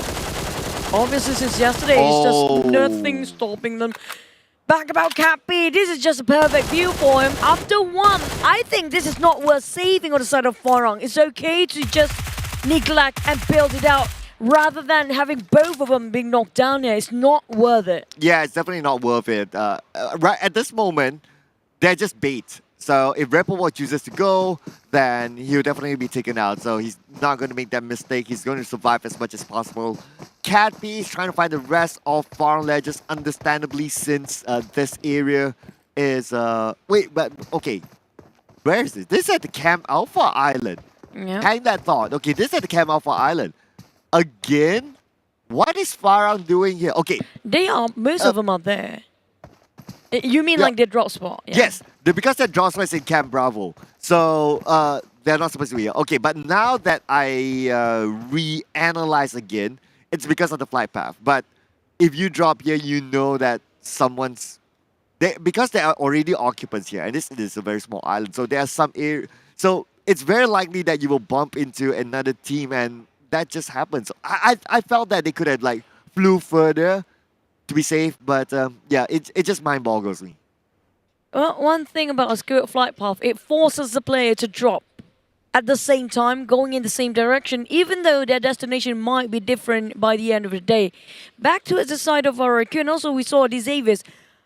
They are so confident of their firepower, individual skills for DXAVIER. They take every single map, main compound, the biggest 10 or the main at the center of any compound, except for this one. Usually it's Bootcamp, but he's taking Paradise Resort. Back to SBN United. They managed to survive. Did they not? I don't think so. they lost a couple of men along the process for Farang and also DINGOZ. It's not great for the Malaysian teams, but BN United. You can see how Cappy wants it so bad. It's not even budging his crosshair from there. Yeah, Cappy has a lot of ammo to spare. I don't think he has looted that much, but BN United, they're just going to move in and try to finish it as Zunos tries to get closer and closer. And he knows that Olio is around the corner, but Olio counter-fires onto Zunos together with his teammate. And now trying to pressure them, and Olio gets one. Wow. Okay. A little bit of an overconfidence here by BN United. Oh, close enough, close enough. It seems like there's counterfire coming up from Farang this time, trying to do a bit of redemptions and revenge. Olio cooking up the nade, shredded almost entirely off his helmet. Still a bit risky to do so, but it's a good thing that they want to fight. But DINGOZ start to rise up as well. Okay, so it was the Infinity, now it's going to be DXAVIER, but this time the DINGOZ, they get one, and it's going to be Lamborghini being taken down by the DINGOZ. 3v3, and the compound on the outside of Paradise Resort. DXAVIER lost one man quite early, is one of their Terminators as well, which is going to be Lamborghini. Back to Cappy! The moment he climbed down the high hills, he's going to dig in his own grave. But Capone making sure he got the nice view coming up from flank, and they've been backstabbed all the way. Oh, Rebel Boy tries to get more for himself. Looks like Olio will get one over Silence. And now BN United, at first they were the ones dominating, but now FARANG Legends managed to do this comeback. Capone, the last member remaining for the rest of the team, didn't plan this to be ended like this. Okay. You reap what you sow, and that's it for BN United for now. Wow, okay, that's... Well, BN United went a bit greedy, if you ask me. Like, yeah, I think that they should have went for it. But now we move over to the DINGOZ versus DXAVIER. Both teams with a D in their team name. The nade will not connect onto its kiddo. But both teams don't want to let go of this Paradise Resort. Yeah, both teams dying to fight for it. DINGOZ versus DXAVIER. Oh, wow! Ooh, what a nice Kobe there coming up from the side of DXAVIER. Rabies now being returned by finish off. The clean execution from Kiddo, but Frankie coming up from behind, trying to save the damage control here. But can he come in? I mean, is it a bit too late? It's a bit too far, yes. They go for disengagement. It's not worth it for them to actually commit this much. Yeah, it's not. Because right now, being on top, your main objective is not to drop before other teams. Especially the teams closest to you. Vampire, Tam Entertainment, Oracle, and so on and so forth. So, as long as you survive above them, you might still hold on to the top spot. So that is your first objective. Your first objective is not to eliminate DINGOZ. Your first objective is to survive above those below you. That's true. Just stay alive. Staying alive. There you go. You remember that song? I'm that old, yeah. We're that old. I sang, so you sang. We're pretty much old, but not that old. For Ravenclaw, who tried to do a couple of warning shots. Oh, wow, whoa, whoa, whoa. Ooh, it was a risky one. Oh, Team Secret. Phew. I can hear their sigh from here, but it's still playing around, made a bit of a U-turn. That was risky. Well worth it. The moment they can transfer themselves into a different compound. We haven't seen the second circle pop set, but it's going to be soon enough. You know why Mata got away with the scooter in that situation? Because in real life, he likes bikes. So... He used to drive it. To ride it. Yeah, I don't think you drive a Yeah, bike. I'm sorry. Yeah, but yeah, I guess real world skills transferable to PUBG Mobile. Yeah. True. Yeah, but here we go. Oh no, this is bad news for DXAVIER. Team Secret, oh no, we're gonna jump. They are actually lurking around Paradise Resort as well. There's so many teams really wanting Paradise Resort so much. There's no way out if you're in there. So you have to be extra careful, you have to exit. Yeah, and considering that they are only 2 players left, I don't know how they're going to hold Paradise Resort as a forward. It is very, very difficult if you're up against a full squad. The Infinity, they are currently in it. That's why we can see that DXAVIER, they are not engaging at all. And what they're doing right now is that they're splitting as a 2 because their objective is survivability. If one of them goes down, another one will survive. So that's why you can see that they're not sticking together, and I totally can get that. This is interesting. Actually, all three teams thinking the same thing altogether. The circle shrinks. My God, we've seen this kind of circle before, didn't we? Did we not? Not really. We barely see Sunhawk these days. But I say it's something that usual because we might ended up on top of Ban. Maybe, hopefully. It's more generous if it ended up on top of Ban, really. Is it generous? I don't know. I felt Bond is quite difficult, but then again, talking about difficulty, it's going to be the Infinity versus Team Secret, as Team Secret will have the advantage. It's going to be, oh, but hang on a second. Kid doesn't know that. One player from DX is there. It's going to be Duke. Duke, he's just going to chill here with the DBS. We do have Team Secret, one knockdown on the other side, but the problem is, the moment he moved forward, DXAVIER start to backstab them. Team Secret not aware of this just yet. It's a really risky move, but DXAVIER knows their position. They not willing to take the fight, but Infinity caught one. That's going to be a bit of a trade. Oh, that's so close of being knocked down entirely, Kid.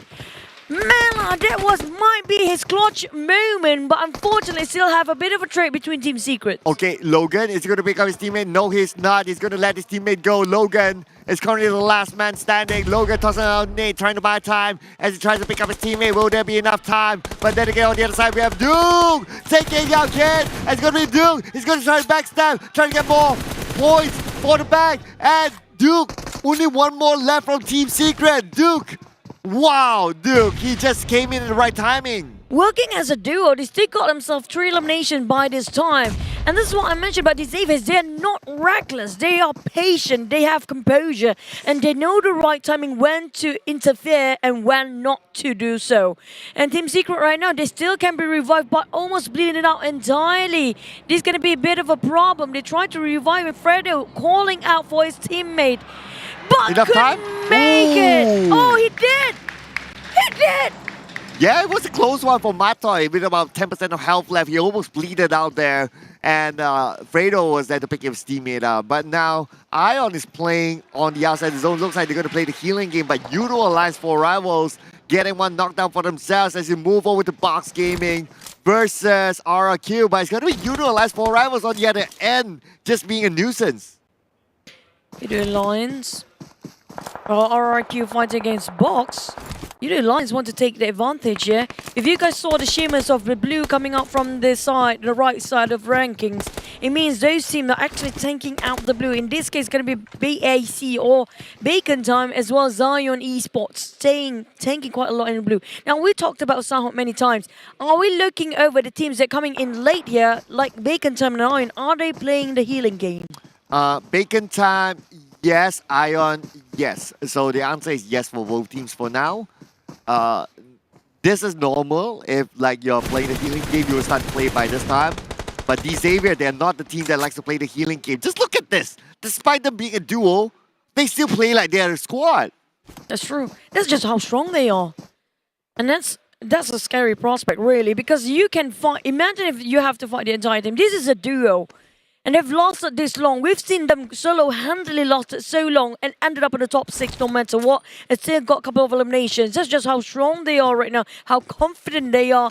Regardless, have handicap or not, at disadvantage or not, they don't care. But TAM Entertainment start to move against another team here. Oh, we have Hill Esports as well on the high ground coming in. The Infinity, they may be sandwiched between Hill Esports and DXAVIER. They need to find a way through soon. But good news is that they're still in the circle. Now Box Gaming has RRQ to deal with. Back to it, a peace and quiet, the calm before the storm, before anything moves. It's going to be still not the great migration, but it's going to be very soon enough. With a couple more seconds to migrate, this is the time we got to see where the circle shrinks even further. Chopper, on the other hand, Hale found out Infinity Logan was right in the open. He was crossing off the street.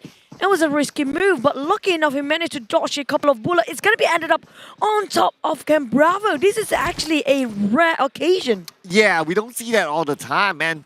Cam Bravo, because FARANG Legend didn't drop into that, Cam Bravo may still have a lot of loot. So it looks like TAM Entertainment is going to go straight into Camp Bravo. But now let's move over to the Vampires. Vampires, they are hot on DX Trail to get that championship. They don't want to lose out early. They need to make the right decisions.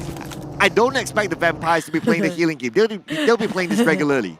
Cheeky guy coming up from Bensu. He just randomly shot the fire just now to confuse those guys coming up from Vampires that make them park themselves for a bit just to find where those shots coming up from, but they couldn't find him.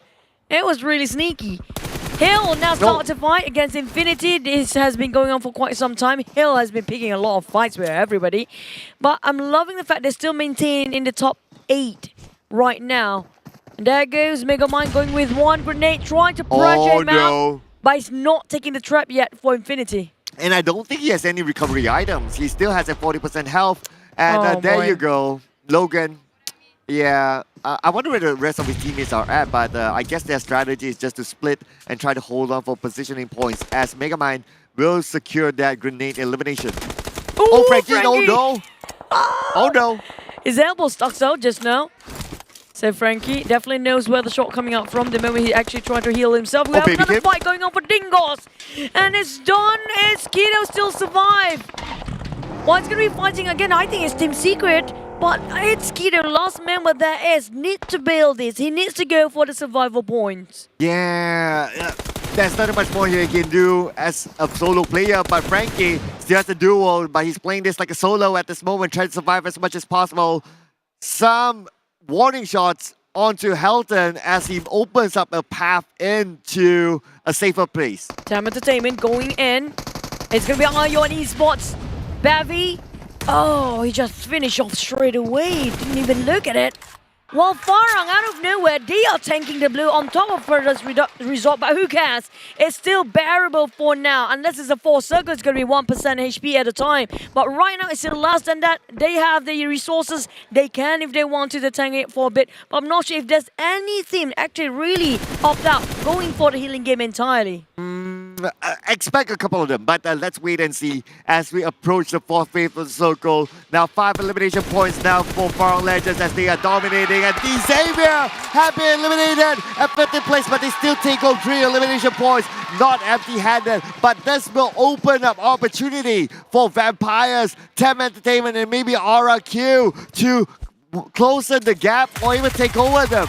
Oh, this is it, this is it, this is it for Mela! They finally fought head-on against the side of Farang. They've had it enough. They were DXAVIER before that, but they're done, like you mentioned. Vampires is in the run. Same goes for Tem Entertainment, Rakan, and Eagle Esports. But the circle shrinks. It's going on to the coastline of Camp Bravo, to us on the eastern side more. But the problem right now, there's still some teams right on top of Bond, and there's still so many teams outside of the safe zone. And oh, look at the spread as well for the teams inside the circle. It's going to be hard to go in, considering that there is about 40% of water in the circle as well. Now, EVOS, REBORN, one of the teams on the outside need to find a way into the circle. Box Gaming may bump into the Vampires, but they detour to another location through another route. Not bumping, but RRQ may want to stop the Vampires. You're not welcome here, Vampires. Where will they find a place to call home? Because everywhere is occupied. Even Eagle Esports waiting with open arms, and now Box Gaming coming in as well. They're going to join in the party. This is going to be a huge clash. Oh, they're going way, way behind. The Vampires, they need to fight for this compound. Just look at the amount of teams in this area. Box Gaming, they're going out for a swim, but the Vampires, they have the Eagles to deal with. Eagles playing very carefully. There you go. Toss a couple of nades just to pressure them out. Hoping to flush them out. But Chua still patiently waiting him from the inside. Knows that the moment he hug himself in his corner, he'll be more safe, as there's still a lot of walls to play against and a bit of a more space. But it kind of segregates it between the Eagles players. They're not combined as a roster. It's kind of hard with Vampires making sure they will separate the roster entirely. Oh, Hail Esports having a problem with Bacon Time. So it's going to be Bacon Time versus Hail Esports again, as last one we saw them happen in Erangel. And now Hail Esports, they do not circle the circle. The zone is starting to close, and it may arrive onto them anytime soon. Yeah. Trying to play peekaboo, I see you. Ring around the rosy for Bacon Time.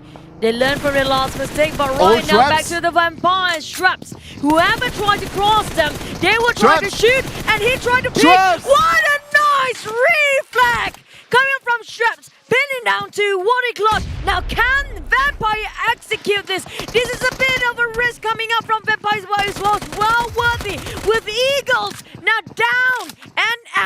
and they are not in the run yet for the top 3. And that's going to be 3 elimination points in the bag. Again, Vampires, they need to collect those still points to have take one. over their first spot. And now Team Secret have been eliminated at 14th place. At the same time, we can see that RRQ, who's also desperate for the number 1 spot. They need to collect the points in the bag, but at the expense of EVOS Reborn. Mind you, just now Eagle Esports still have 1 more players. It's not the entire team being flat out. And Ion side still playing around the coastline, trying to just exchanging pleasantries with the side of TAM Entertainment, but it's not that pleasant, isn't it, Ramsey? Oh, yeah, it's not going to be present for Frenzy as well as he starts to swim into the water. But then again, there is still a little bit of water to play with. But for the next circle, it may not be enough for him. It may shift up onto the main peninsula. But let's think about that later. Put focus on the TAM Entertainment as they start to backstep and they start to move in onto Vampire's compound. Nice. One of the best, most damage output player just now. Coming up from Bacon Time with 0 elimination by far. They still have 1 in the back, so they won't go empty-handed. But he doesn't have enough first aid. And Appy coming out from YOODO Alliance for Rivals. Caught them from the back. Now this is a bit of a problem. Even though Appy is just going in for the entry, it's going to be against Hill. Megamind trying to retaliate. But the problem is, he doesn't have enough covers. Oh, Megamind, yes, he not only does he not have enough cover, but he doesn't have the zone at the same time. And the zone is starting to close in, putting pressure on the utilized 4 rivals. Megamind takes out Pamburu, and at the same time, the zone is unkind towards Appy, taking him out as well. Oh, trying to play low and slow right now. Circle shrinks. It's going to be the 5th phase. For some teams, they have a lot of first aid, but for some, they are non-ion. Playing a bit of a fist fight against TAM Entertainment. It didn't work. He got a gun. He got weapons. Might as well build it out. It didn't work out well for Ion, but we do know FARANG now eliminated at 12th place. Yeah, it's tough for that kind of gameplay, right? Yeah, it's like who got the land first will win. But now, who gets the circle may win between TAM Entertainment as well as Vampires. Vampires, they still have the compound and they still have the circle too. And now, back towards boxing again. Still giving the pressure towards TAM Entertainment. Oh, TAM Entertainment still there. Vampires going in for the rush. We're jumping from 1. Oh! Slip over, jumping down as a steep cliff. Oh, here we go.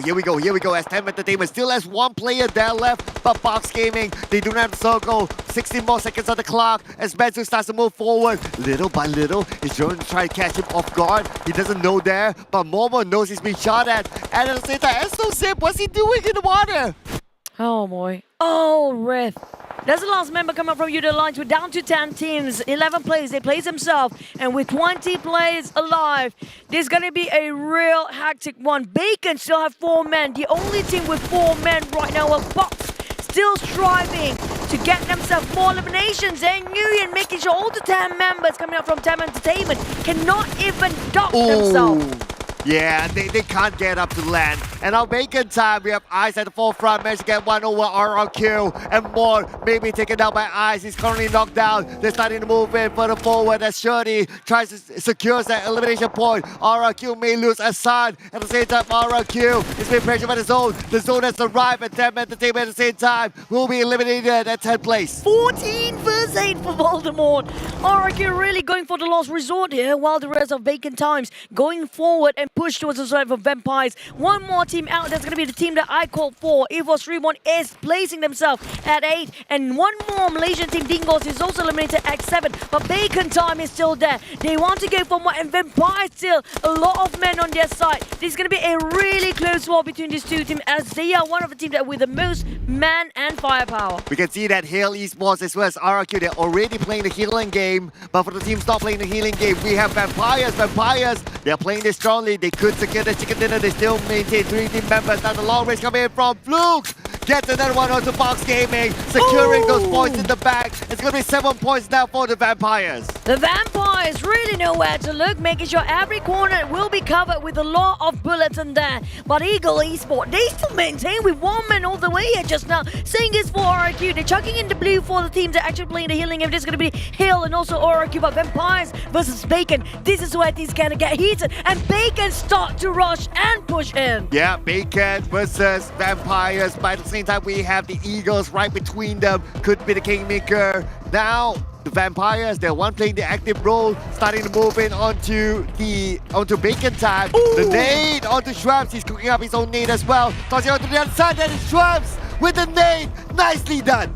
Oh, but Shurji trying to do the same thing here. They're both exchanging nades. While we have one player playing the healing. That's going to be on side of RRQ. Eagles just stay quietly. He can actually be the third party if he wants to. Imagine if he got himself that chicken dinner. But we've not done it dusted yet. As both Vampires and also Bacon playing ring around the Rosie. Oh, Schwabs is still alive and healthy. Tossing out Molly onto the other side. Schwabs will need to recover himself quickly as RRQ will be taken out of 4th place. 4 elimination points between Vampire now versus Bacon time. Bacon time with the 2 left. Eagles have been eliminated at 3rd place. Only 1 elimination point. And now Vampires, they have Bacon time surrounded. 2v2. They're trying to find Ice and Shirty. On the other side, it's going to be Vampires. Right now, dominating is going to be Bacon with 5 elimination points on their side. Shirty found out. He's just around the corner. He found one. He can execute it. He knows exactly where. Ravenclaw going for it. It's going to be Bacon time. Taking this chicken and the wildcard Sunhawk. Oh my goodness. Bacon time again and again and again. But then again, Choo-Choo, because Vampires, they managed to survive. They managed to play until a 2nd place finish. They will close the gap with DXAVIER. How close it is, I'm not too sure. We need to do the math. We need to look at the overall chance later. I agree. The fact that DXAVIER's getting out quite early as well, that will actually impact quite a lot. We have to calculate how much Vampire eliminated, that's one thing. And also, can DXAVIER still maintain the first spot? Plus, where do Bacon, right now, Bacon time, where do they stand? Because they might as well, the last minute push, everything can change. Because we've seen that before, and it might happen again. It might be a deja vu, and just relive the moment for a bit. That's going to be the last Sunhawk highlights.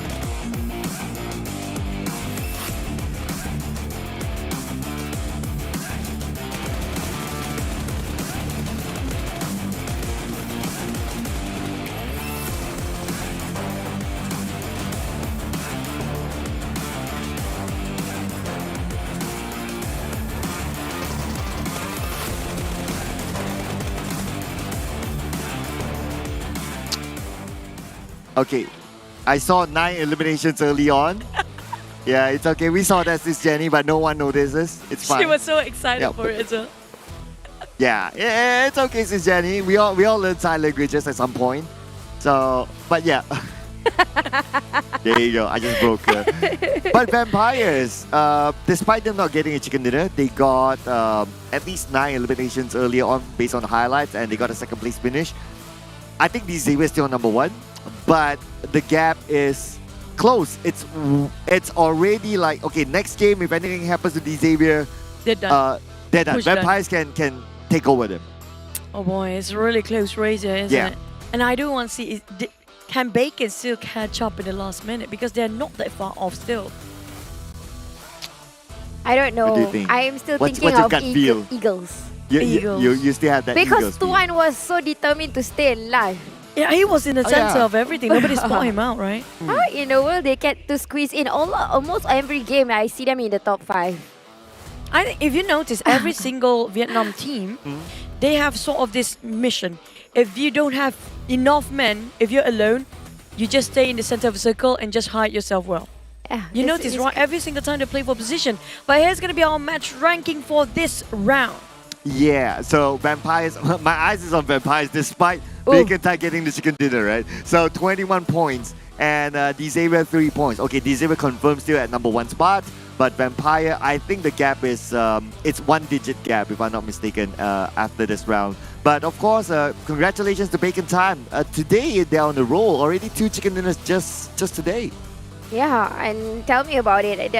The catching up is possible because, like what Chuchu said, it is enough time for them to catch up. And plus, right after they win the game, the camera was zooming into the players. He was discussing like what went wrong. So it's like, bro, you just got a chicken dinner. I think they're trying to improve the game even further. Maybe because there was a breakdown in communication. That's why. This is why we like offline events. We can see the players' reaction live. You know, right?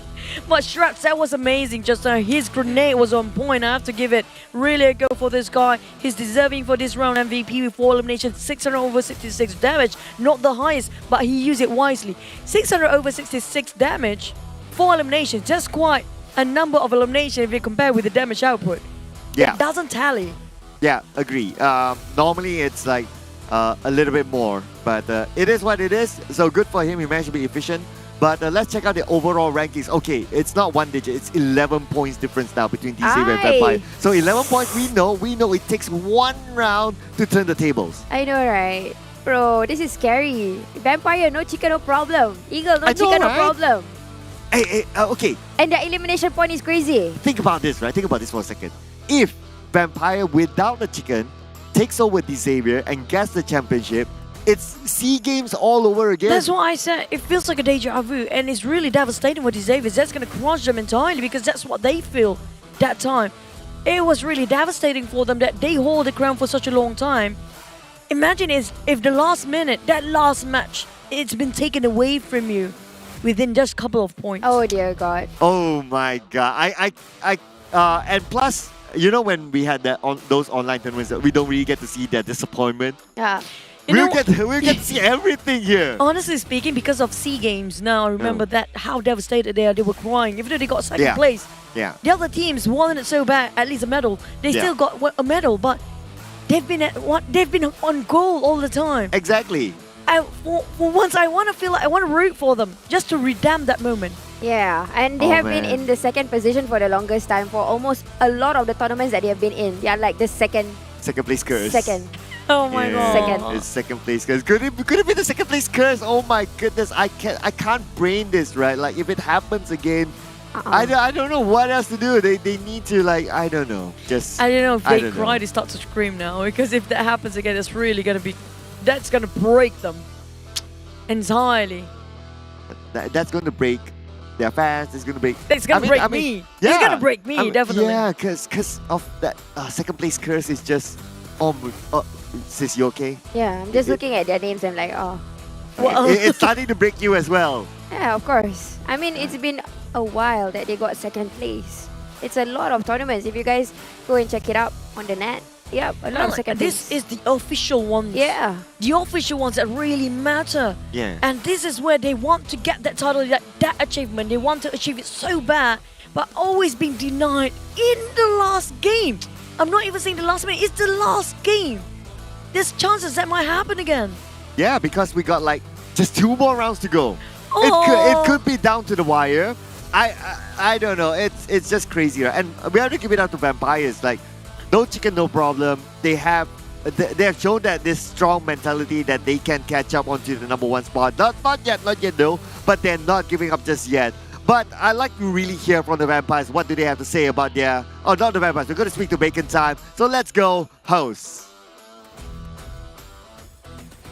Thank you to our amazing analysts. Thank you so much for that. And right now we have Bacon Time winning their second chicken dinner in third day. Congratulations on that, Ice. And we have seen that very aggressively they have played between Bacon Time and also Vampire. They both are very, very strong team as we know. And we have saw how they actually turn it over and take chicken dinner at last. So first question out of all, how do you feel during that last circle facing another two strong teams during that time? คำถามนะคะก็คือว่ารู้สึกยังไงที่เอาชนะเกมสุดท้ายมาได้ค่ะก็รู้สึกสนุกครับรู้สึกมัน I said he was very fun. He's so much fun for the last game, last circle. Okay, so during last circle tu memang orang rasa bertuah sebab orang dapat circle dan orang rasa confident sebab member dia semua hidup lagi and orang pun boleh execute plan sebab orang tahu yang team enemy tu dah kurang, orang pun member so orang ada advantage lah. Alright, so they take the advantage as two of the team, they are not full team and they just go all out to take over Vampire at last as well. So congratulations on that, well played. And for second question, we would like to know what is the preparation of you before coming to Malaysia for this SEA Championship? คำถามต่อไปนะคะก็คือว่าเตรียมพร้อมยังไงกับการที่ได้มาแข่งที่มาเลเซียครั้งนี้ค่ะ ก็เตรียมตัวเหมือนทีมทั่วไปครับเตรียมตัวปกติแต่ก็จะซ้อมหนักขึ้นกว่าที่เคยซ้อม So I said that his team practiced a lot for this tournament and practiced so hard to join this tournament. Okay, so preparation untuk di Malaysia, diorang banyak train, tengok scrim apa semua and then during diorang sampai ke Malaysia, diorang banyak tarik nafas yang dalam untuk biasakan environment Malaysia macam mana so diorang rasa selesa dekat Malaysia. So itu je.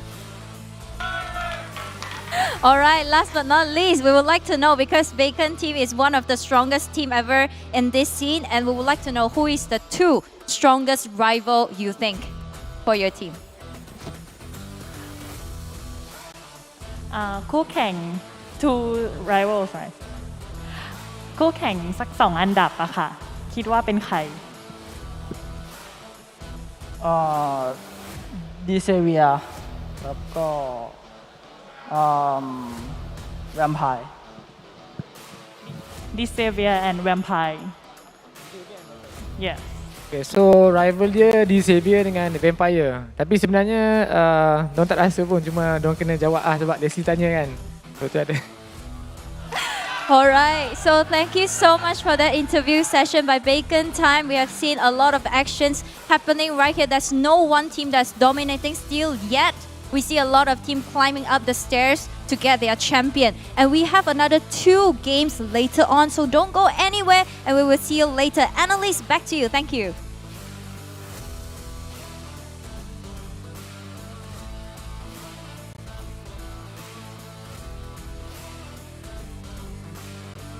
Guys are observant enough. Behind us is actually the Bacon Time players. Oh yeah. Just behind us. That's Bacon time. Bacon Bacon time. Say hi. Yeah. Kidding. A camera shy. Yeah. But you know what? Their jersey, right? Like the name behind. It's like it's like a cursive writing. It's a signature. Yeah, it's a signature. Yeah. Right. Yeah, I think they can somewhat see maybe. Yeah, they can see. I just need to beside shift you. a little bit. Yeah, there you go. That- Yeah, the design is unique. Yeah. Yeah. Oh, they're taking pictures right now, actually. Okay, with us at the background? Yes. Okay, into frame.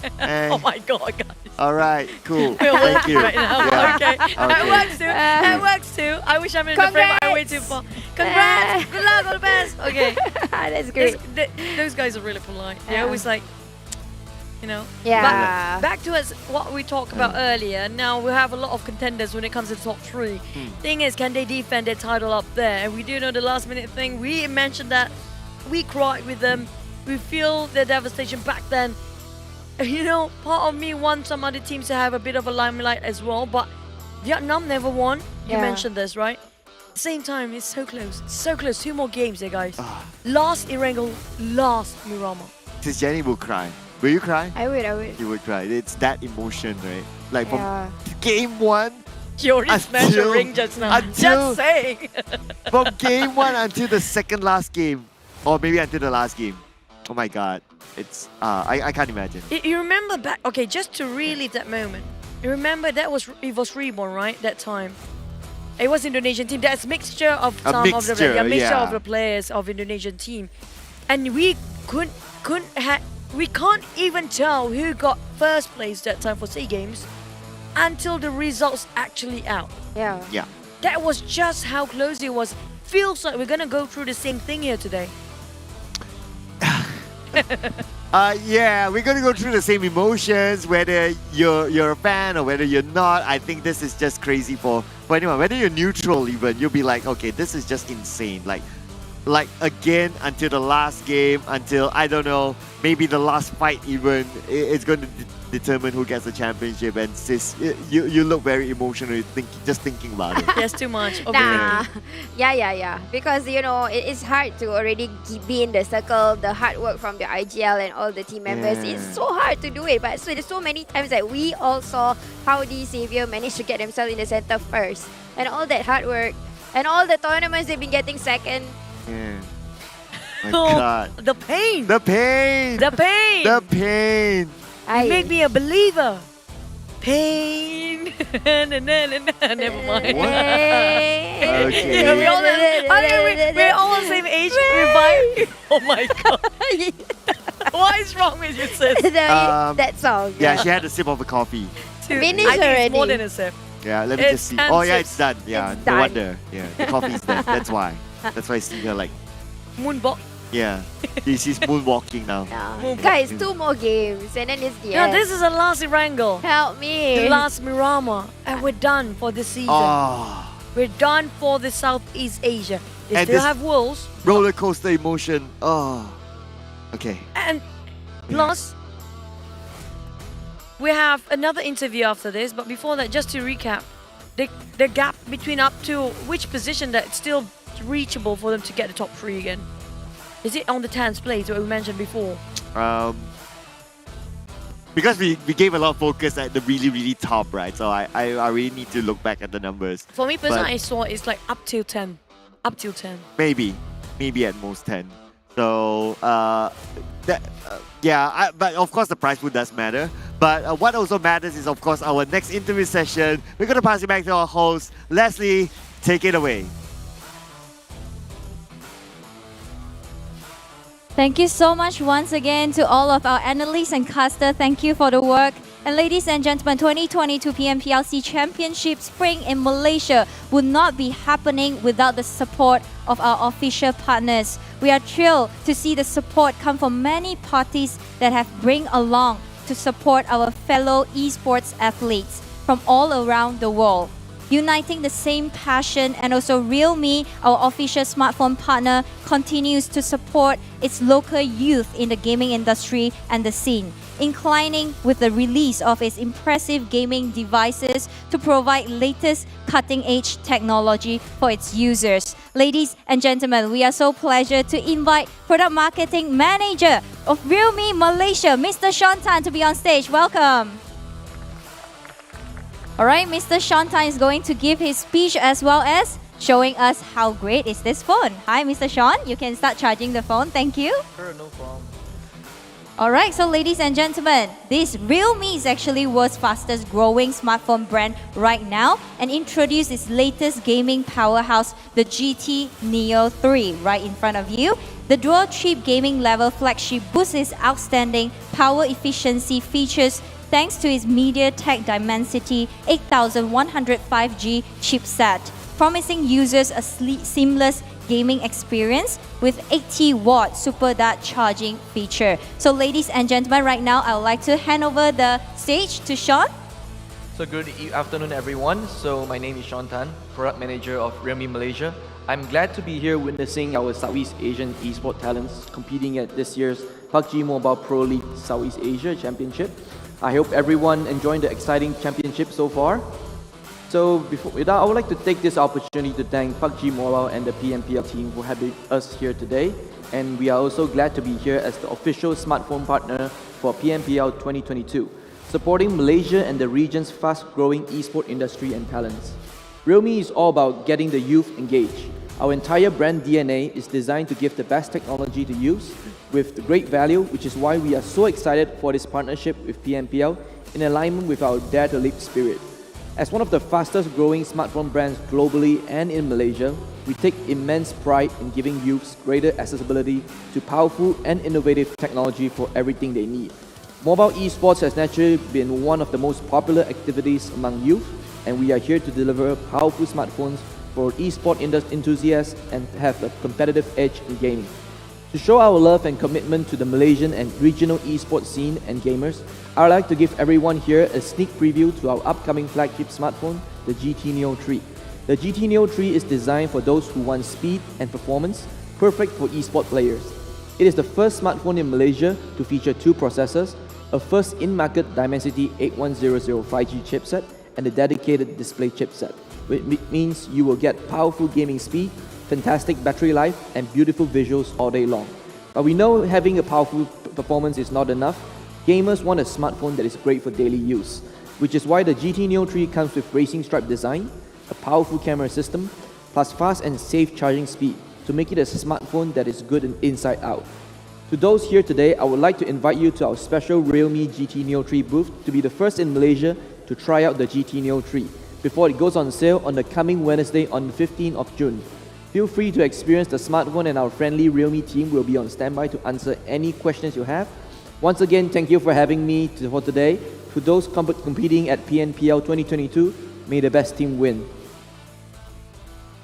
Alright, thank you so much, Mr. Sean Tan. So ladies and gentlemen, right now we are going to a break before the next game. Enjoy. Alright, to all of our offline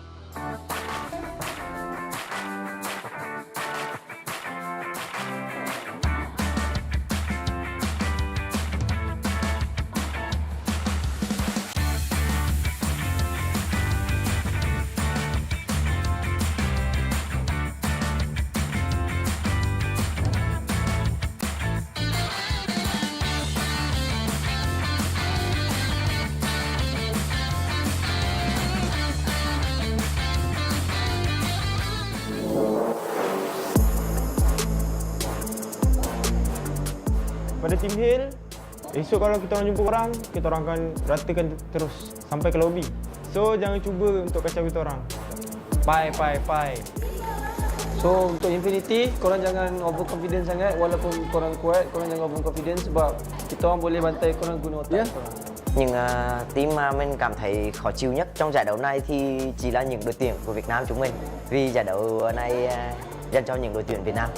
ฝากถึงไอออนนะครับอย่ามาแย่งกับพวกผมครับแชมป์อินโดผมก็ไม่กลัวนะ ก็รายการนี้ไอออนจะทำอะไรก็ทำได้เต็มที่ถ้ารายการหน้าเดี๋ยวมึงเจอพวกกูแน่ ก็เดี๋ยวรอเจอกันหน้าสะพานหรือตรงไหนสักที่หนึ่งเดี๋ยวลงไปค่ายเดี๋ยวเจอกันบอกกิมมิ่งเดท Jadi buat rival jauh-jauh dari area kalau nggak mau rata.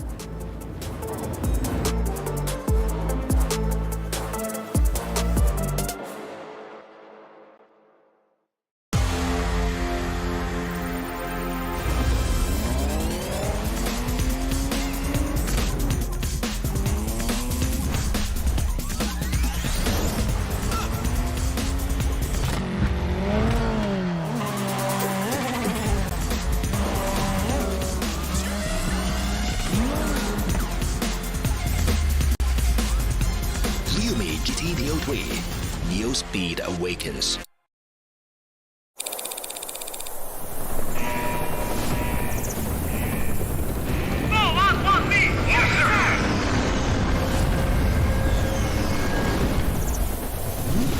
Where are my teammates?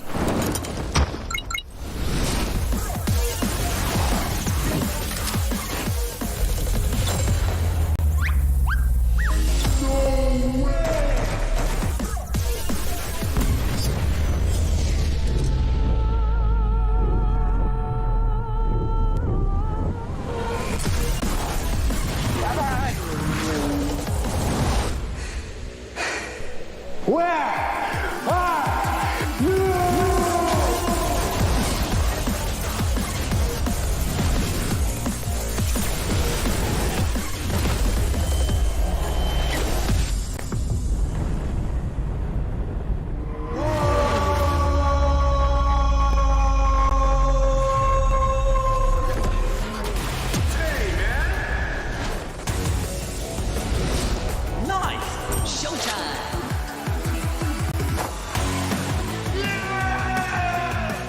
The official version of lyric is coming. Let's lyric all day.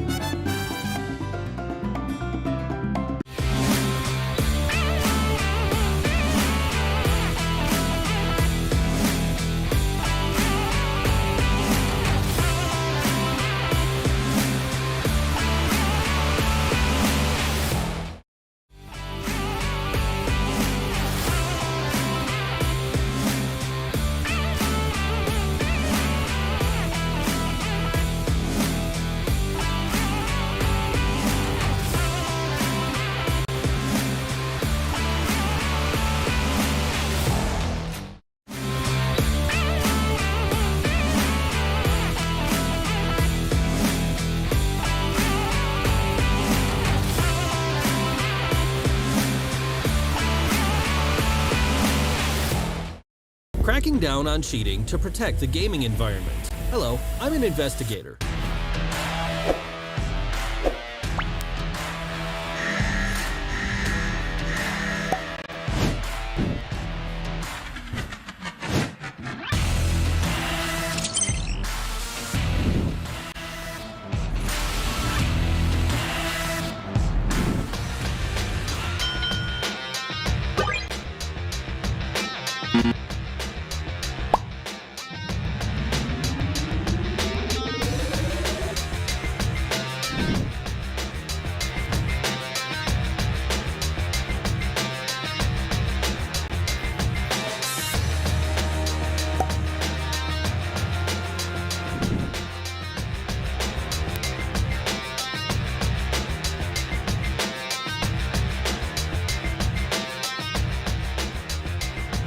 Well, that's all for this video. Let's continue to crack down on cheating to protect our fair gaming environment. See you next time.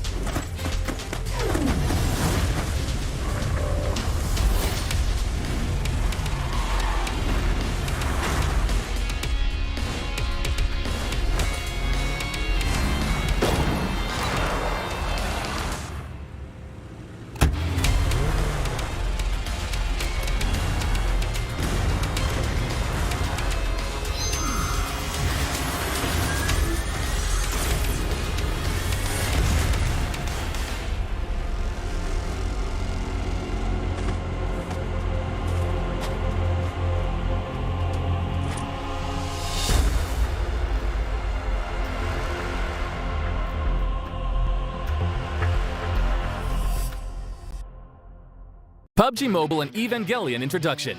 Hello there, PUBG Mobile players. In PUBG Mobile version 2.0, we're debuting the PUBG Mobile and Evangelion collaboration. Players can witness Evangelion Unit 01 engage the 6th Angel in battle from up close. Now, let's introduce the interesting gameplay and spectacular performances to be found in this collaboration. Let's see what players can expect to find. Special Blue Zone mechanic. The PUBG Mobile and Evangelion themed mode can be played in the themed maps of Ranked Mode, Erangel, and Livik.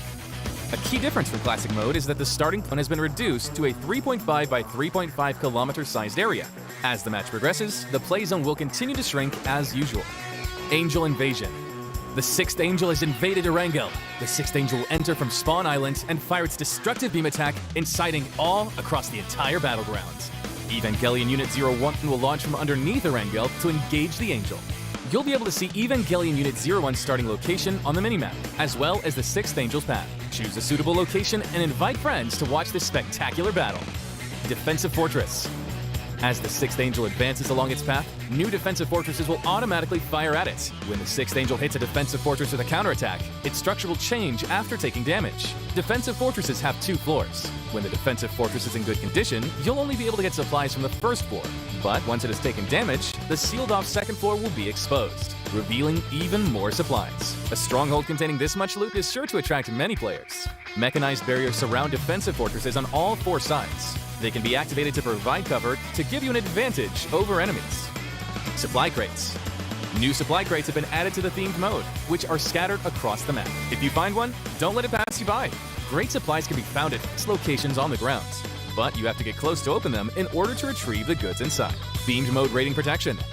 From 519 to 67, get rating protection for the first themed match each day. Play the new mode with friends as much as you like. Aside from the exciting themed mode, there are also lots of Evangelion collaboration items and themed events to try out. If you want to know more about the PUBG Mobile and Evangelion collaboration, please follow our official PUBG Mobile accounts. See you next time.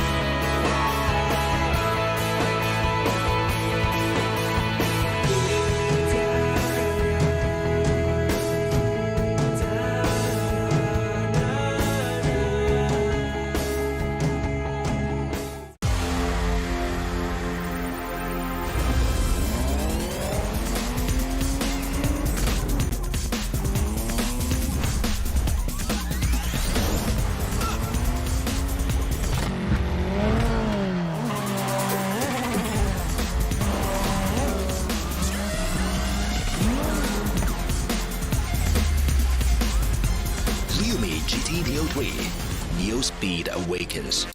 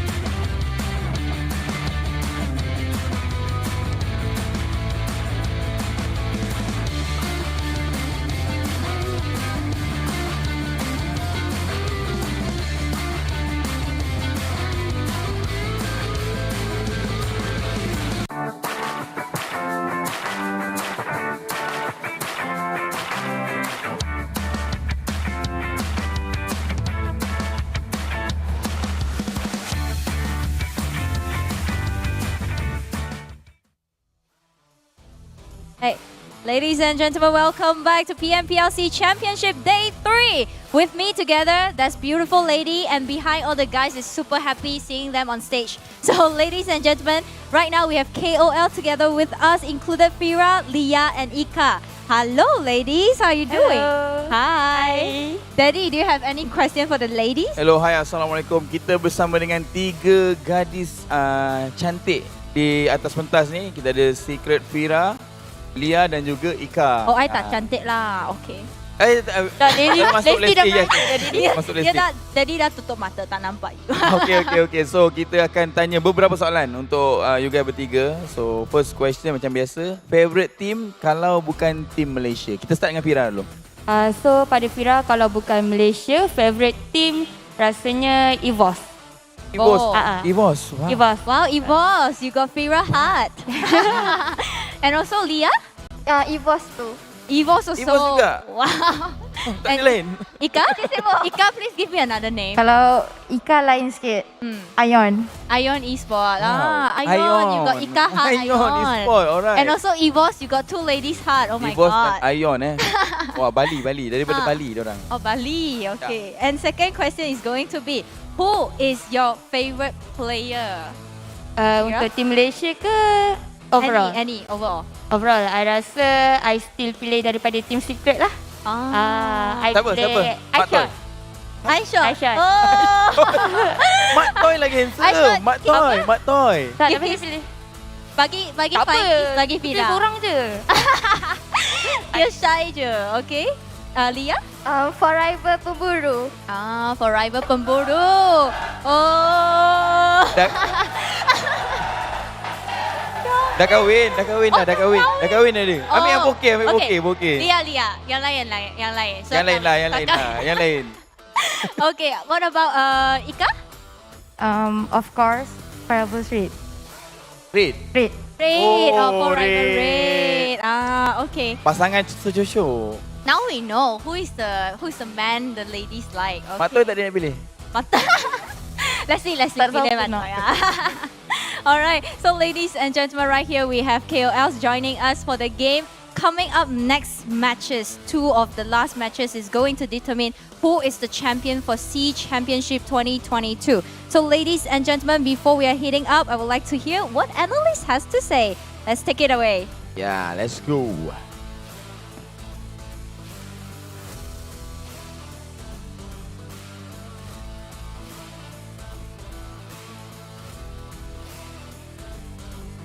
Hello everybody and welcome back. That was a quick rush. It was a pleasant surprise. Everybody can't wait for the 4th game. We're down to 2 more. I know, Last right? Erangel, last Miramar. My goodness, 1 Erangel, 1 Miramar, and then we will know who will take this home or whose hearts will be broken. I don't know, man. I don't know who to root for. Honestly speaking, at this point, it's just so hard. It is very tough to tell. Yes, we have our favorites. Okay. But they are teams that we feel are really deserving as well, right? Yeah. Okay. Let's talk about our earlier prediction today, right? Yeah. So, do you still feel? Wow. Thanks for grabbing. Do you still feel? DXAVIER? Because you said DXAVIER will take home the championship. Do you still, at this point, it will still be DXAVIER? If they remain consistent, yeah. Because I realized that if Eagle were to take over, it would still be at least about a lot of elimination points. I don't think that's possible. It's a bit too far, yeah? Yeah. Okay, but anyway, what's not too far should be our viewership, as we want this 500,000 live viewers online, ladies and gentlemen. Make sure you share it out. We have 2 more games to go before we unlock this permanent set. So make sure you do us a favor. And help us to all get a permanent set, basically. That's true. We're close to having the end of the day, and also this is your last chance, all of us our last chance to win ourselves something memorable for the event. And also this is something that I think our end of the table Phoenix will have to talk about. Me? Yes. You're the Phoenix. Choo-choo. This is not Choo-choo's Phoenix, but she's the Phoenix, and she's going to do a Phoenix dance avatar free. I don't think my weight support for me flying. So I'm like, she did. She owes us a dance. Remember? Oh yeah. I Just didn't owe you guys because. anything. I Just don't owe because. you anything. The But Phoenix okay. dance. A Phoenix dance. Okay, I'll think of it. I don't know Yep. how. Phoenix nuts. By the way, for this event, right, you can actually log in every day to collect that this sort of a point. So there's a daily login to it that you can do. Yeah, and if whether you have time to play it or not, that can be a separate story. But you can still log in every day to collect these points and also unlock that Phoenix Adana as well for yourself. Fun fact. Okay. Wow. Oh wow. Oh, song.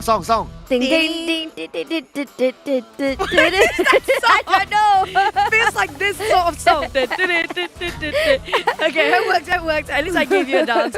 But this is going to be a hat-to-hat, two hats going as one, but a different team entirely. Shraps and also Shirty, BAC, Bacon Time, and Vampires, they are in the run right now. They can get themselves in #1 spot. Especially Vampires is so close, yet so far. Yeah, just because they get a chicken dinner, right? Like, not many people really talk about them, and all of a sudden they show up like as the title contenders. So that's really interesting. But what's interesting as well is that we can see here, Shraps is more efficient. Like he comes up with almost the same amount of damage as Shirty, but he gets more eliminations, 50% more. Team contribution wise, he played with his team more as well. So Shraps, we did see that in the previous round as well. He was one of the pinnacle players that he guarded one of the entry points, and I felt that he definitely did a lot in that round. Yep, you can see that the fact that the two of them are most valuable, at least for Bacon Time, because we know who actually gave a lot of the damage. It was a teamwork, I would say, but Sherry had a bigger angle, but I'm quite surprised that he didn't get so much elimination. Maybe because it was a teamwork and then someone else had to finish the job. But here we go, looking into the towers of elimination and damage. Vampire Esports, almost every round they are consistent. I can count the number of times that they get a low tower, not the high tower. Especially today. Yeah. Especially today, because this is where everything is so critical. They do know their priorities. It's going to be the only day here today. And most teams that really perform when it comes to the first day, we mentioned about EVOS REBORN example. They have not been outstanding when it comes to the last day. So that's a bit of a problem. Like we mentioned in day #1, it's not how about your start, it's not about the process. In the end of the day, it's all about the result here when it comes to the last final day. If it happens, it happens. If it doesn't, you can see Sis actually saw someone that enlightened her heart. It makes her smile. Someone was tossing something and like having fun of it. And now we are looking into the fun that we are going to predict. It is going to be Farang for me. You're going to see me doing the crony thing again. And Sir Cloud is going for Vampire. And Juju's going to go for RRQ. Yeah, why not? Because RRQ still can manage to go up high up there. But for the last match, we have to wait and see. Right now, how much of the gap again? We want to see. I definitely feel sure enough. It's the top 10 that's really in the top contender for 2nd and 3rd place. But for the 1st place, reachable up to the 5th place. But let's hear it from our Filipino casters as well. On the other side, we have Kuku TV together with Bag and back to you. Back to Ku. Back to Ku. Back to Ku. Yeah. Back to you, you know. Back to Ku and you. Back to Ku. I mean, can we stop tease our whole Filipino casters? And they are. I wish I can be their friend, so I wish anybody would be But one. you need to send them food, you know. Yeah, it's too Then far. you're considered friend. If not, you know, you can't beat Sis Jenny. Because she sent You're Kuku my TV friend, food. right? Yeah. Even my Singapore friends send food. We are the food people. There you go. I'm surprised your Singaporean friends are actually willing to send us food, and he actually sent it to the table to that point. Jenny gang. I'm like, what is this for? It's our food. What? Who gave it? My friend. So if you're friends with Jenny, you never go hungry. True. But you I'll might take that. be out of love. What? I thought you need love. Out of love, set me free. A lot of my friends are out of love. Okay, yeah. See? Example. I'm full of love. So that means Kuku TV is out of love as well. Exactly. Oh yeah, he's single. So I'm not your friend. Oh. You are. I'm a bit high tier than that. I put myself there. I don't care. No. I mean, like, I'm a high tier than a normal standard single friend. Oh man, that's it. I'm in the next level. Sorry, Cloud. Yeah. Okay. Yeah. That it's uncomparable. Yeah, I understand. But what can be compared? Because we're English casters. Yeah. Pan.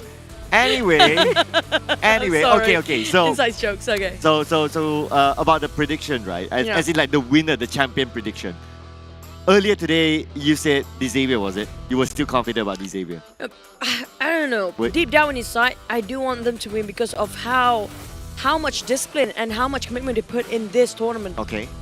But at the same time, I do want to see sometimes a different team going up there as well. Because so far, since day number 1, it's no other than DXAVIER holding it. Yeah. No I'm one. torn. I'm torn Not between even two. like a go up and go down. Not even. Crazy. I want the suspense on the last minute. Right? Maybe something tried to snatch it away, but I'm hoping DXAVIER to get it. But at the same time, I do want other teams to try and get it as well. So the main point is that you still think DXAVIER can get it. It's of course. You still think They're they still get it, up there. but you want someone else to get it too. Yeah. Yeah, you see, so complicated. I have to break it down. Yeah. But anyway, we can see the teams getting ready. That DXAVIER, we saw them prepping up together. They did their high five thing, you know, that war cry thing. They just did that, and now they're jumping into the lobby, or maybe a starting of the lobby or something like that, whichever step of the process there is. So for Sis, how are you feeling about this next round? Erangel, it's Erangel. Hey, your favorite match. Yeah. Every single time when it's the finals and it's the last 2 matches, I will already feel the jitters because one, it's ending, another one, it's going to determine everything. Imagine the teams that gets too soon. Oh. Let me imagine. And this is where we start to question, will there other teams that try to snatch over some teams' drop spot here because they have nothing else to lose?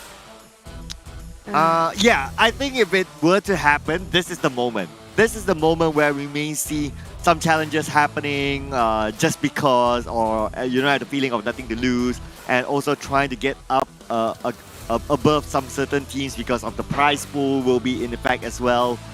So I think if we, like the thing that we talked about before the show started, will there be challenges? This is the moment. This is the time where we will see it. Oh boy.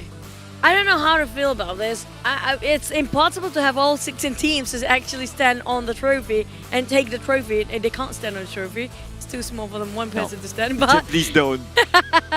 Unless you can stand on that big screen size trophy, then it's fine. But not the it's one. still not enough. Table. But we can't chit chat is done as we will fly into our last Erangel for this tournament, and then we're down to the finals, last game. Says Jenny, are you ready? I am definitely ready, and looking at the flight route is similar to the first few Erangels that we saw. Starts near Quarry, ends in Noble. Aye. Now, we've seen this kind of flight path. Whenever you start with skew it to its more on the southern part, will it go north then? We started off today with shooting range. I think not really entirely shooting range. We ended up right on the northern side, no matter regardless. So, are we having the same sort of circle here today? Oh, it's on the north? I'm not so sure. The last time we saw this, the circle ended near Gatka ruins. I hope it's gonna go north. But then if it's north, Yasunaya has that tricky cliff. So I'm torn into 2. Oh boy. We're gonna have to wait and see, but sometimes it surprises us. This is what the beauty of PUBG Mobile. If it happens to be Sonov's community base, so far the entire tournament, if I remember, did we only get one Sonov's community base? I think we did. Yeah, only one. we did Only have. one. Only one. I'm still nervous. Come on, show me the circle. Because the previous Miramar, they left us hanging. I know. Oh, it's up north. There you go. Shooting range it is. Maybe right on top of the Roshawk. Feels like the first game of today is actually like this. Like what? This circle. You leave me hanging, sis. I'm like, what? Yeah, just literally I looked at Chuchu. I'm like, well, like what? First yeah. game in Erangel. Last one we had was like very near outskirts of Chinky. Yeah. This was very similar to our first match today when it comes to the circle. But it's always down to the last few, especially starting from the third phase. If the circle is there, it's going to be there. It won't move as much. It's more information for the player to actually know where they have to actually transfer. This is a bit crazy to see. Rotations are happening. Ion is making rotations from the start. Pick here. This is near Milta Power. Similar rotations that we are seeing. And it's just rotation so far. But I'm telling you this true. This is pretty early of rotation. They have to. Yeah. Because just remember the flight path just now. It's more on the southern part. It cutting across right onto a farm and all the lines in it. Now, the circle, on the other hand, it's heading up towards a shooting range. So that's quite high up north. Imagine it's really north all the way. If they came in late that time, then it will be a bit of a problem for them to find themselves a good checkpoint to just camp there for a bit. And we did mention... Ooh. Is this scary? Nah, it's not. It's they something just that, land. This is a very late land. Yeah, but it's something normal that YOODO Alliance for Rebels would do. But they usually do it in Marama, but sometimes they would do it in Erangel. It's like something like their signature, just to see where's the rest. Where's the rest? They went to school. This is where we're at right now. So now Scott Military Base taken by the Infinity. They have the longest journey to go up to the northern side. But they'll be okay as long as they got themselves a couple of boats and a couple of vehicles to go, and they don't have to cut across the bridge, and they'll be just fine. We don't see a lot of players actually using their boats these days, don't they? I think the last time I saw it, it was Sandhawk. But in Erangel, it's usually when, you know, the circle closes into Sovnoska. So that's the only time where we actually see them using the boat, utilizing it. But for now, I don't think they need to, looking at how the circle is. It's going up north. But if they were to take a boat, I don't think it will have enough patrol. You have to go like from the usually nearest, they have extra can with them. Yeah. Right? But the nearest checkpoint for the boat right now, looking at the circle, it's Primos. Bro, that's so far. If we want to go further, just go Zaki all the way. Why not? We never had Zaki ever. Yeah. Same goes for Oasis these days. But right? I do want to mention something though, says Jenny. Box Gaming, right? If you notice, the entire day here today, they have been disrupting a lot of teams when they're transferring towards the side of a circle. So I'm expecting, including Box and even BN United, keep our eyes on these teams because they have been really trying to take down all the teams up there because they have nothing else to lose there. Yeah, nothing else to lose. And I realized they put in SOAS. So I was talking to Seklau earlier. SOAS is actually one of the, I would say, the OG lineup for Box Gaming. So we didn't see him yesterday, if I'm not mistaken. I might be wrong, but maybe because they had a couple of games too soon. That's why we didn't get to focus on Box Gaming. But today, SOAS did a whole lot of work. Seeing a lot of him. But you guys watching at home, this is your tournament. We're down to the last two games, guys.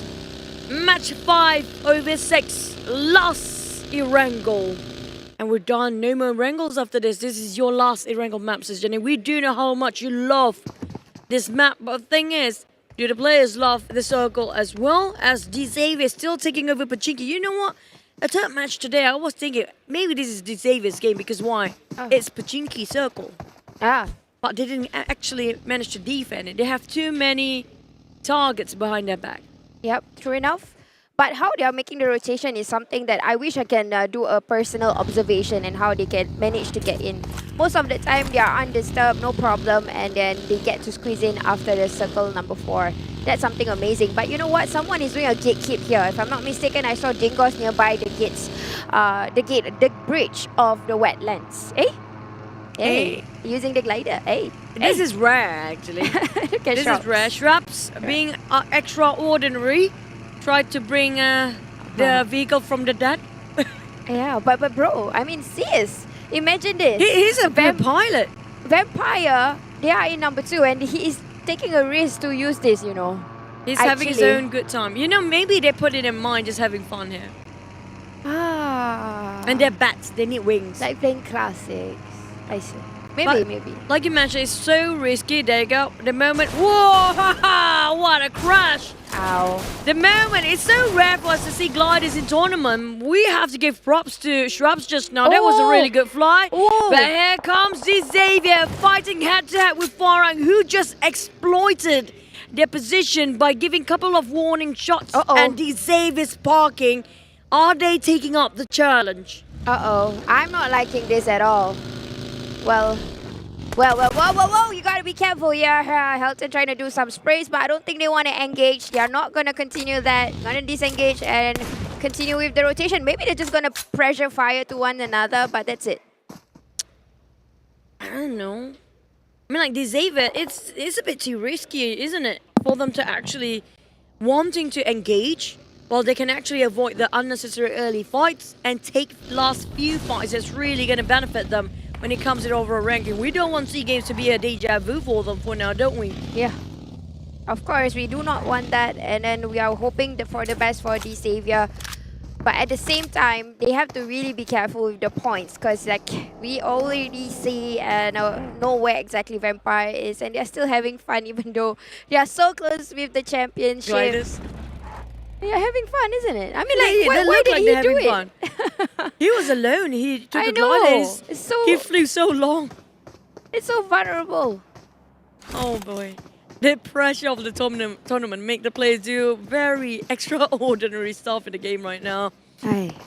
Hale, what are your thoughts regarding Hale here? Oh, Hale? They're scary. And their shooting skills are so sharp that like I think I did answer Sir Cloud. If I were a player, one of the teams that I don't want to meet is Hale.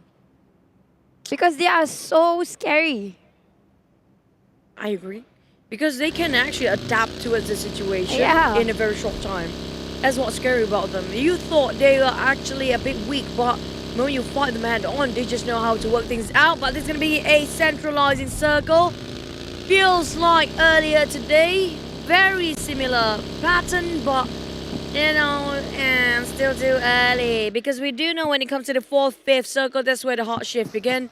Still too early to talk out about what's going to happen, but Bacon time shot, he's spraying it out. Is it going to connect? Oh, they're going to flew away. Yippee, yay, it's going to be a united silence, happily just drive away. Yep, so it's... I would say something about BN United. They have been quite vulnerable with their rotation lately in Erangel. And it's obvious that I think they're just playing it because, you know, they have no chance to get the champions. They kind of know it all already. So they're giving their all. And if there's engagement, they would stop and engage.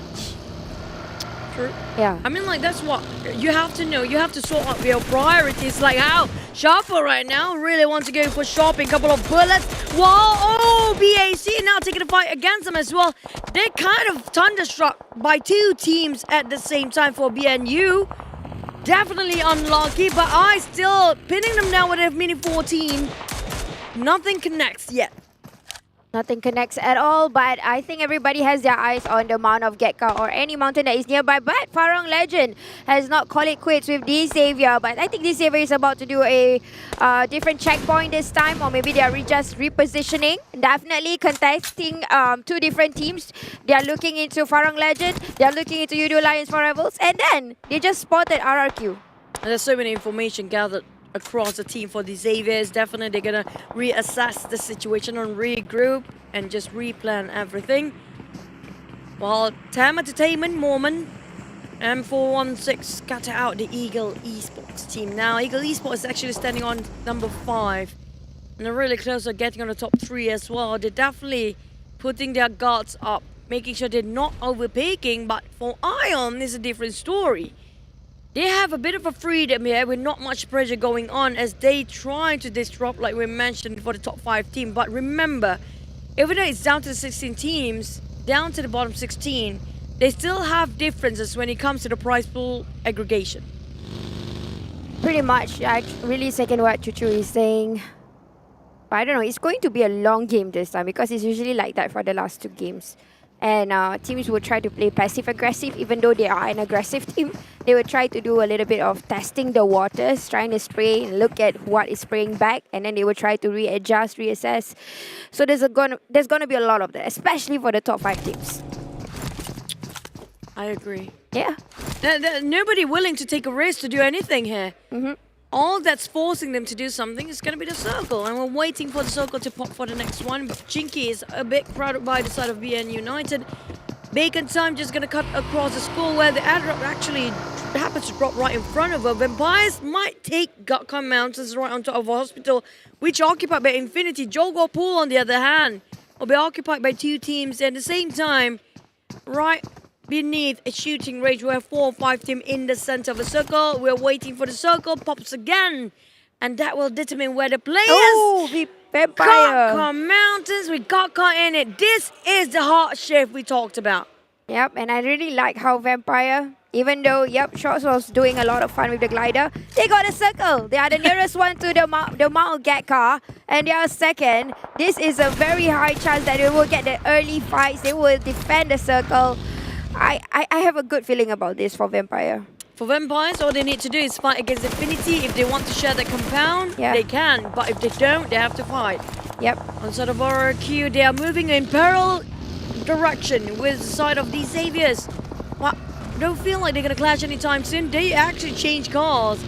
This is how we look like they are very laid back. But with touring over the side of Gutcom Mountain, it's not just Vampires. DINGOZ is here as well, coming up from the side of a right side of a mountain. And Arte. And sorry, it's Kido actually getting the first blood. Finally, one is out.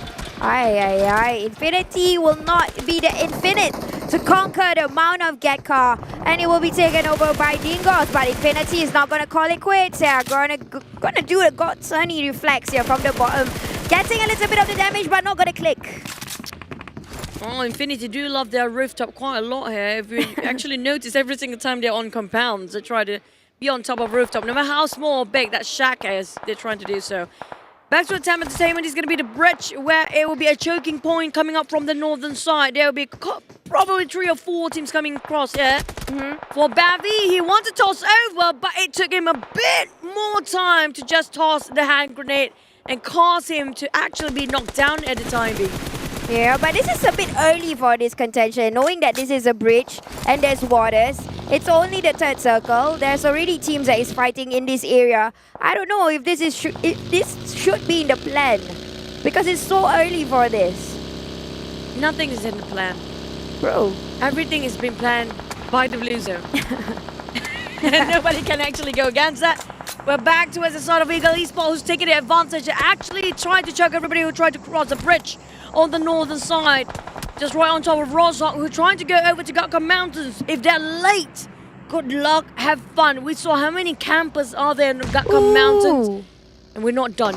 Oh, and I see a crash has happening. This is with the Bacon Time and BN United. Are they ready for the contention? Now trying to push in. Cars is getting ready, but it's not enough. Not good enough time to get that run away. No, you're going to get knocked from the distance also, but West already know what's happening. He's getting a little bit of the damage, taking it out, getting the information, but they are going to slowly reset to fight it back. On the other side, Box Gaming, we did mention about them if they want to disrupt all the other teams, and they actually did. Farang in ruins, being ruined, and it's right. That Gutcom Mountain. This is crucial. Timing, transfers, and also prediction of where the circle might be the next few circles. This is a huge responsibility for the IGL to determine where would they park themselves. If the RJ got this wrong, it's done for them. There's no more wrangle after this.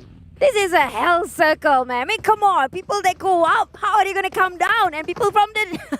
this is crazy. But yep, this is where we are going to see how they're going to rotate. And we can definitely say that Vampire, pretty smart. They've got themselves near the Gatkar Mountain early. DINGOZ is there. So I would say that's going to be a good game for them. But here we go. Box Gaming crashing with all Hail. But Hail is going to go down. Die Hard went down on Megamind trying to come in.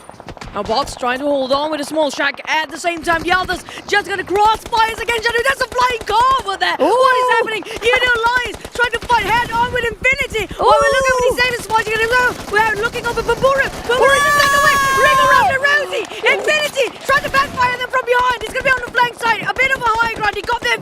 got the seed, but it's not enough as YOODO Alliance bowing out. The first one is actually out. 16th place. That's really, really hard to fight because they were contested from different angles. But here we go, looking into DX. They are getting to the lower ground now, trying to go into the lows of distance, getting one click. Oh, what? That is a beautiful shot from Lamborghini. Still spraying away, trying to confirm the kill and going to search for another one. Vampires, you said they got high chance. They actually refused. They go for disengage. You didn't climb the Gakka Mountain when they had the chance. Now I feel like they're regretting a bit on the side of RRQ. On the other hand, Asa coming in, slowly lurking around the corner, hoping nobody actually shoot them from the back. But in the meantime, they're not high enough. They need a vantage point. If they're stuck there at the foot of the hill, they won't gain as much information and also jeopardize the entirety of the team by exposing themselves two ways up and down. I really like where exactly DINGOZ is. This is really a big potential for them. Even though, yes, they are at number 15 currently, well, at least the least they can get today is a chicken dinner. Another one, perhaps. They have the first one already. This is going to be hopefully the second one because since they are the ones that has invaded the top. But over in the containers of Jogopo, we have two teams here. This is ION versus TM. Tam Entertainment Moment again try to buy time and space for his teammates so he can actually just revive him, but the side of Ion is not giving them, not showing any mercy at all. This is going to be the maze coming up from these containers, and EVOS start to move again. Farang, well, Ion still trying to spot out where should they land the nade. It's so hard to see through these crates.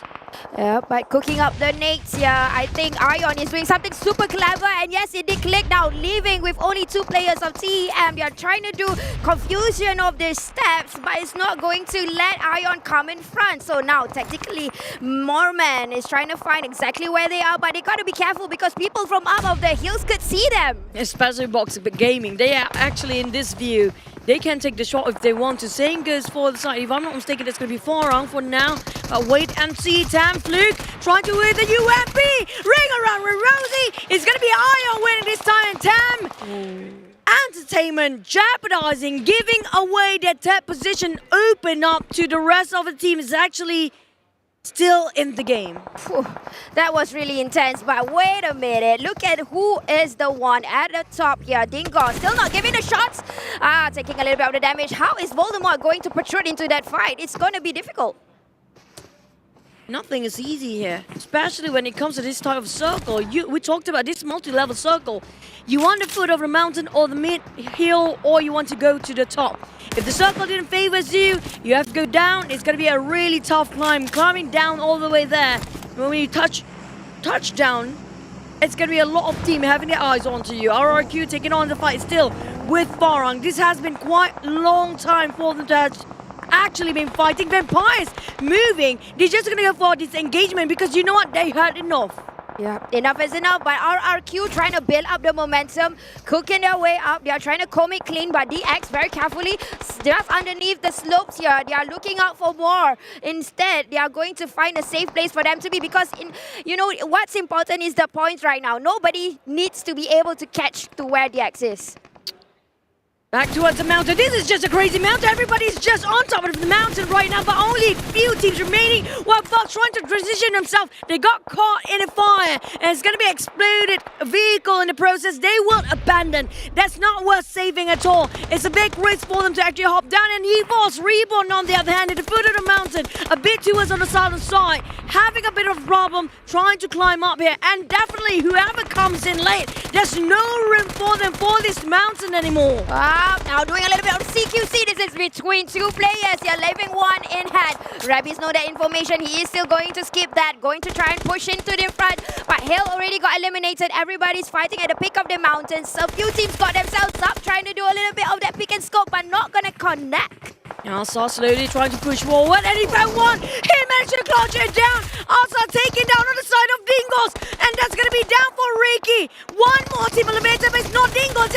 There's been fighting behind it. Couldn't clutch it in. What a nice opening call coming out from the side of BAC now. Never mind, I'm going to shift over here because right now, Shirty, it's not done. They can arrest whoever's in on top. Oh, but the CQC is coming in clean. Now Evo is trying to take over this, and Nurpe from the distance seeing these yummy shots. This is not going to be a good entrance for DX, and then from the distance, still disturbing bacon time. RRQ giving a good display of third path Classy gameplay, long distance, still spraying away, not clicking the shots. They are the key control right now. They are, but they are at the edge of a circle as well. We have to look and watch and just review about where the circle might pop next. And they actually end up on top of RRQ. They are on the high ground. They got the most vantage point. It's theirs to defend this. All they need to do is just stay where they're at. And FARANG eliminated at 8. And this is not stopping as we're looking over the top 3. It's still contending. And it's open up for EVOS to actually fight. But there's only one person coming up from EVOS. But this is really a huge sign for RRQ. Look, they are the ones that is on top now. They are on the pick. They can find information. They can see people. And I don't think it's a problem for them to flush down. And right now, just looking for one more player, EVOS. Ngerpeku already know what is happening. He's going to cook a nade. I'm not sure he's going to connect a node, but it's only just one player. Now here comes BN United. Sunos trying to open up the space. Make an opening for the team to actually crush in or just push forward. But the problem is, with the smokes going on, the bridge smoke, open up by Ion, definitely there's a long shot, but it still connect no matter what, irregardless. It's still going to be so hard for EVOS actually going out quite early. I thought they were waiting on top of this mountain, but never mind. We're looking over the side of Vampires. They've been shifting a lot of their position, and now it's so close for them to secure this one, but they don't want to commit so much against BNU.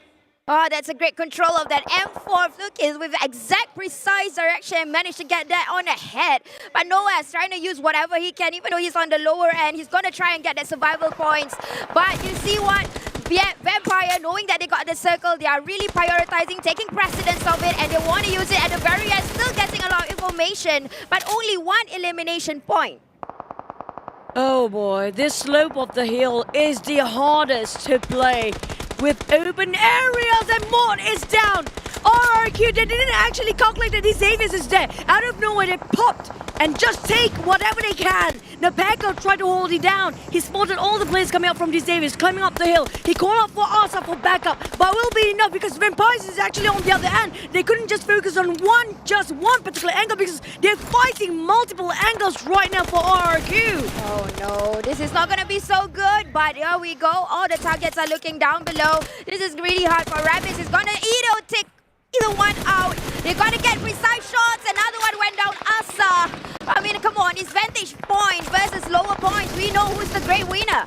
Oh, Asa, what a clutch! This guy bought so much space for the entire team. They might actually be backstab, flank, right, left, and center.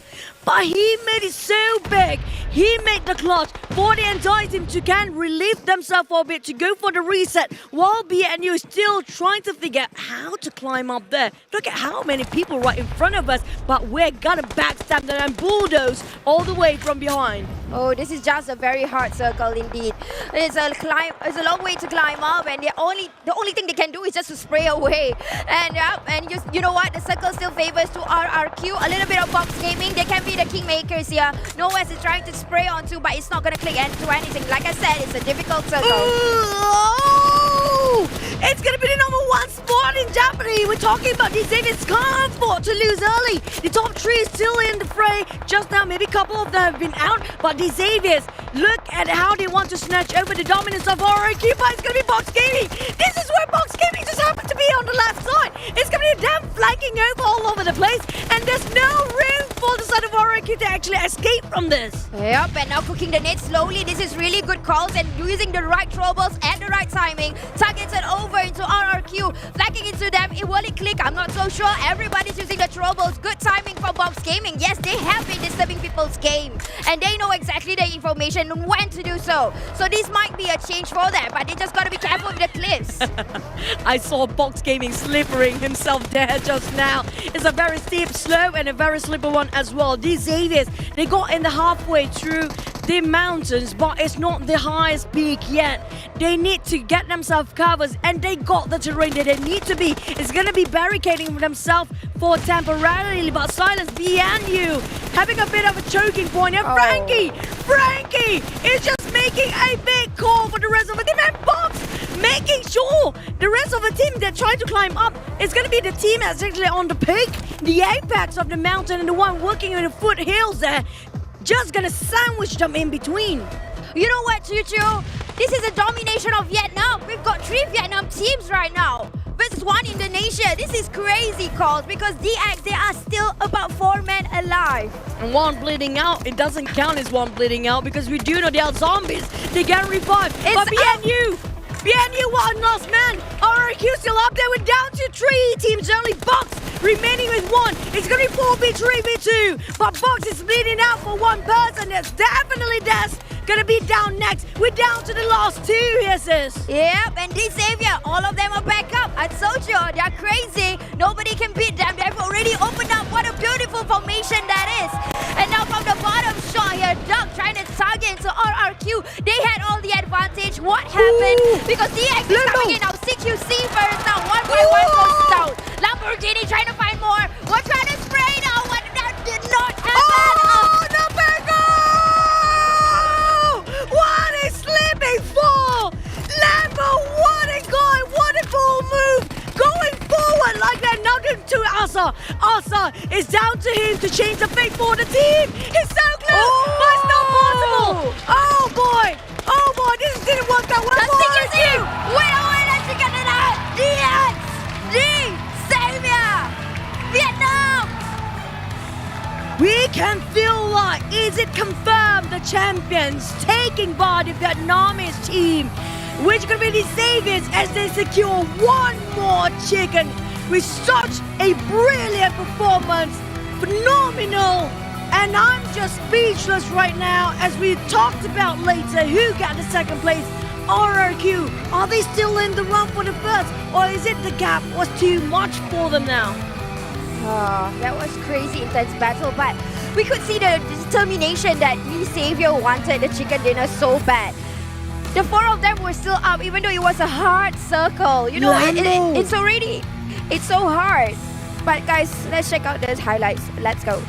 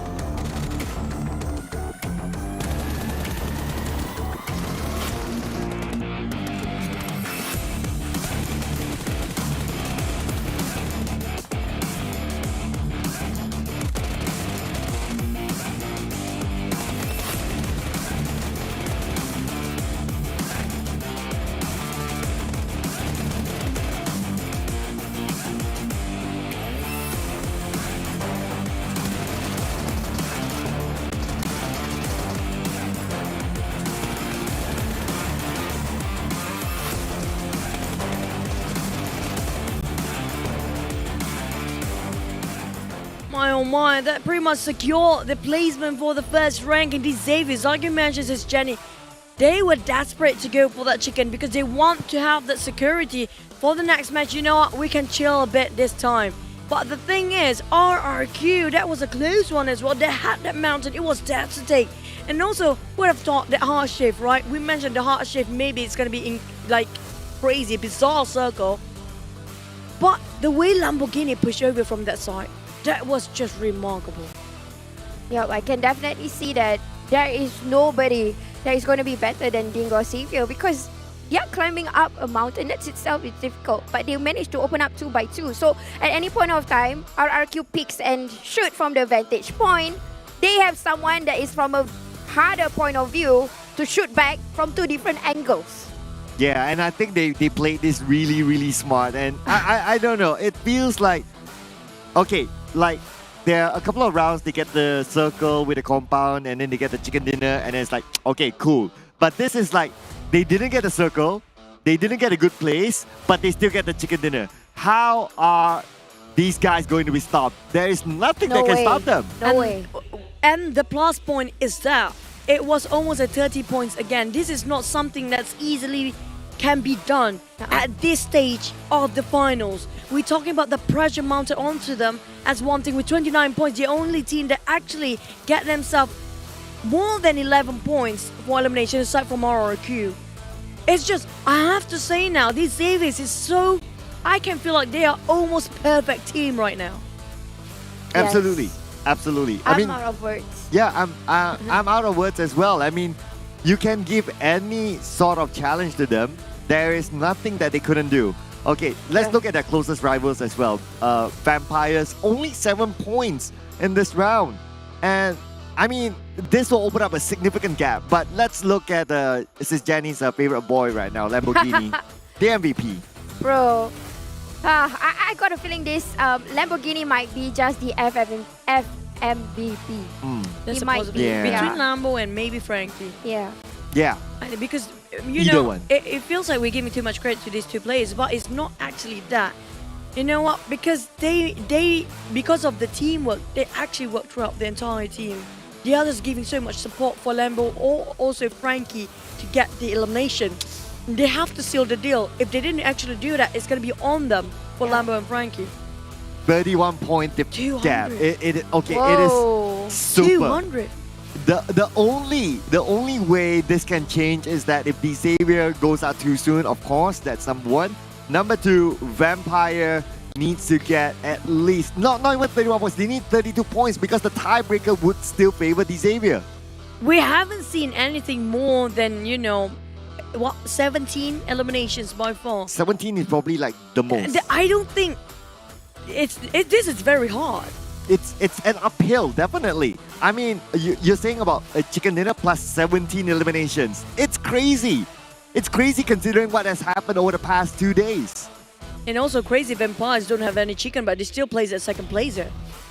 Sis Jenny is already in her. She's broken. Yeah. No, I'm not. Yeah, I'm just... I don't understand, bro. It's a hard circle. It's a hard climb up. But they can. Exactly. I'm trying to understand. The only thing that just comes out from this is the synergy. Oh, And you know what? wait, our viewers don't know what is that. Yeah. Only we know. We have reached a 500k view. Everybody get a jersey. Thank you so much, everyone. Oh, it's like this. Play for real. There you go. Play for real. Why would I have to have one hand on top of a hat though? I don't know. I put down my hand. Yeah. But yay, we have finally reached the milestone. So every one of you will get it. So make sure you check your in-game later. Not Thank right you so now, much. okay? Right now, we want to focus on the game. We want to see if that 17 elimination too soon for the Xavier would happen or not. It's okay. There you go. You're processing. Tell me. No, I'm thinking about also the second and third place. It's only 2 points away from them as well. And the price was like 10,000 different, like maybe 5 in between them. That's quite a lot. 5,000 USD. If you multiply for Malaysian current currency right now, it's 20,000. It is. And that's going to be 1,000 each for the players as well. Yeah. And they might or not get it. Yeah. But I agree with Sis Jenny. You know what? You remember the Gatka Mountains, right? They were so smart. I'm like, how can players be genius like them? They didn't change players that much, but they've been improving so much regarding about how they play with the terrain of Gatka Mountain. They didn't go straight cut across it. They just play along with the terrain and barricade themselves the other side, even though their backs are actually with the blue. Yeah. It is that hard, right? So yeah. I good. mean there was nothing that favored them. You think about it. Nothing. Yeah. Yep. And then I managed to talk to a few of the players and ask them, what's the difference of playing in offline? So there's one thing that is very, very difficult for them, communication. So when you're on the microphone in game, you can hear echoes of this entire venue and the other teams that is talking. So some of them don't even communicate. Wow. Okay, yeah, that makes a good point. Yeah, that makes And a good that point. is simply saying this team has a good amount of synergy. Like they know each other like as though that's themselves. Yeah, it's like you don't really need to say, but you know how to move it. But someone needs to say, and that's going to be the interview. Let's pass it on to DXAVIER. Let's go. Yeah. Alright, ladies and gentlemen, congratulations to DXAVIER taking down the chicken dinner once again. They have already took 2 of them in first day and the second day, and right now third day they are taking another chicken dinner, showing they are very, very consistent in this journey. So ladies and gentlemen, just now the last game, we saw that at the last circle you are actually facing RRQ at lower ground position. How do you take down them eventually at the high ground? Ở vòng bo cuối thì mọi người ở một cái vị thế thấp hơn của RRQ, thì mọi người đã có chiến thuật gì để đánh bại RRQ hay là không? Ở trong những vòng bo cuối thì khi mà mình đụng phải team nào thì mình đâm team đấy thôi, chứ bọn mình không có chiến thuật gì nhiều. In the last circle, we just see people and then we kill them. No tactic. So di circle yang terakhir, diorang just bermain seperti apa yang diorang bincangkan, tanpa apa-apa taktik, nampak dan kill saja, betul? Itulah dia daripada Rabbit. That is the skill. Everyone was laughing. I think it's because this is DXAVIER, right? So secondly, I would like to ask, being so consistent, taking down each chicken dinner each day, showing that you are being so consistent, what is the key element for that? Làm sao để mọi người có thể giữ vững phong độ để có thể nhận được chicken dinner từng ngày một như thế? Thì để có được cái chiến thắng như thế thì bọn mình phải trau dồi kỹ năng, học hỏi cũng như là tận dụng nó vào trong game. To have our victory today, we have come through a long way of studying and developing our skills. Alright, perjalanan yang agak panjang untuk hari ini, tapi mereka kekal belajar dan juga taktik-taktik baru semua akan dikeluarkan di last game ni untuk menjadikan mereka champion. Alright, thank you so much, Daddy. And Daddy, I know that you have a question for them. Yeah. Alright, one more step for become a champion. Are you guys really can make it? Thì còn một bước nữa để bước tới chức vô địch, thì mọi người có nghĩ là mọi người sẽ giành được cái chức vô địch này hay không? Chỉ có một trận đấu nữa thì bọn mình tự tin là bọn mình sẽ trở thành nhà vô địch của SEA Championship, vì bọn mình cũng đã bỏ lỡ rất là nhiều lần top 2 ở trong nước cũng như là ở thế giới rồi, thì em ra lần này bọn mình chắc chắn là bọn mình sẽ vô địch. So there are only one match left to become a champion, and we're confident that we will be this season this season champion of PMPL SEA, because we have been number 1 in many tournaments before, and this time we will be the champion. Okey, agak panjang tapi saya cuba. Okey, setelah sekian lama mendapat tempat kedua hari-hari, kali ini satu saja map lagi tinggal. Mereka akan buat yang terbaik. Mereka tak akan throw game, and diorang akan collect seberapa banyak mata untuk memastikan mereka akan juara pada PMPL SEA 22 kali ini nampaknya. Yes, being super humble, they say that they still work very hard for the last game to be able to claim that champion, even though they are already leading with 30 points compared to the second place right now. So ladies and gentlemen, for the last game, cheer it super loud for your favorite team, okay? Because this is the last breath for them to take over the championship. So ladies and gentlemen, before that, I would like to pass to Annalise. Take it away. Thank you. Yeah, thank you.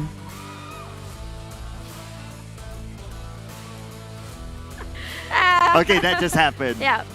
I don't know if the mic picked up there, but I mean, we're as excited to see this team, right? I mean, they are amazing. Okay, sis, you've seen a lot of scrims, you've seen a lot of tournaments as well.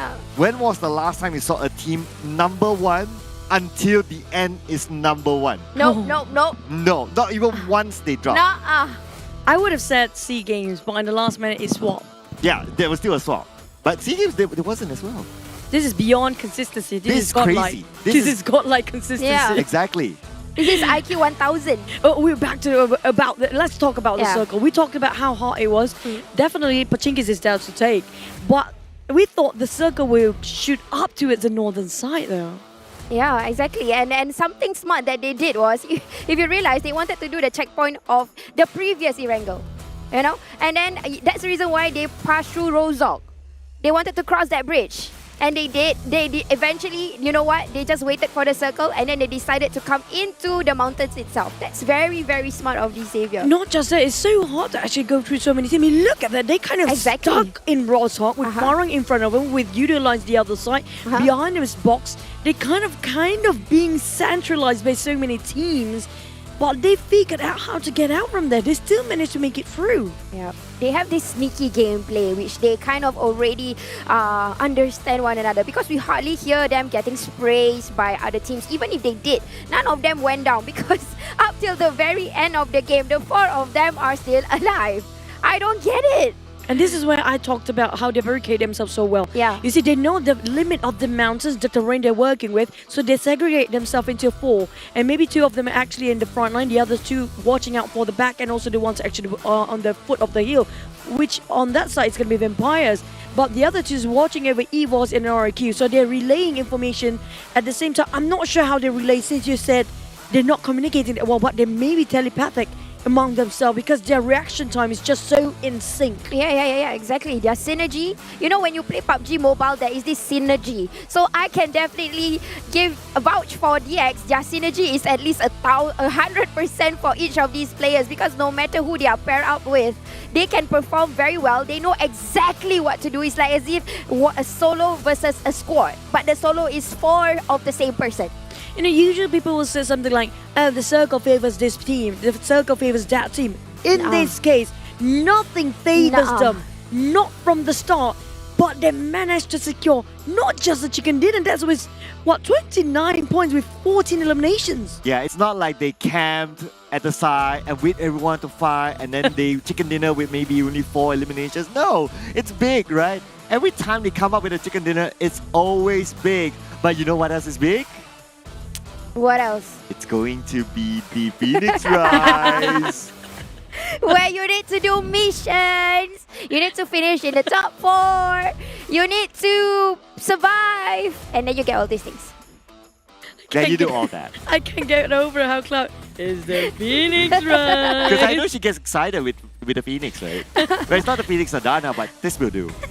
Oh my god. But you guys, this is your time to actually flex over. And also the Wandering Tyrant, which is going to be the AKM Wandering Tyrant Victory. You do know the effects in-game, and also it looks pretty cool. It's okay if you're a noob. It's okay if you know how to play. What's not okay if you're not having your style. Style is always the most important. So even if you lose in fashion and style. What is a tyrant? How does it sound like? Tyrant is is a bad person? Is a person that's oppressive and also trying to, you know, like the ancient times tyrant. Ah, yeah. There you go. I don't know. Yeah, this is the total opposite. This is the detective. So the detective, the detective tries to find those tyrants, you know, that sort of thing. But of course, there's a Cyber Round detective set that you can also check it out. Somewhat check out the modifications of it inside of Cheer Park as well. So log on to it. This is very limited. It starts from 6th of June up until the 19th of June. So you have about, say, a week until it's gone. So you don't want to miss out on this. You have that. But yeah, don't miss out on this as well. Pen Pen. My buddy Pen Pen. I love you, Pen Pen. You know, the first thing I actually have in my mind when I see Buddy Pen Pen is actually, I remember the Indonesian Bang Pen, which is going to be in PUBG Mobile sometimes as the KOL. Oh, yeah. Yeah, Bang Pen, right? But it's going to be, it's Pen Pen, so it's you. It looks like you. The eyebrows the same. What? Yeah. Okay. Oh dear. You have hairs, you know? Oh. Yeah, very little hair. Yeah, Same but I like still Pen have. Pen. You know what? Yeah? Be appreciative of what you have, even if it's just Wow. little. Even if it's just little. But you know what's not little? It's Real Me. Our And sponsor Real for today. You. This one. Yeah. That one. Yeah. This one. That one. This one. This That one. one. It looks the same as a Oh, picture. God. It's a Realme 9 series captured beyond the limits, and also this one you guys looking over the GT Neo 3, which equipped with the MediaTek Dimensity 8100 5G chipset. The best one for gaming. The players using it, and even the weight, I feel like it's really, you know, it's not too light, it's not too heavy, so you don't feel. Yeah, sometimes it's too heavy. You feel like a bit. What do you call it? Cramp. It's not cramp. It's sort of an ache. Just a bit slight pain. Yeah. But you know what? Discomfort. You know who else is Discomfort, using there this phone, right? It's players. DXAVIER. It's DXAVIER. Oh. Now you have to brand it like, oh, DXAVIER used this phone Yeah. to win PMPL. Yeah. And to be number one like until the end. Yeah. Very, very likely. With this. Yes. With this phone. I think this is guys. why the reason they actually maintain number one. Yeah, I know, Maybe, right? yeah, maybe. I was thinking about something just now because we are going to have to crown who's the champion, right? Yeah. So what happened in PMGC when we had the champion is that suddenly in PUBG players, there's a lot of people inheriting the name. So after this, we're going to see a whole lot of DX. And not just that, it's Lambo here, Lambo there, Frankie Yeah, exactly. Every sports car there is. So I'm Lambo Jen. I am Sir Frankie. Okay. Yeah. Two. Sir Frank. There's Vichu. Klauki. Vichu. Vichoy. Vichui. Oh, Vichui. Vichui. Yes. I don't have to change Chuduk. much. Yeah. There's just one syllable change in that word. Vichui. Chuduk. Chuduk. Chuduk. So lame. Dukju. Vichui. I do prefer Vichui, thanks. Vichui. It's not under the Vichu. No. Vichui. No, Vichu. Yeah, there you go. Are we arguing for our fake names there? Yeah, we are. We can claim that there's. Oh my god. This guy's so Oh my creepy. god. Oh man. I'm scared. Wait a second. Okay. Okay. You know, I'm All lucky right. I didn't whack you just now. I might You're have like, been. it's like whack-a-mole. Says it's gonna be Lambo sis. I'm going to do his hairstyle. Okay, Lambo Jen. Lambo Jen. Lambo Cloud. No, you're not born for a sports car. You know? Sir Lamborghini. The Paco and also RRQ is actually in this here as well. Yeah. So and MVP, are we looking over possibility that maybe a different team winning now? Usually it's gonna be the winning team, right? Yeah. Yeah, normally. Yeah. Because they had the vantage point. You remember RRQ had that for a while, and that's They the had reason. it. Yeah. They had it since the start. Oh, can I do a done claim moment? Go ahead. Okay, so on day one, before we start, I took a picture with Lamborghini. Me too. It's on my social media. Oh, I So- didn't up. So I have upload a it. proof that, yeah, it's basically it's proof, you know.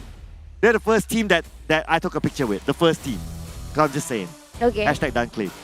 I claimed something. Yeah, I there you go. said All right. Vietnam is gonna dominate, and I got it right. That's like 4 teams. Not fair. What? Yeah. I want to claim something. Okay, right. I said we have PMPL SEA Grand Finals on this day, and I was right. Oh There my you go. god! Oh my god, you called it! I couldn't believe it! Oh. What? Why didn't we think about that? All hail Sis, to why? what was the name? Vichu. Vichu. All hail Vichu! Thanks. All hail Thank you. Vichu! Yes, I'm the best. And Yeah. also, I don't have my name Vichu in there, but we do have T-Duck. Vida. And also Frankie. Asa is there. Asa feels like in every single one is there. Yeah. Yeah. Asa. Everybody's like contemplating about Asa. You know, yeah, it's like us. You know, in Bahasa Malaysia, so they got Asa, like Asal ada. Yeah, Asa ada. I thought Asa is like Asa, I know. Oh, okay. Oh, so, wow. There's so many things. Oh, that's a baby. A baby. It's a Oh, baby. that's a baby. Baby PUBG Mobile. Hey. And baby's so cute. Come on, He we got a want to get focused on ponytail. the baby. She got a Yeah. ponytail, so cute. So cute. Alright. Her eyes are huge. Yeah. That's probably a Farang baby because he was with the Farang family. Oh, so you claim it now? I don't know. Okay. Oh. But speaking of the last match, Vampires, I think this more towards the fight for the third and second place, I guess. For our Yeah. predictions. Yeah. Tam Entertainment for Sir Cloud. Farang for Sis Jenny. There you go. Yeah, I guess they were just entertainers all, so that's why they call them entertainment. You know? But they're so close to getting number one though. Yeah, at some point they were in contention. Yesterday, I think it was yesterday, right? Yeah. Yes, yesterday they had 2 chicken dinners. So yesterday they were in contention, but yeah, it's all about consistency, right? Yeah, right. Vampires, hang on a second. Vampires haven't got a chicken dinner at all. Yeah. But yet they're like number 2. I mean, that's a record and impressive by itself, right? But you know what else is impressive? Back. And Cuckoo. on to you guys. Cuckoo, back, cuckoo, back, cuckoo, back. Please. Thank you. Thank you, Mr. Producer. Thank you. Oh my god, I the got- background sound. Yeah, you know, I- I can't get it off my head now. Cuckoo Pepe, cuckoo Pepe, cuckoo Pepe, cuckoo. Can we? The door is that way and that way and that. Yeah, there's so many doors this I can show, you know. I didn't know you're obsessed with door. Your fetish is doors. Now I am. Yeah. You know, The there door you is go. everywhere. Everybody who's actually loving doors, you can find Sir Cloud. You guys can Yeah, be a he partner. likes doors. And Yeah. he likes losing his spectacles. We're not done yet. Are you guys? Okay, I think we broke Jenny again. Sis Jenny needs a moment. Yeah. We broke her the entire 3 days. She's not normal anymore, Cloud. Yeah. I can tell. Okay. She's yeah. not normal. Yeah. I'm back. Yeah. Are you sure? Yeah. You want to see something with spectacles? Okay, yeah. You see, she's- You want to complete the sentence? No, I'm just. She Huh? said, Uh-huh. you like someone who always loses their spectacles too. So you guys can actually be. Can I say lose blind? spectacles in front of me? Yeah, like when you both of you are losing spectacles, you might find each other. So that means the one has to be wearing spectacles first. No, In like first place, right? you were both losing spectacles, you both can't see a thing, and you ended up finding each other. That's Wow. very romantic, Wow. right? I know, I mean, I have to Wow. explain this to you. Wow. Sorry, you know I very innocent one. You know I this thing all I don't know one. Okay, I very innocent. Let's put goody this two evil shoes. guy aside because what's more evil is gonna be it's our last game. Yeah. Mirama. Don't cry. We saw just now we ended up on top of This is Gatkam genuine, Mountains. it's a moment. We'll be in the St. Martin Mountains here. Because we ended up a lot of mountains in the Oh, yeah. Wrangell and also I- maybe in Mirama. I think a lot of the Miramar circles has been always in the San Martin-ish area. Basically it's power grid. Basically it's just power grid. Yeah, that ish area. She wants right? Cruiserville, but I want that area. we got that first before, right? We got it at first. Yes. I want an Impala. And then it stopped. But the thing that I think I'm quite afraid of is if the circle goes into the south, it's going to be a very early elimination.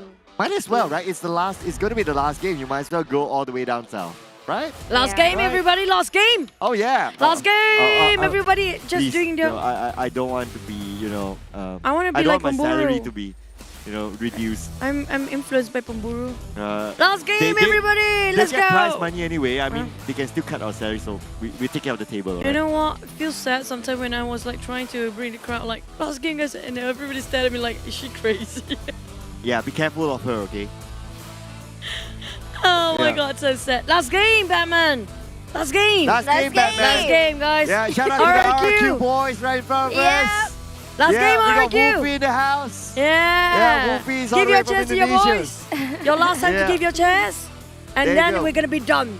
Yeah. We no got, more. We got some of the production people slacking. Oh no. He's Don't running. you we dare! got Hygen in the house. Yeah. Don't you dare! Hey, by the way, Hygen looks exactly like Kuku TV. I'm Oh not yeah, oh my god, Really? now Yeah. that you say Kuku, that. is that you? Exactly. Where's your bebe? Oh, Kuku bebe, kuku bebe. don't answer. No, just don't answer. But it's gonna be the last one, guys. Yeah. It's now or never. You go down as history, or you go down in misery. That's it. Wow, that's very poetic. You I know. must be the Ibong Adana. Yes, The that's my poetic- skin. Can I Yeah, say that? poetic You guys can phoenix. get the cosmetic of my skin. Yeah. That phoenix is actually my skin. Not at all. You happy now? Very. Okay. Somewhat. I'm gonna But- bow out here. You guys take it away for our last match here, Oh, Mirama. okay. And this is gonna be the closing. I can feel that some of these players are here to actually aim for the champions, and now that they know that they stand not even close to the championship, that feeling has to sink in them. It's kind of hard. Wow. I don't know why I really feel your reading Yeah. of that script. Although it's not scripted. Yeah. But yeah, I can feel it out of you. But you know what else we need to feel? We need to feel the final map of the PMPL Southeast Asia Championship 2022. Ladies and gentlemen, this is going to be Mirama. And this is definitely the final game, ladies and gentlemen. My goodness, the flight path from El Azhar to El Pozo. Yep, and it is going to be the one and the only in the northern side of Mirama. So I'm not really sure what is going to happen here. Where exactly the circle will be. Is it going to close into some areas into the north or towards the south? It really depends because I have not seen a Cruise the Bell circle. I want to see an Impala circle. I haven't seen that. I want to see a Southern Lost Donuts circle. Come on, let's give it an evil one for one. Oh, come on. Evil one. Come on. Come on. Evil circle for once. Just to close it off. I'm not really sure if there's any team that's going to do a crash into each drop spot, because this is where it matters, and some of these teams might just already have that evil Knievel plans, especially towards teams that is in number 2, number 3, and number 4. Yeah, we get normally that happens in the last game, right? So let's keep our eyes on.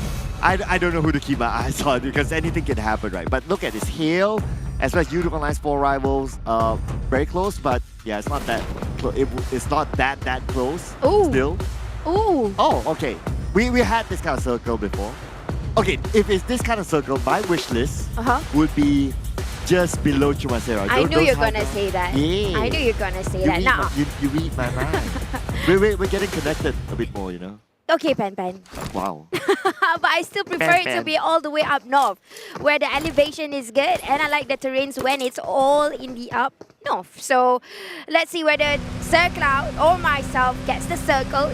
Although even if we get that right, we're not gonna get money. It's okay. Yeah, so it doesn't really matter, right? It's just for our kicks here. Yeah. Yay, but who else is kicking here? It's gonna be Lamborghini with 31 eliminations, 5,467 damage. He's the highest eliminator at this moment, I believe. Yeah, that's the Right? reason why. Probably we might just get it right. We said that he might be the FMVP. He might be. He might be, yeah, it's very, very likely. Between him or Frankie. Total assists 15, total rescue 6, and team contribution 26%. Definitely a contender for the FMVP. Oh, wait, what's happening here? Oh, the DINGOZ! Ouch. So it's going to be first blood given towards Box Gaming. I mean, okay, so here's another thought process, right, sis? You don't want to end being number 16, whatever it is. Yeah, I know, right? Yeah. This is the last game, and even if it is at number 16, not in the first few minutes, so at least gave it about 15 minutes, then maybe okay. But if it's going to be like the first 5 minutes and you're out, wow, that's going to be very painful. Yeah, I know, right? So I think between like some of the, especially Box Gaming and DINGOZ, I think they just want to like, okay, let's not be number 16. Despite the prize pool is the same, the prize distribution is the same, but you just don't want to be number 16. That's all. You don't want it to appear like in your profile, like, oh, I'm number 16. At least you're number 15 is like, okay, you're not the last place, basically. Yeah, I totally agree with you, Sir Cloud. I will not want to be number 16. Although, in the tables right now, we are seeing a bit of a pain there. But it is what it is. It is already the last day, the last match. All they got to do is play for, PMPL SEA Championship, because all of them did something to be here today. They had to go through so many teams before they are all here today. So they are all good teams. They are all strong teams. But today is the strong of them all. And right now, it's very clear that it's going to go to DXAVIER. Unless that DXAVIER too soon and the vampire chicken with 17 eliminations happen.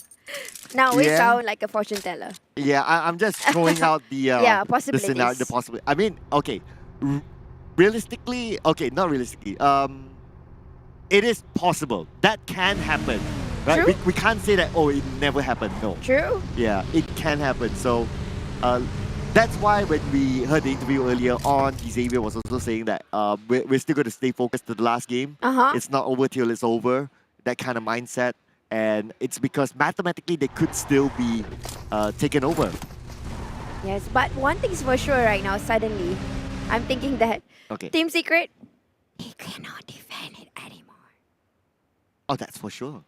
Yeah. That's sad. So definitely something, a new champion. Yeah. But you know what else that can be defended? Is the biggest prize for our viewership. Because we got it the last time, right? Yeah. Yeah, so now we're getting it again. Yeah. So we are all, the viewers, whoever is playing PUBG Mobile basically, we are the defending champions for the maximum viewership. Yay! And go and claim it now. Open your PUBG Mobile. I don't think it's now. I think it comes later, right? Really? I think the last time came later. Yeah, let's not give our fans hopes. They should be focusing on the game. Yeah. Yeah, let's check out that Later, next time. Yeah, next time. Maybe after this, just go into PUBG Mobile and see. Mm-hmm. For that. See And- Championship. And claim. Right, claim. But here we go, looking into Infinity. They tried. They tried to come back. You know, we did see them coming back yesterday after I would say the third match. We did see a progress in Infinity. But unfortunately today, they were a bit consistently neutral. They were not really having too soon. They were not really having a good game. They were just there. I know, right? It's I mean, it's mind-boggling to see the Infinity at number 9. Like, at least you would think that okay, they would be like maybe number 5 onwards. You would kind of accept that. But number 9 is a little bit too far for the Infinity. I think for a team that has dominated the scene for like one whole season from their PMPL to SEA, and that domination wasn't like a small domination. It was like huge. Oh, hang on, Box here. Oh, they're not done with the DINGOZ yet. Box have been interfering with a lot of the teams lately. That's what Chuchu said earlier, and it's true. We are starting to see this as a trend. They are coming in, like for example, they already know exactly the drop spots. The moment they have the loots that's sufficient, they go to the nearest one, and yep, being spotted from the distance, Yuyan have already brought down Baby Kim. Okay, this is clear that they're doing this just for like, okay, let's go for kicks now. If we can eliminate DINGOZ, basically Box Gaming will not be at number 15, and at least that's something to take home, at least that they're not the last place, and it's not looking good for DINGOZ as we only have It's Kiddo as well as Ricky left. Yeah, but It's Kiddo, he is actually showing a lot of potential lately. A good fragger indeed. His reflexes is amazing. Ricky, I say he's a good RGL. He knows good decision making and things like that. So at least they are left with 2 good players. But that's a rice grenade, Kiddo. Oh, hang that thought as we move on to Alpha Style. He gets one over Voki. And Voki will be taken down. Utilize 4 rivals to lose 2 players as Bacon Time will secure the elimination points. But Voki already 2 players from YOODO Alliance 4 rivals. Again, I'm so sad the fact that the game didn't have any luck at all for this season for YOODO Alliance 4 rivals. They had 1 chicken and that's it. Well, yeah, the first ever game, the Pamburu versus Frankie, that was a big highlight moment as well, I must say. But other than that, I do agree it's a lackluster season for them, as the DINGOZ as well will lose It's Kiddo. Down to Ricky, the Starman, the top performer during the PMPL NYSGPH, will go up against the entire Box Gaming as they move back over to Bacon Time. And they are taking over YOODO Alliance 4 rivals. Only 1 more player left, and it's going to be Happy. He is going to bail this, but looks like the DINGOZ is out. And you know what? Bacon Time is chasing Appy. Oh, although it's in the blue. I know, right? They're chasing towards the outer side. They're chasing Appy. Oh, what? okay, they're going. Oh my god, this is crazy, man. Well, we didn't talk about what will happen in the last game, right, sis? It's happening. Whoa. I've not seen this kind of hatred or like a chase. Oh, almost got it, and Appy survived, so that's a bit of a heartbreaker there for Box Gaming. Appy gotta do something. For Bacon Time. Yeah. He has to run away. Sorry. He has to drive away. Yeah. If he runs, he'll be dead. Sorry. Oh, but look at this, the circle. Oh, okay. My kind of circle, the hill area above Chumasera. We got a couple of teams there. We got Tem Entertainment. We got EVOS REBORN as well at the high ground, and we have the Eagles there. The rest of them, they are at the low ground still. Yep, and it really determines where the next circle will be. But I think like what Sir Cloud might want might just come true is the area above Chumasera, and I have no issues with this kind of circle because it's an okay terrain, but sprays are happening here from BN United trying to see DXAVIER, but they remarkably straight away from that, and they are not even close to any danger, no problem with that. Oh, DXAVIER, now they are fending off BN United. Tries to take over their location, the long range coming in from DUNOS. Remember, if DXAVIER gets eliminated right now, this will open up hope for Vampires to possibly take over them. So they cannot not survive until at least the later stages. Oh, I really like the fact that Noaz, he actually pushed in, even though he did a tap. All of it clicked. It gave damage to the car, it gave damage to the players. That is how precise he is with the Mini. Yeah, I know, right? It's like every tap hits, whether it's the player or the vehicle. That's really impressive. I mean, That's you gotta impressive. And you know why they can do that? Oh, how did they do it? It's because of the Realme phone. Yeah. You know why? Because it has 8,100 dimension and 5G. Exactly. Yay. Yeah, that's why. I wish I could try it out myself. Hopefully, we'll be able to get that phone maybe one day. Just saying. Hopefully. Yeah. But the Eagles, they're looking over DXAVIER, so this is going to be interesting. DXAVIER, they're not 100% clear yet. Let's be real. Okay, not let's be real. Let's be mathematically logical. DXAVIER is not 100% clear yet. Yes, but Eagles, I think they have already stalked their prey. They have opened up over on the top of the pick. If you see exactly the formation, I think it's going to be a good, let's say, counter side for them to actually try to prey onto DX. I think that will be the biggest challenge for them. Sis, I want to put in a crazier thought. Yo. What if DXAVIER goes out too soon? No points. And then suddenly you have Vampire goes out too soon as well. And then you have RRQ. Chicken dinner with 20 eliminations. Wow. They will be automatically #1. Yeah. That means RRQ, I mean 20, we have seen 20 before, right? Yeah. That means RRQ, if luck favors them, they can possibly get it, but they need to hope that 2 teams go out early and quickly. Yeah, true. And I still get the circle of my favor. Yay. Yeah, it's going to go into circle right on top of Chumacera. You know, there's 2 ways to pronounce it. Chumacera, Chumacera. It really depends on which country you're from. What's your pronunciation? Chumacera. Sera. Okay. But okay, now we are going to see the fight here. Again, a lot of this is just long distance shots. Vampire just spotting out Ion.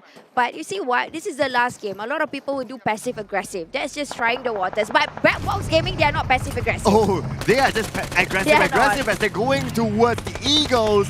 Now the Eagles, if they're taken out, then this might help DXAVIER to a certain extent. Now Chua tries to counter fire on the Box Gaming. He managed to get 1 knockdown. Chua will secure that elimination anytime soon as Rapids wants up for himself. Of course, if DXAVIER can get those eliminations, that would extend the lead. Oh my god. You know what? It just got backstabbed because Eagles was the one who preyed upon DX. But you know what? Another team is going to get sprayed. Schwab's already seeing Helton, and Helton will be brought down back to the lobby. And that's it for Farang's rotation, at least for one of the members who did not get through that. The rest of them managed to get out. But hey, you know what? Because of third party, Box Gaming went out because DX was up there while Eagle was trying to prey onto DX. Now their cover has been blown. And DXAVIER managed to secure 1 elimination, but at the same time, the Vampires managed to secure 1 as well.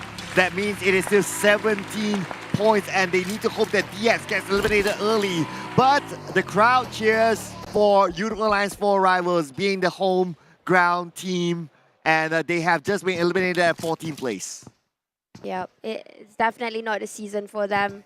I'm just looking at their faces right now. A few of them is hiding their face. I think they're pretty much disappointed. But yeah, it is what it is. You know, you got to be the best of the best. And looking at the best right now, DX still surviving. Somehow, they always get things right. Even though people have already pre-planned before that. Like Eagles, they have been, you know, already seeing them from a distance. But cover has been blown. Why? Because Box Gaming came and all the sounds produced. And you know what? DX has to be there just to see all that. And Kid happens to be there as well as he secures the elimination over Cat P. And now looks like Team Secret, they're starting to move in towards BN United. They want a little bit of that action. BN United, they're on the lower ground with the compound. And Team Secret doesn't have full information just yet. They need to reset before they decide to move in. And yep, now looking from the ground or the lower point of view, Noaz just trying to sneak in. I already heard the shots. I already know there's probably a team coming in, and it's true, it's Team Secret just lurking around the areas. But Nuzi, now this is their strength over in Miramar. They go for the vantage point, they spray from the distance, and I hope they will not run out of ammo this time. Oh, DXAVIER, they still have the high ground advantage now. They're going to put pressure onto Team Secret. The spray from Lamborghini, not enough to take anyone down just yet. The vehicle is probably damaged and maybe smoked up. Yes, it will be smoked up, and now no vehicle for Team Secret, and they do not have the circle. This is bad news for Team Secret. Yep, because they are stranded in the middle of nowhere, so they gotta wait for the pickup to happen. But I'm not sure if they have enough time, and the team's just gotta reassess the entire situation. Now, this is very scary because they are in the open. Oh, yeah. They're in the open without a vehicle, and the circle is like, what, 600 meters away? That's far! Yeah. This is crazy, so I'm not sure what kind of miracle could help Team Secret, but except for the other two members to pick them up. And now looking into probably a skirmish right now over in the warehouse area, and this is Infinity trying to be the Infinite. Yep, the Infinity wants to redeem themselves at least for the last game, and now the Infinity, they're starting to move it. But check this circle now. Looks like we still have a 50% on the high ground, 50% on the low ground. This is going to be tricky. If you're on the wrong side, it's going to be super tough. Yeah.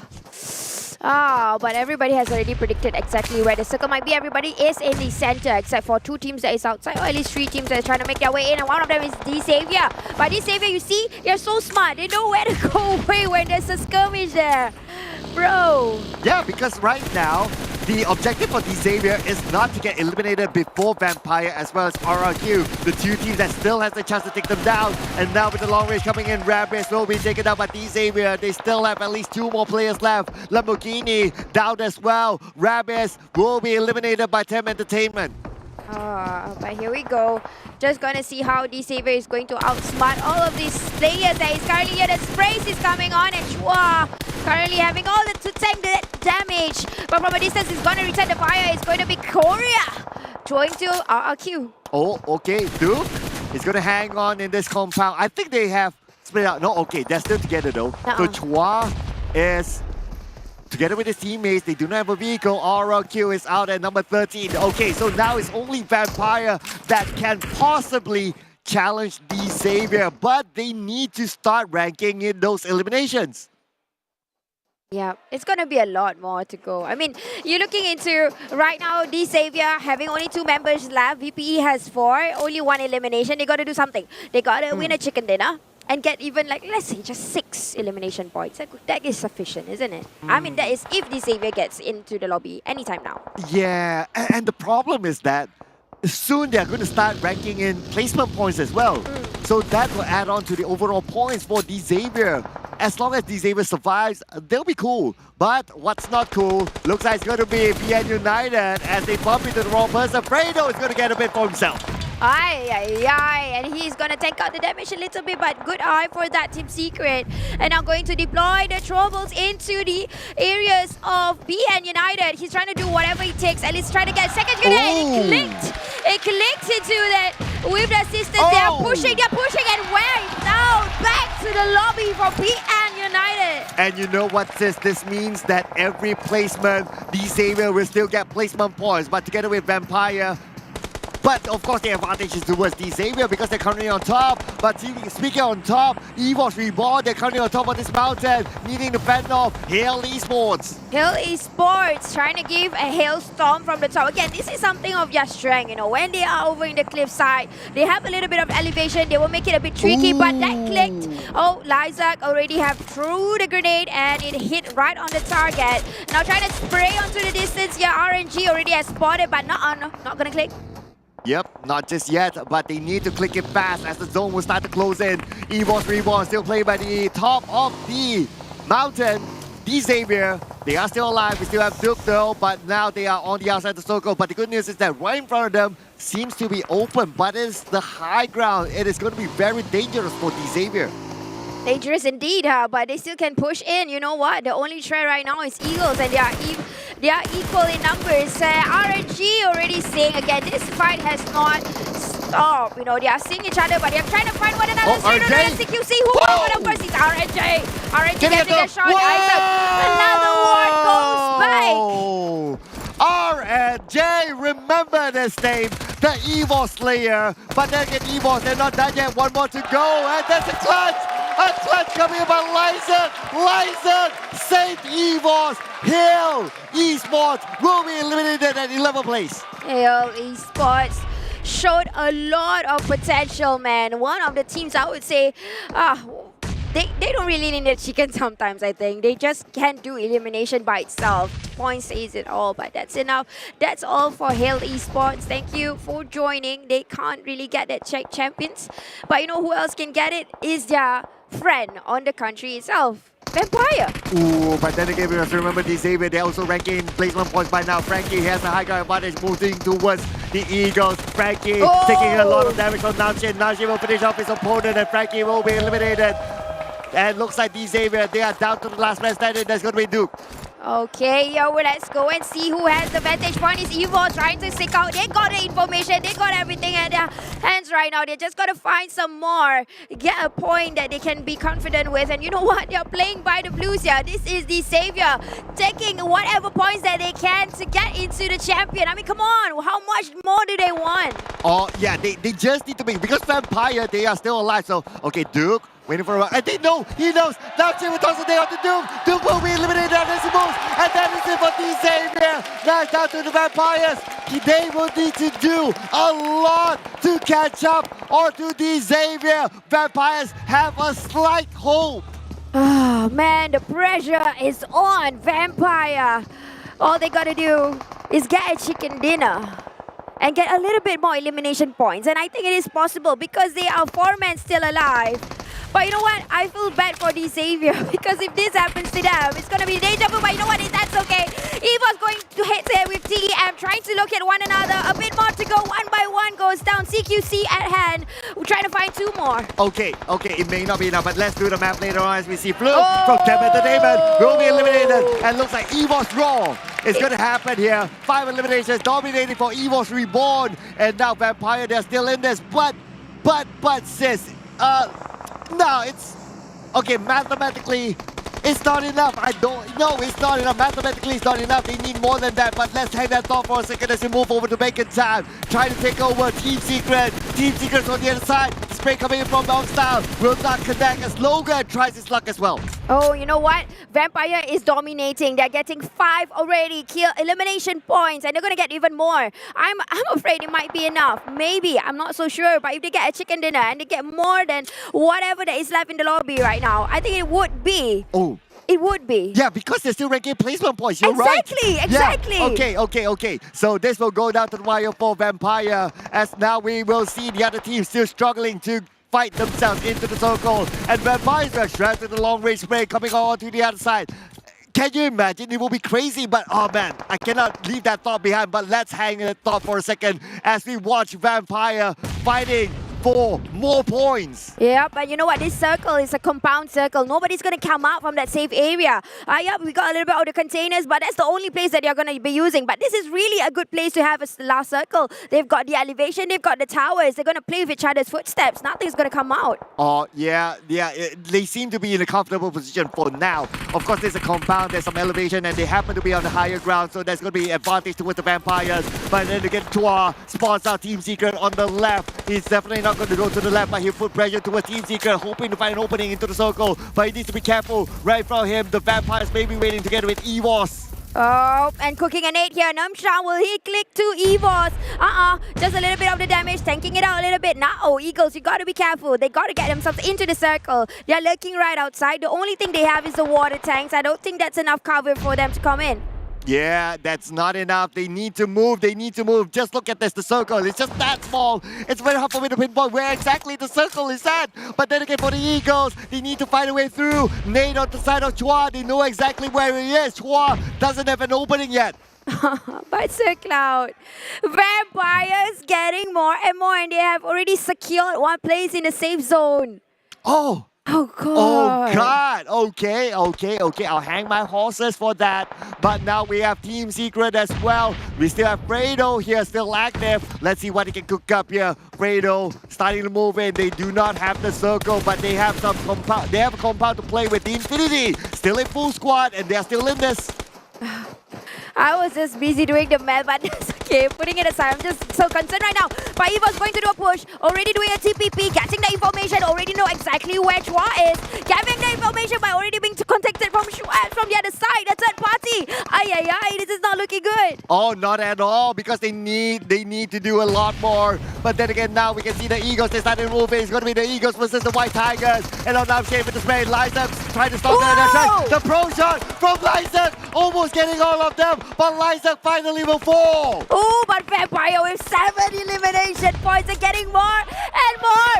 And Infinity with 4 man, similarly to VPE. We're going to see someone's going to get revived here. Oh, that grenade just being tossed in. And Eagles trying to come in slowly to the zero. Oh, Ravenclaw coming in from the other side. Ravenclaw looks like Vampires. They still maintain full squad. But same goes for the Infinity. Chua is trying to find his way through. But at the same time, the Infinity, they want some for themselves as well. Newsy managed to get one knockdown. But the Infinity, they're playing by the ace of the circle. Microborn with the long range managed to secure that 1 elimination point. But he will be taking out the zone. And 10 elimination points for EVOS. Oh, now Team Secret, suddenly the Kingmakers, backstabbing VP of Vampires, who's already trying to control the game. But Ravenclaw coming in face to face. This is a CQC by playing a bit with the TPP. Not enough, he's spotted from that side. That's the end of Empire. That is it. We have our champions. It's definitely nothing is going to stop DXAVIER. But let's end this match. Who will take over the final chicken dinner? Of course, there will be rewards. It's either the Infinity or Team Secret. Infinity with 4 men alive. Yesterday, they almost got a chicken dinner. But because they ran out of ammo, could they repeat a history this time and get a chicken dinner for the first time? Redemption for the Infinity, of course, is going to go up against 2 from Team Secret. Kid is now taking a little bit of the blue. He doesn't seem to have much left on inside. Fredo on the left, he has 6 elimination points. And there you go, gets 1. Getting that ball out for doing just too much for the handle. Newsy will move it, but Newsy will be cut down. Got Newsy versus Fredo. 1v2, and that is it. The Infinity finally will take on the final chicken dinner. And this will be their redemption, sort of like wanting to start, but too bad. No more rounds. Congratulations, Team Infinity. After so long, finally the camera decides to zoom into where Infinity has seated. But we can see that the faces from Nuzi, he's definitely not happy with the performance. But at least they got himself a chicken dinner. And that's the Infinity we once knew. And they produced us the last chicken dinner to end the day in Southeast Asia Championship. But that's not the end, okay guys? We want to know who's exactly the champion. Yeah, we need the official results here, ladies and gentlemen. So let's hold our horses. The unofficial results we probably know, but we probably know the unofficial results by now. But let's hold our horses for the official results, and we want to know how many points have been taken. But we'll see you with the official results.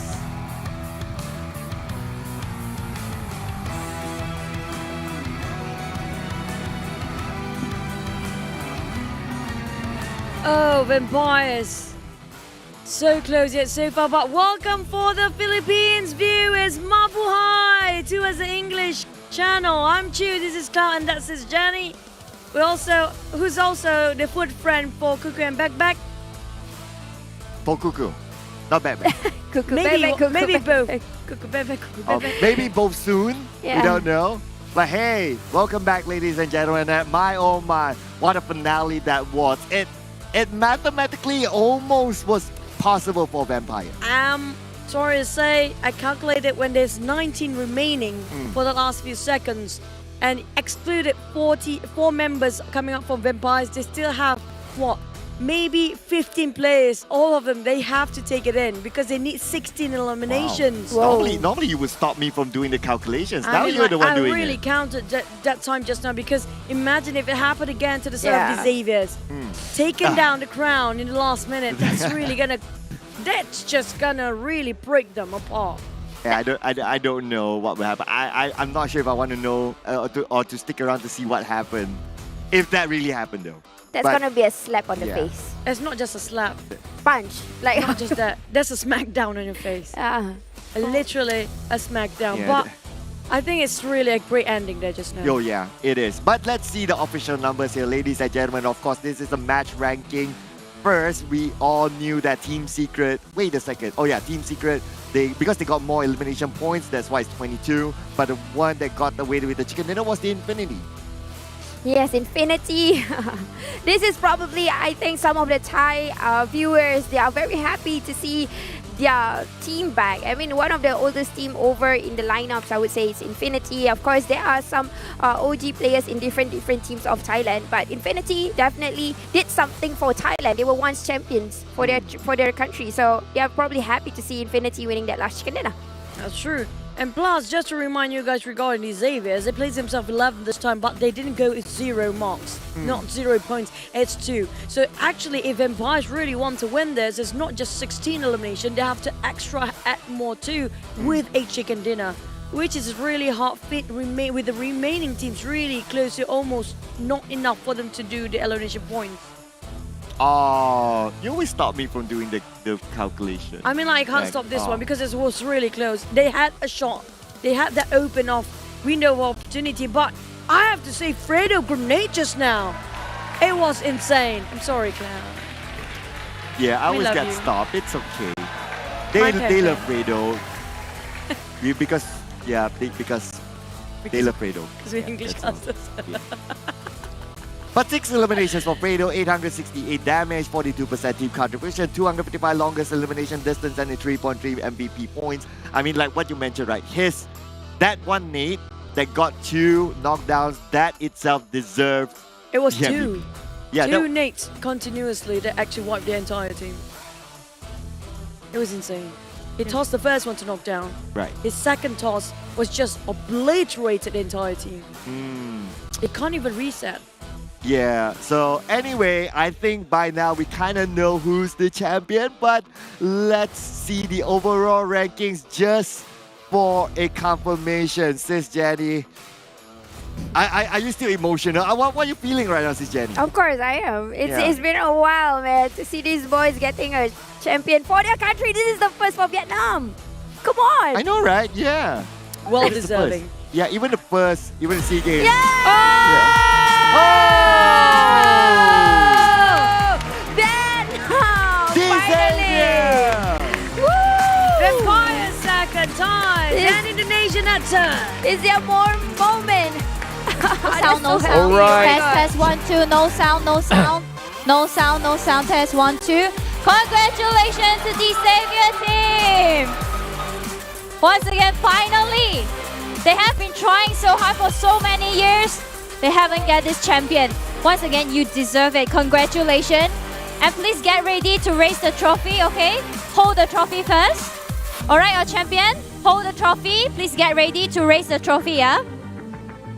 All right, ladies and gentlemen, this is 2022 PMPL SEA Championship Spring Champion. They are the Savior! Congratulations! Woo! Tahniah diucapkan kepada pasukan DXAVIER, juara 2022 PMPL SEA Championship Spring. Mereka telah membuktikan kekuatan mereka di peringkat SEA. Pada masa ini, kegemilangan kejuaraan sedang bersinar untuk DXAVIER. Ini adalah detik untuk mereka. Play for real. Congratulations, DXAVIER. At this moment, the glory of the champion is shining for you. This is your champion moment. Play for real. DXAVIER, once again, congratulations. Yeah. Woo! Congratulations, Vietnam #1. They have been playing so consistently for so many games. For these 3 days, they show that they deserve the champion. Congratulations once again. Okay guys, jom kita dengar sepatah dua kata daripada juara kita 22 PMPL SEA Championship Spring kita. Okay, guys. Alright, so ladies and gentlemen, right now we have the interview session with our champion. Leader, Lamborghini, where are you? Leader? In-game leader. Who is the in-game leader? Alright, Alright, in-game leader, how do you feel right now for you and your team? Vietnam Bowling! Việt Nam vô địch. Việt Nam vô địch. Okay. What? Vietnam victory. Victory. Vietnam victory. All right. Second, what would you like to say to everyone? I want to say I love you. I love everyone. I love you.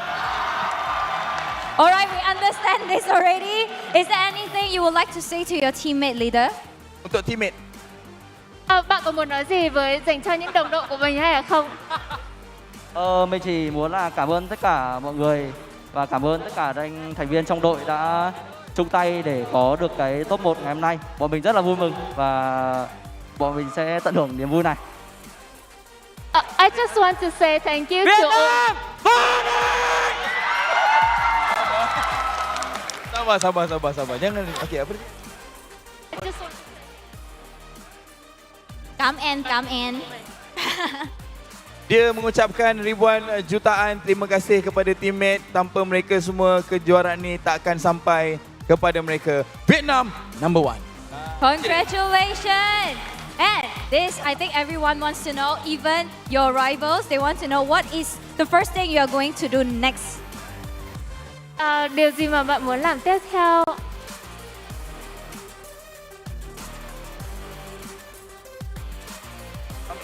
So the third thing is what they are going to do next. Bạn sẽ làm gì tiếp theo sau cái chiến thắng này ạ? Với chiến thắng lần này thì bọn mình chắc chắn là sẽ tận hưởng niềm vui này và bọn mình sẽ chiến thắng ở những giải đấu sắp tới. Okay, I don't understand. We will enjoy our victory today and we will be the champion in all of the tournaments. Okey, diorang sangat-sangat enjoy untuk kemenangan hari ini dan mereka akan terus menjadi juara. Once again, congratulations DXAVIER, they deserve it. After so many years, they haven't got the champion and right now, this is the moment for them. Congratulations once again. Oh, they have something to say, alright, sure. Chiến thắng lần này thì bọn mình muốn dành tặng cho một người đặc biệt nhất, một người mà tin tưởng bọn mình, đó là sếp của bọn mình, đó là DINGOZ. Here. Our victory today is for our boss. Untuk bos the dia. boss that always trust in our team. Mereka sangat-sangat sedih dan mereka ingin memberikan kejuaraan ini kepada Big Boss. Please welcome Mr. Big Boss. This is it. Yes. Tahniah, boss. Alright, maybe we let boss to say one pepatah kata, okay? Alright, boss, do you have anything to say to your team? Please. Jangan sedih. Oh my God, start crying. Alright, it's okay. Give them another round of applause. Give them another round of applause. Very happy with the team's performance. Hope they do better future tournaments. Alright, thank you so much, boss. I know that he's very, very happy. Woo! Congratulations once again. And ladies and gentlemen, after we have announced our champion, right now we have our final most valuable player moment. Alright, let them to take a picture first. Our official photographer, you may take a picture. Nampaknya. Once again, congratulations. And right now, I'd like to announce the final most valuable player, ladies and gentlemen. This guy have been proved that they have been playing so well, especially he himself, because he's actually not from the champion, but from another team, which is RRQ. Nerpeko! Congratulations, RRQ Nerpeko! Winning most valuable of this tournament.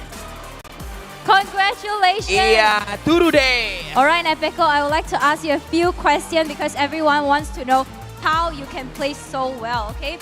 How do you feel at this moment? Yang pasti senang karena berhasil menjadi MVP lagi di SEA karena sebelumnya jadi MVP di PMPL ID. Cuman kurang senang karena kita nggak berhasil juara. Okey, dia rasa happy, bahagia sebab apa yang dia training sampai ke hari ni berbaloi. Tapi dia akan cuba yang terbaik di season yang akan datang.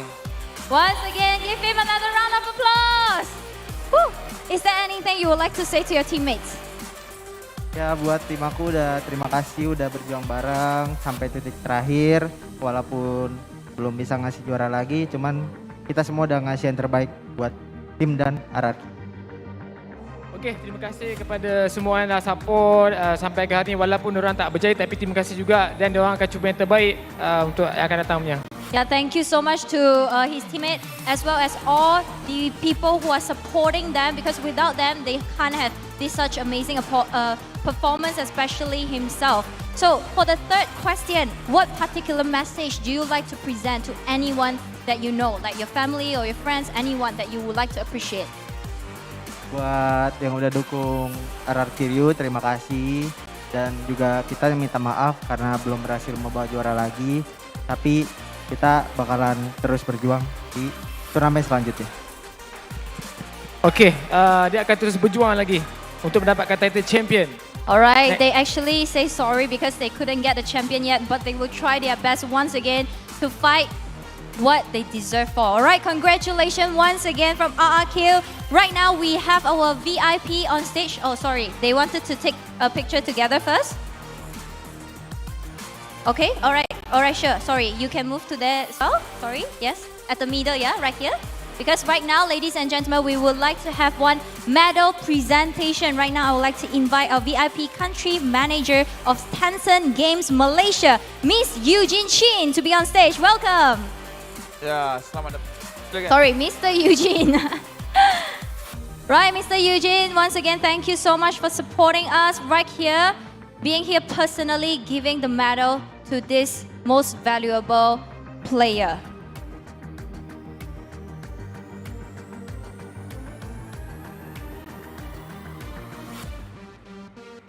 Ya, tahniah diucapkan kepada Alright, RRQ dan Beko.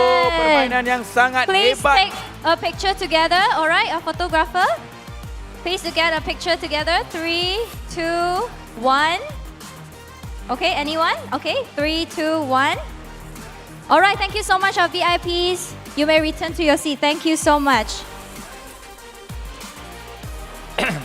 Thank you kepada 16 pasukan yang menjayakan turnamen kali ini. Sekali lagi kami ingin mengucapkan tahniah kepada pasukan DXAVIER kerana menjadi juara 2022 PMPL SEA Championship Spring. Tidak kira menang atau kalah, mereka tabah menghadapi setiap cabaran. Semua pemain melakukannya dan itulah sikap play for real. Saya berharap kita berjumpa dalam kejuaraan masa depan. Jangan lupa kenapa anda bermula dan terus maju ke hadapan dengan berani. Yes, congratulations and thank you for 16 teams for joining us today here in Malaysia, giving us the best performance ever. Once again, we would like to congratulate Team DXAVIER for winning 2022 PMPL SEA Championship Spring. Not forget, all the players earn respect by giving them all. Regardless of victory or defeat, they bravely face every challenges they face for 3 days. All of our players did, and that is the play for real attitude. I wish all the same for you in the future for tournament, and don't forget the reason why you started and keep moving forward bravely. And ladies and gentlemen, right here, I would like to say this event is brought to you by Tencent Games, PUBG Corporation, Lightspeed and Quantum Studio. And we have our official smartphone partner, Realme, official venue partner, Pavilion Bukit Jalil, and supported by Ministry Youth and Sports, and also Olympic Council of Malaysia, OCM. Thank you for supporting us, because without you, we can't have this amazing event. Ya, betul tu Leslie. Event ini dibawakan khas kepada anda oleh Tencent Game, PUBG Corporation, Lightspeed and Quantum Studio, Rakan telefon pintar rasmi kita, Realme, Rakan tempat rasmi kita, Pavilion Bukit Jalil. Tak lupa juga disokong penuh oleh Kementerian Belia Sukan dan juga Majlis Olimpik Malaysia. Play for real. Yes, thank you so much everyone for joining us today. Give yourself a round of applause. Woo! And also everyone who joining us through live stream, thank you so much for your enthusiastic support. We have been feeling so much, right, Daddy? Throughout these 3 days, we feel that how you love Malaysian team right here, and whoever supporting your own country, we feel that as well. Thank you so much, and we will see you in 2022 PMPL SEA Championship for Play for Real. Thank you. Thank you. Congratulations once again, DXAVIER. You may claim your throne, yeah? You may take it away. Right, congratulations.